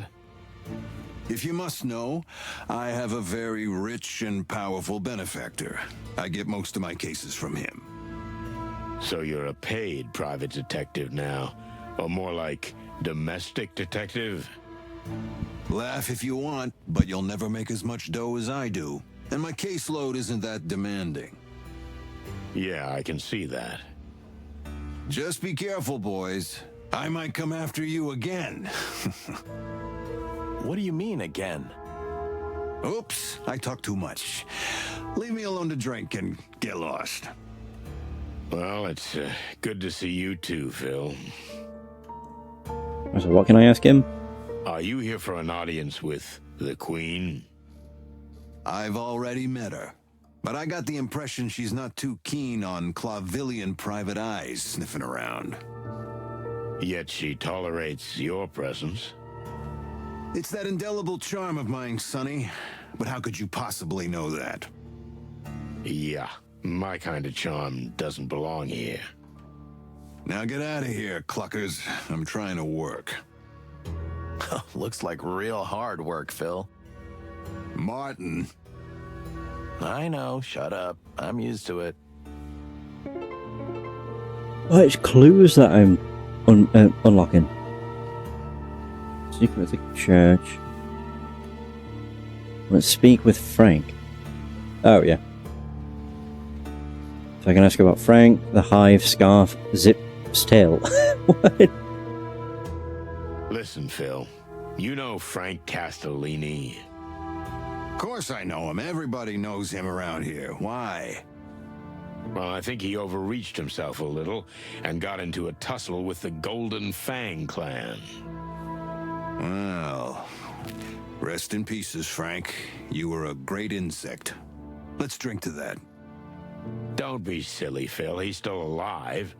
At least we hope he is. I don't think but he is. Maybe not for long. Heard anything from him? I heard he had a case involving the closing of the textile factory, but that's all I know. Yeah, we heard about that too. Strange. But thanks anyway. I hope you find him still alive. He's a good guy. How come you're drinking so casually in the middle of the Hive? We almost got hanged on the first lamppost when we got here. Me too. But my client has pretty good connections here, so I've had a sort of license to fly. Speaking of licenses, do you even have one? I mean, real proper permission to enter the Hive. What? No, of course not. What do you take me for, an idiot? Well, he's got a point. I hope you didn't have too much of a struggle getting one. Shut up, both of you. Sorry, Phil, but what's that thing on your neck? This? It's called a scarf. In high society, it's worn wrapped around the neck or just thrown over the shoulder. It's great for keeping the neck warm, but it's also used as a fashion accessory. I know what a scarf is, jackass. What's it doing on you? That's way too, delicate for you. Huh. He was given to me by someone very important to me. Let that be enough. Ah, so there's a girl involved.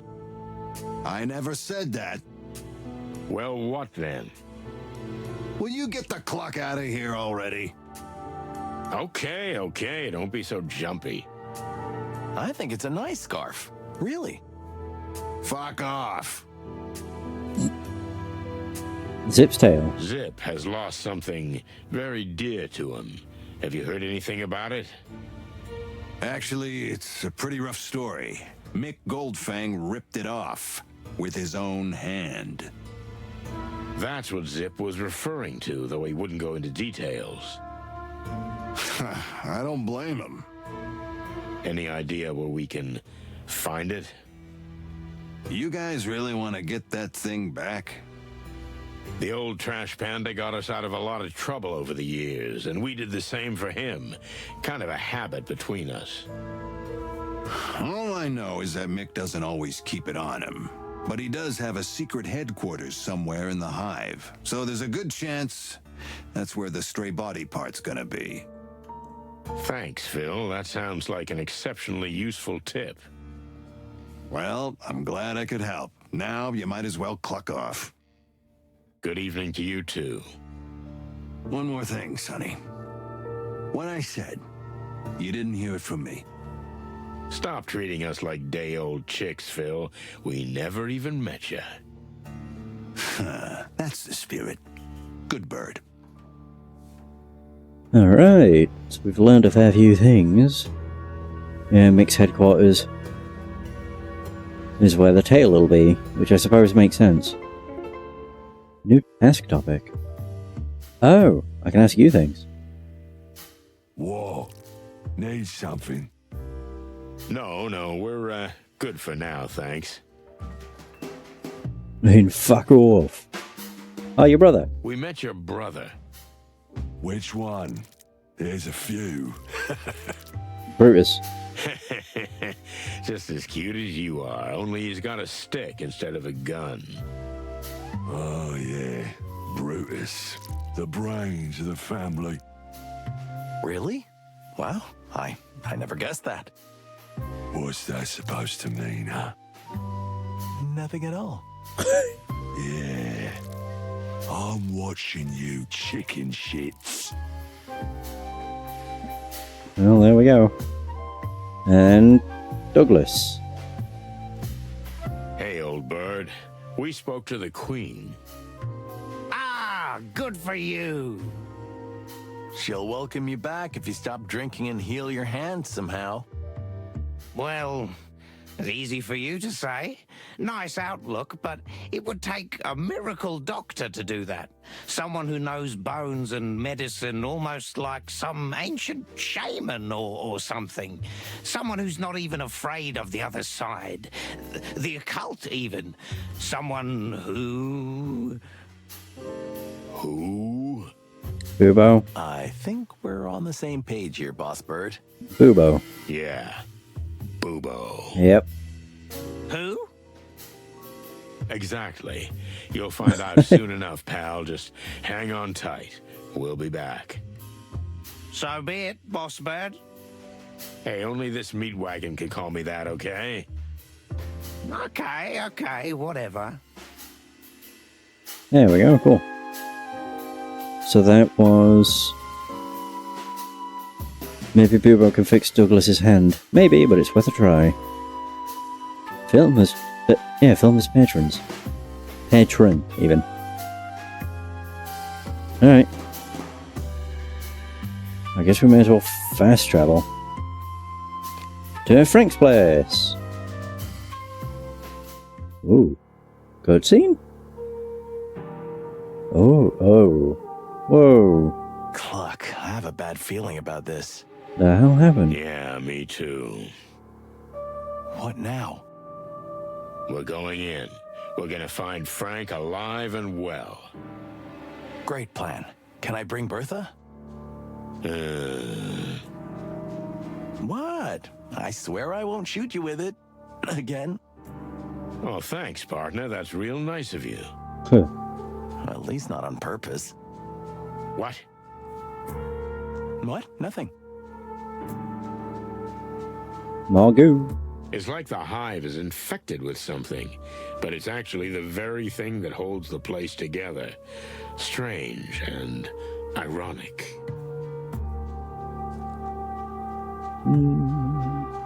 Maybe they know something about Frank. We could ask them. The fewer people who know we're here, the better, Marty.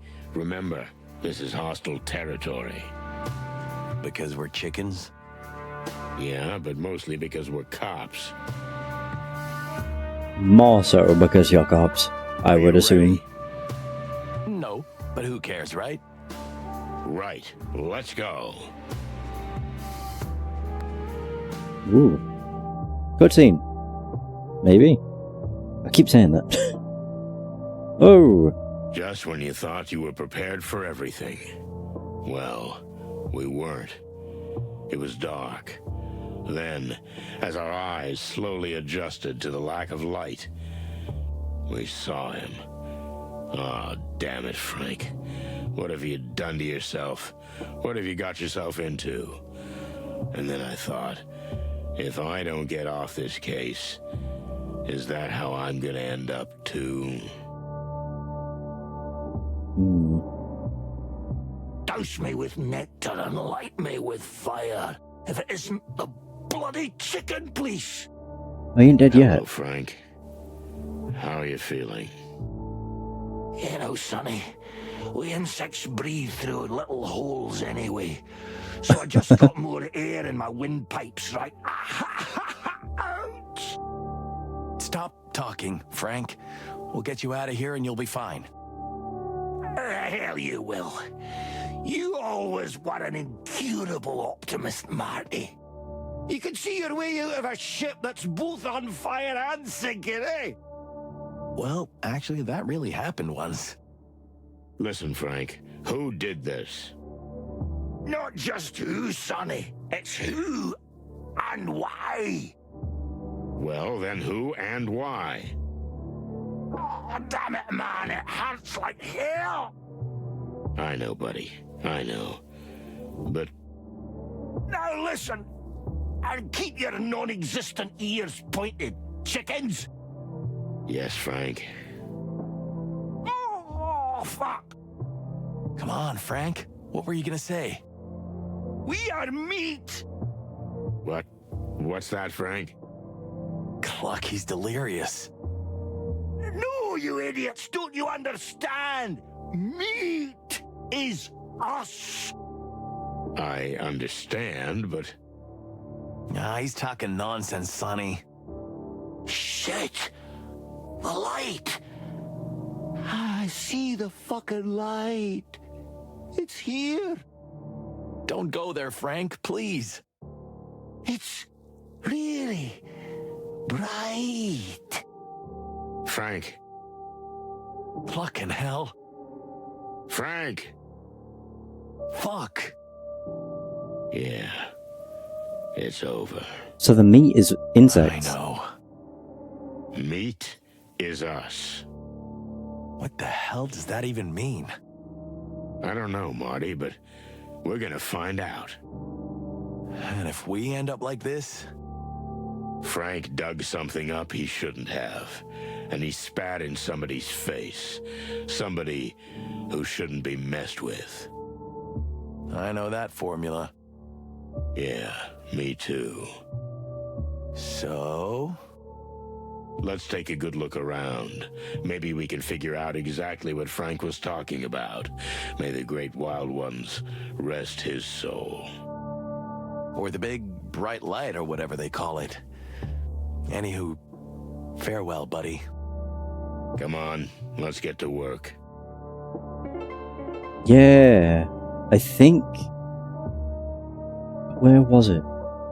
The meat substitute.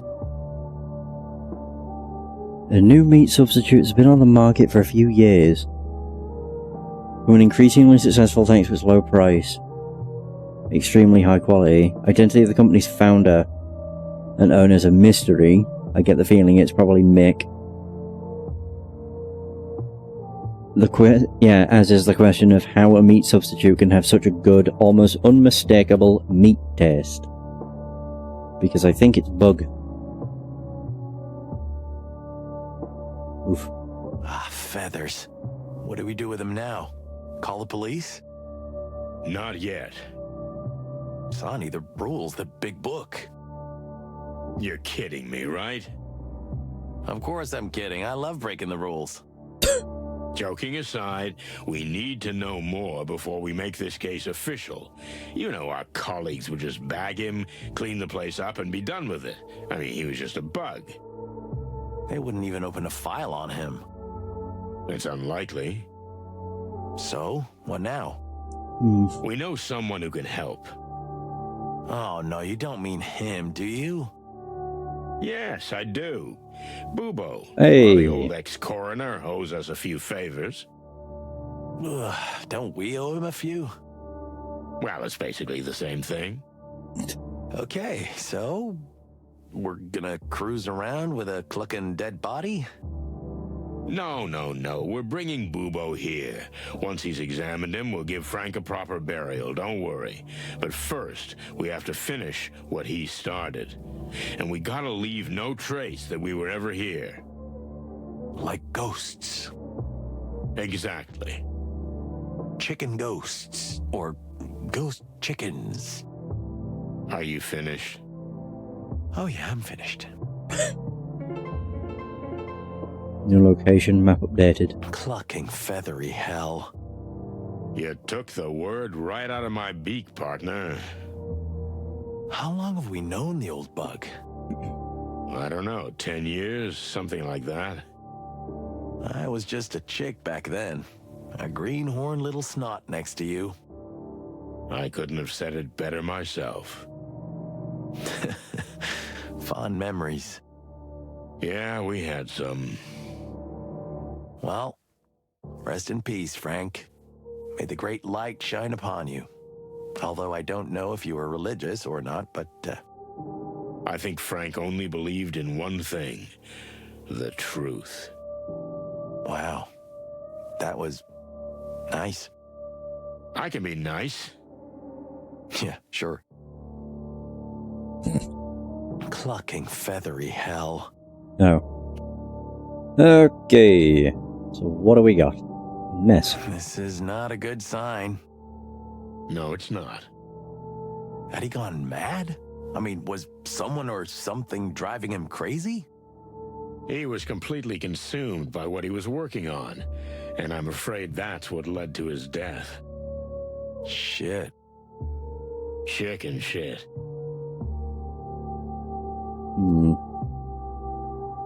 Desk with stuff. Oh, a letter. Look, there's something interesting here.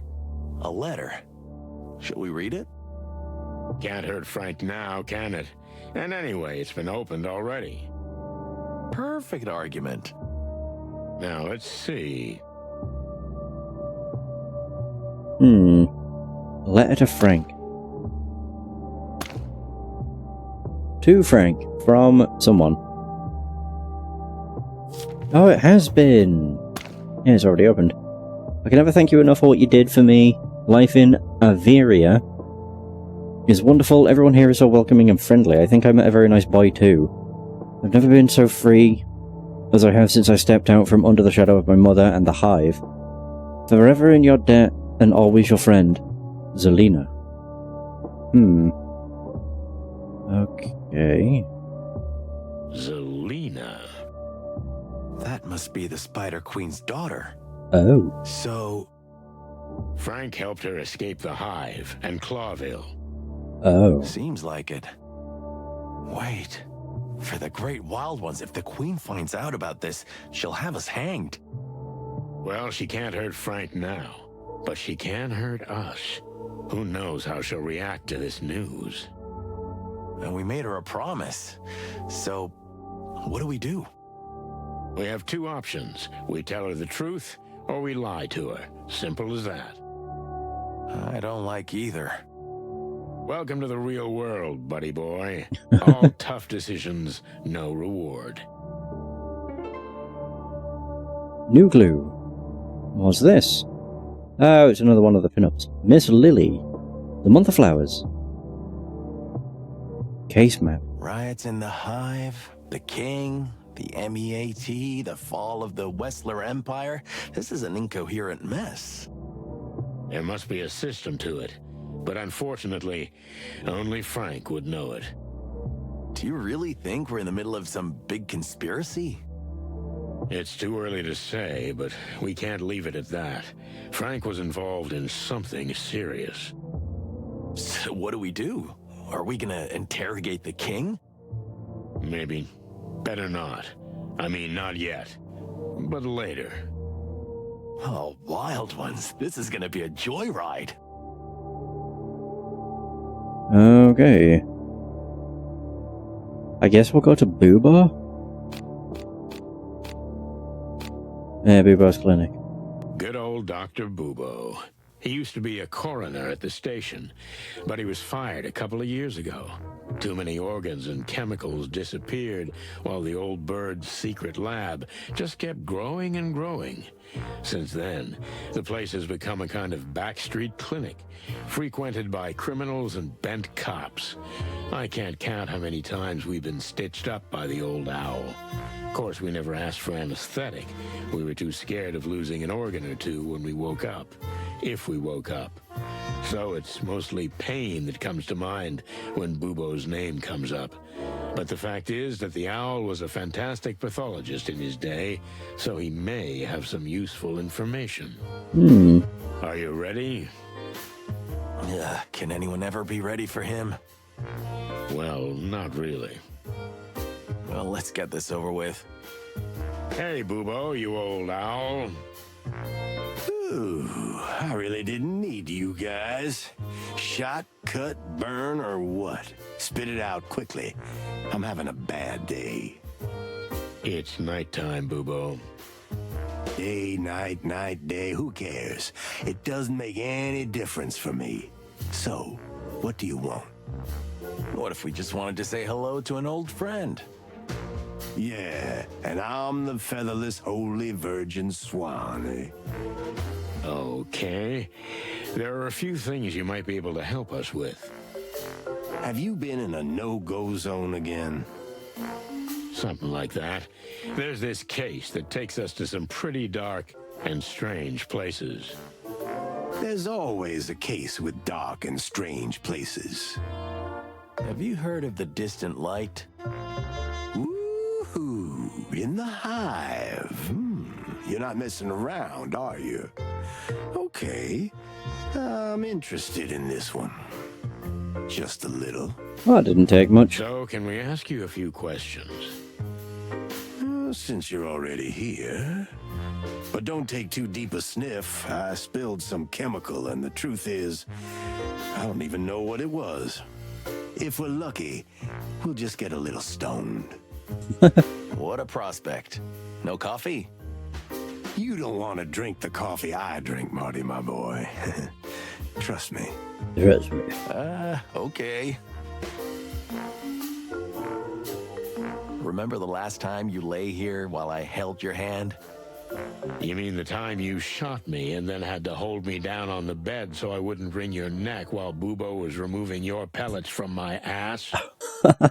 Memories are so much more fun in retrospect, aren't they? We'll see how you remember the Laura incident later. Hey, why'd you bring that up? Because I'm mean, and I enjoy it. I like the dynamic between these two. Yeah, it's great. Weird stuff. Wait, don't touch it, Sonny. What? I wasn't going to. Who knows what kind of ancient, dark voodoo pathogens breed here? Voodoo pathogens? You haven't been snorting Bubo's secret medicine again, have you? No, never again. That night I'll never forget.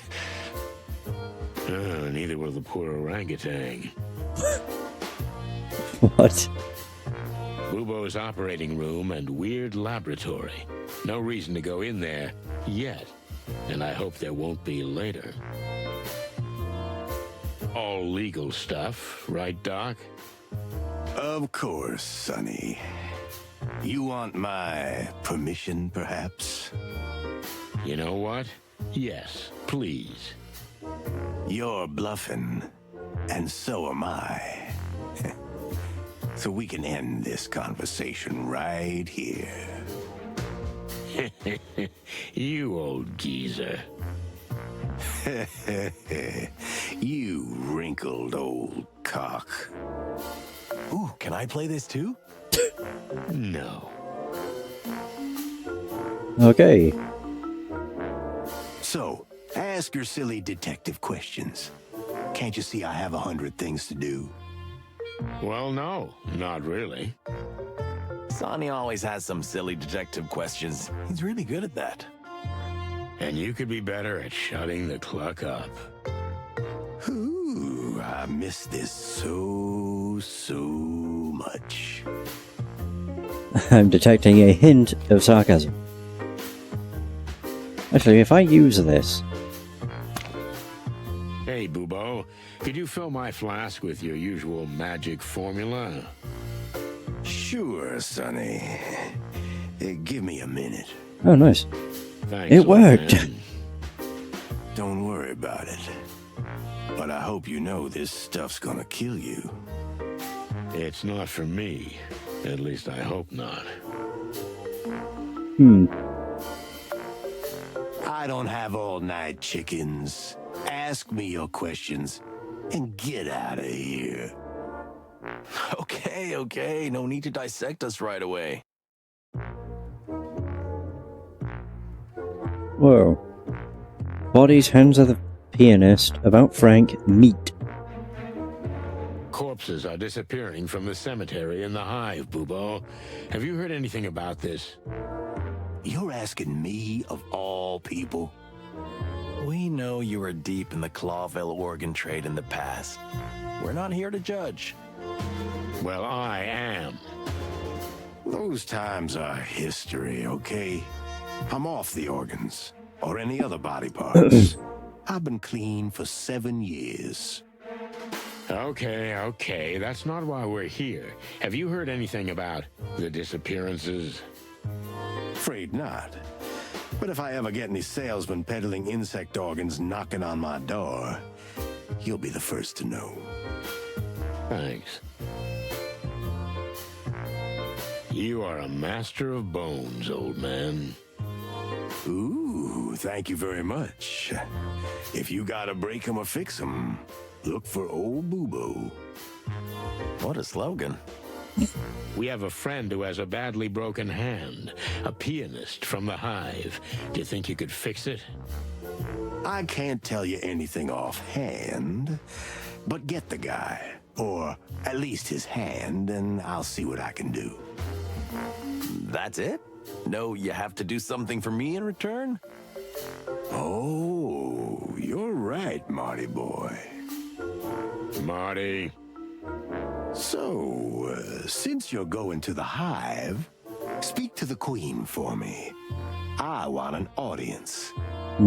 Why would you want to speak to the Queen? That's my secret, okay? That's all I ask. Deal? Deal. And the pianist will be sent here. So be it. What else we got? The Frank. truth is, we're not here to chat. What a stunning surprise. Remember Frank? Frank Castellini? The three-toothed walrus guy? No, but almost. Oh, yeah. I know. The one-eyed jaguar with that ridiculous squeaky voice. What? No, don't be silly. Then I don't know who. Tell me. The Horned Beetle Detective from the Hive. Ah, you mean half-armed Frank. Why didn't you say so? What's with that poor bugger? He owes me $20. He's dead. Well, you're not getting that 20 back anytime soon. I knew that son of a bum would run away. He's dead. Oh. Oh, indeed. And we need you to examine him. Here we go. I knew you'd drag me into some crazy suicide scenario. But no. The answer is no. I don't do bugs. You don't do bugs? What are you, a buggist? No, you clucking duck. But as much as it may not seem like it, I like to live. And I'd still like to be doing it in the future. Come on, old bird. Anyone who's been involved in insect issues since the Segregation Act won't last long. It's just the way it is. And your two pretty eyes ain't gonna change that, Martin. So I have pretty eyes? Look, buddy boy, I don't need this shit. But Frank was our friend. He was your friend too, or something. Is that a yes? No, that's a But fine. Okay, bring him here and I'll check him out. bring him here. What did you think? That I was gonna dissect someone in a dark little hole in the hive? Clock in hell. Okay. Okay? We'll get his body. Oh. Fine. And hurry. But also make sure he's out of here without a trace. We will, Bubo. And thanks. We owe you one. Don't say that yet, Sonny. Something tells me it's gonna be a long, long night. Well, I wasn't planning on going home anyway. Something's different. Wait, what? There's this new meat substitute. It's called MEAT. Do you know anything about it? A little too salty for my taste, but otherwise it's really good. That's not what I mean. Something more scientific. I don't know what it's made of, but it's not meat. And it still tastes deceptively like meat. Like chicken. Oh, God. Chicken? How do you know what chicken tastes like? Don't ask questions you don't want to know the answer to, Marty boy. Have you ever had it tested? I mean, under laboratory conditions. Why would I do that? But if you get some, I might as well do it. For a price, of course. That's what we're gonna do. Good for you. Good for you. Something is different here. Busy times, boys. I'm a little more scattered than I should be. No, it's like something's missing. You mean Ursula? That's it. You feathered bastard. Has the poor she-bear finally come to her senses and left you? Again? Oh. Ooh, you know the situation very well, don't you, sonny boy? And me. We're kind of like Bachelors Anonymous now. She's gone again, but this time for good. You just feel it when they leave in such a way that they never come back. Shit, I was just trying to be funny. I'm sorry, old bird. I don't need your pity. Since then, I'm a free bird, and I can work as much as I want. Good for us. Good for you. But, well, I don't know. Take care of yourself, okay? Cut the crap, Sonny, or I'll puke. Yep, there's the Bubo everyone knows and loves. Well, there's that.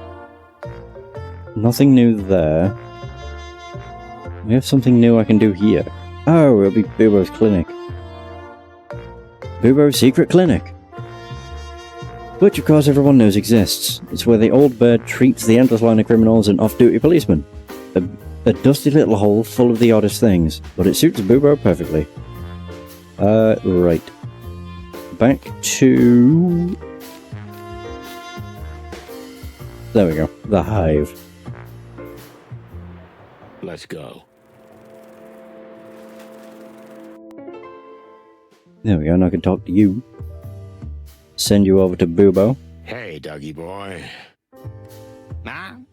Who are you buddies? The two rooster cops you cried your heart out to?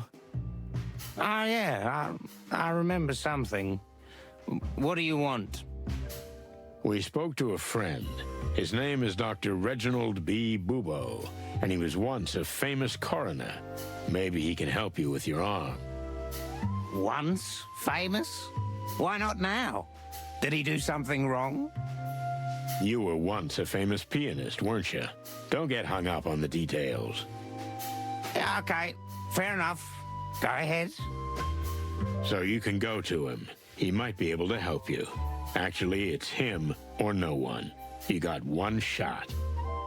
Do you always make everything sound so glamorous? Well, let's not get into that. So have a nice trip downtown. Let's hope he pulls it off. I mean, keeps it on. Yeah. Yeah, Me too. Well, so long. But hold on, guys. I thank you. Yeah. What my dear colleague Sonny means to say is you're welcome and it's our pleasure. Right, Sonny? Yeah, sort of. See? It wasn't that hard.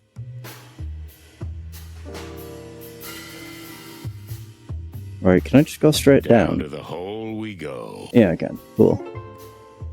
Miss Queen, I have your letter. Forger of bones. We have a friend, a doctor. He'll help us with the pianist, but in return, he wants to meet you. Really? Why would he want to meet us? What kind of doctor is he? He used to be a decent one, a real talent, then a police coroner, then a convict. And now he's got a backstreet practice in the heart of Clawville. And he has a way with bones. That sounds most intriguing. The Great Web doesn't know about him yet, which frankly surprises us. But yes, we'll allow him to see us. You can tell him he's free to enter the Hive. He won't be harmed. Will do. Thank you, ma'am. Hoorah. So I guess I'll just give her this. There you go. To what do we owe the pleasure of yet another visit, gentlemen? We went to Frank's. And how's the good Mr. Private Eye doing? Dead. Well, he's been better. He's dead. Oh, we're sorry to hear that. Really? You don't seem very surprised. In any case, he had something that might interest you about your daughter.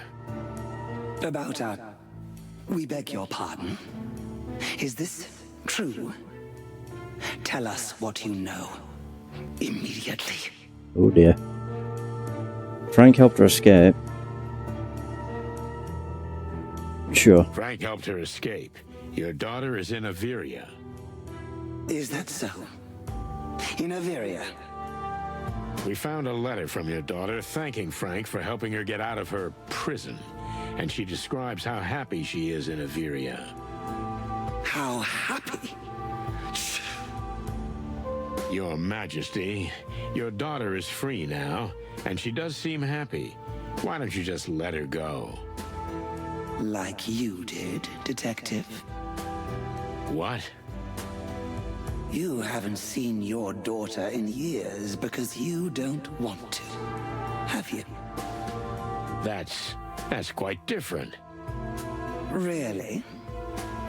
Anyway, thank you for telling us. What we do with this information is our business. But you have fulfilled our bargain, so we will do the same. Meaning? If you have any trouble with the Golden Fang clan, or any other criminal organization for that matter, you have the support of the Great Web. We give you our royal word. That's good enough for me. Though to be honest, I hope I never have to ask for your help. Let's hope you're right. Okay, goal complete. So is that finished? Oh yeah, Zenaita's greatest treasure. The painful truth. Frank's dead. What is meat? Who knows? Queen agreed to meet Bobo. No, just need to talk to the pianist. Oh. Oh, so I'll probably have to wait for that to finish, I would guess. Unless... he might be at his clinic. He is not. Well, never mind. Right, back over to Frank's. What is that? Oh, Zip's calf. Oh. Good word. Let's go. Feathers. Frank's gone. What? Someone else got to him first. Oh, great. What do you mean someone else? Who the cluck needs a dead bug? The same clucker who digs up the bodies in the graveyard. Oh, yeah, you've got a point. We need to take a good look around. The culprits must have left some kind of clue. How the hell can you be so calm? Rest assured, Marty, I'm not. Whoever did this, I'm gonna finish him off. This is now personal. Good, make it personal. That's always the best way. I think the big book says the exact opposite. You see, son, that's why I don't read. I mean, we've not been gone that long. Dude. Damn, Frank. Look, there's something in there. What do you see? Item received. Golden Fang. Golden Fang. Symbol of the Golden Fang clan. Evidence and souvenir in one. Oh. There's a secret? Oh. Oh, can this be yours, Mick? Why would it be here? That's what I don't really understand. What about this? It's a tooth, Marty. Or a fang, to be more precise. Made of gold. It doesn't get much more on the nose than that, does it? No. Just confirms our suspicions. The Golden Fang clan collects dead bugs? And murder is probably also on their agenda. But why did they leave it here? Is it some kind of message? Or Frank knocked it out before he was killed. I don't get this, Boss Bird. Well, I have a hunch. But it's getting late. Let's figure this out in my office. You mean in that dark little hole you call home? If I remember correctly, you don't have any place better at the moment. You're right. I'll zip it. Good. Let's make like chickens and get the cluck out of here. I'm fairly sure that's going to be brought up for the whole game too. New character. Ah, that'll be Mick. Good old mongrel Mick Castle. Mick Castle, aka Mongrel Mick, is the head of the Golden Fang clan and the second in command of the former Wessler criminal empire. After his boss, Ivan Wessler, and his brother, Albert Wessler, were put out of business by the chicken police, Mick founded the most powerful successor to the fractured crime gang. This became the Golden Fang clan, named after Mick's gold-plated tooth. Only 3 years after the collapse of the Wessler empire, Mick has grown to extraordinary power with astonishing speed, and now controls perhaps the most dangerous gang in the city, a ruthless psychopath who cares for nothing but himself. And we have another character that I've not come across yet. Weirdly. Alright, back home, I guess. Everywhere's locked. But back home. Ah, the smell of dust and broken dreams. But what's with all these boxes? I'm leaving soon, Marty. For good. Soon as we get this case out of the way. Ah, yes. Your around the wilderness trip, right? But really, you'll just leave everything and never come back? I mean, your friends? Friends? Yeah, friends. Like me. Or Monica, or... There's nothing to tie me here, Marty. Since Molly left. Ah, Molly, Molly, Molly. What? Always Molly. How many years has it been? Do you even remember? Yeah, I remember. Every single miserable day. Jeez, old bird, can you even hear yourself? Shouldn't you be... What, Marty? Moving on. Get on with your life. If you don't have someone to stay for, go and get someone worth staying for. Oh, yeah, sure, because it's that simple. Yes, it's exactly that simple. It would be, if you wanted to. Marty, please, don't cluck about things you don't understand. You're right. I'm not in your shoes. That's fair. But to leave everything and just go off into the wilds? Sure, it sounds romantic, but do you even know where you're going? I have no clucking idea, and I don't care. But I do. Look, let's just finish this, okay? That's all I ask. Yeah, okay. No question, ask. Oh. Looking worried. Listen, Sonny, about what the Queen said. What do you mean? That it all started with us? This downfall? Mm. Because we caused the Wessler Empire to collapse? I've never thought about it like that before. I have, countless times. And? What's your conclusion? I've been over this a million times in my head, Marty. And you know what? Maybe she's right. Maybe we did cause all this. But if I had to do it over again, well, I'd do it over again. Why? Because it was the right thing to do. And because it was our job. Maybe you're right. But still... You don't know what would have happened if we hadn't done it. Maybe everything would have been better. Maybe a lot worse. So what's the point of dwelling on it? Huh. Usually you're the gloomy, depressed, pissed off, grumpy type. And yet now, you're comforting me. Well, maybe I can change. Chicken shit. You're Sonny.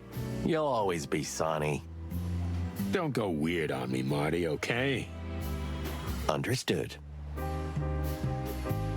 Puzzle pieces. So, let's get our act together and see what we've got. A mysterious woman, missing bodies, the Golden Fang clan, the Spider Queen, and Frank. All in one night. This could be a new record. There's a lot of things. Concentrate, Marty. We need to piece together a logical chain of events from this whole mess. Yeah, let's investigate the cluck out of this shit. Is that your new slogan? Yeah. Work on it. It was pretty good. What is this? Event timeline. Piece together the chain of events by combining the right events with the right animals. Cycle through the events and select one that fits best into the panel. Each event can only be used once. Each panel will require you to select one or two animals.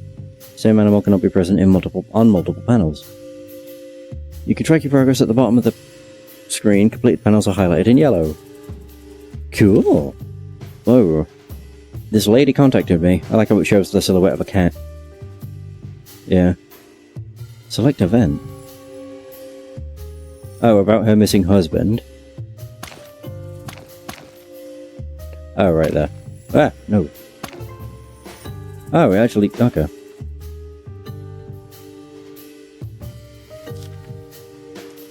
Something is wrong at the cemetery. Would be you. They dug up dead? He got in trouble with the wrong gang. That's you.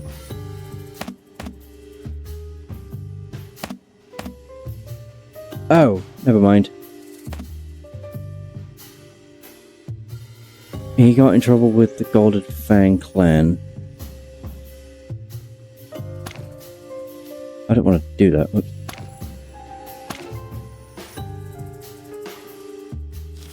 And in the end, he ended up dead.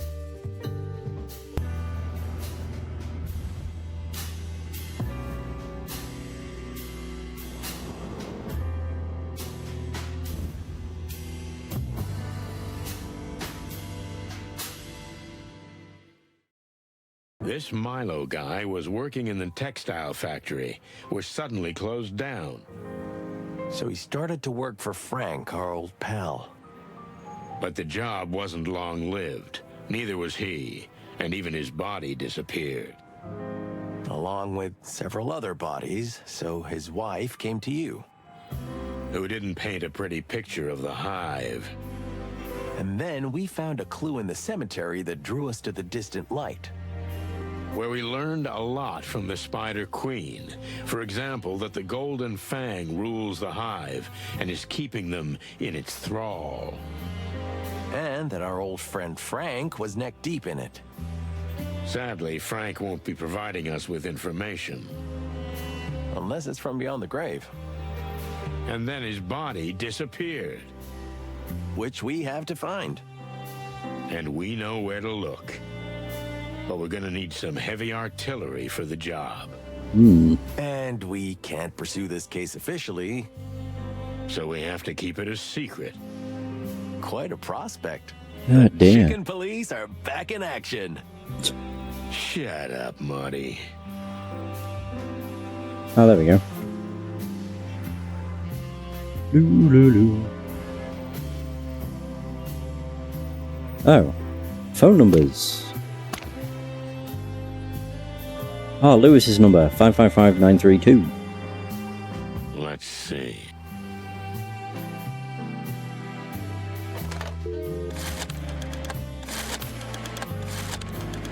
Nine, 3, 2.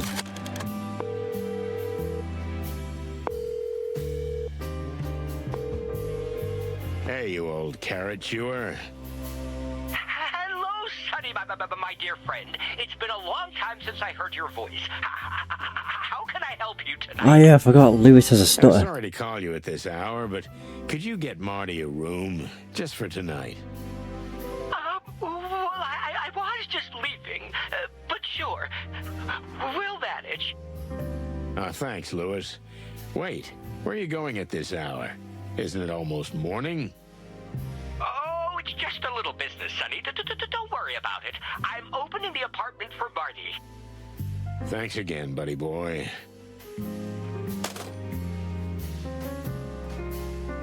Mm-hmm. A picture was beginning to form. Not clear, not a masterpiece, but I could pick out details already. Worrying details. A queen of a hidden world. A king of a dying world. Graves dug up. Bodies missing. A golden fang. And a dead friend. Quite a night.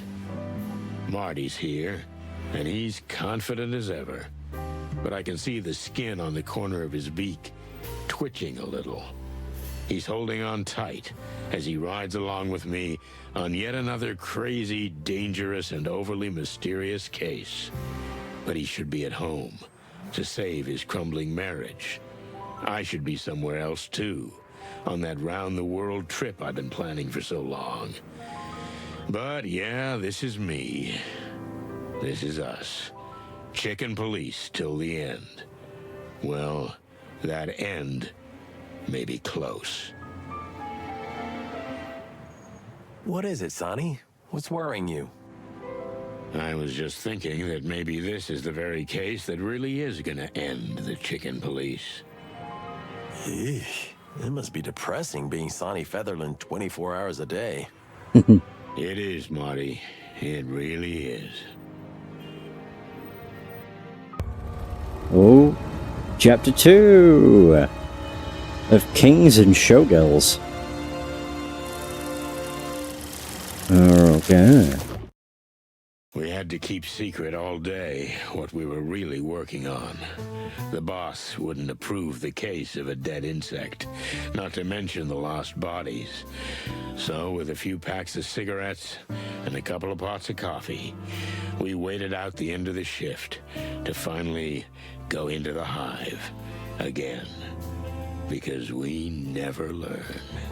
The shift is over, Marty. Can we get to the real work? Thanks to the wild ones, this day almost killed me. Don't tell me. Even the paperwork was scarce. Don't animals want to eat each other anymore? See, everything used to be better. Meanwhile, in homicide, life goes on. Everybody's just shooting and beating each other to death. What are we coming to? I hear you, young fella. What? Why are you looking like that? Don't look behind you. Or do. Oh, no, don't tell me it's... Santino Featherland and Martin McChicken. It's Blood Boil. Oh, feathers. I knew it. I'm sure he just wants to say goodnight. Santino! Is he in a wheelchair? So he is. New Ask topic. Oh, perfect. No, because I'm able to actually just control it, so that's going to be it. Because it's been 5 hours and I only managed to do one chapter. I don't actually know how many chapters there are, but goddamn, this could be a long game. If there's several. but we'll soon see. It's just as good as Paint It Red, so I'm intrigued to see where the story goes. By the way, that is going to be the end of this session. Thanks so much for watching, I hope you've enjoyed, and until next time, take care. And for those who stopped by the stream, thanks for stopping by, it's much appreciated. Have a good day, and I'll see you next stream.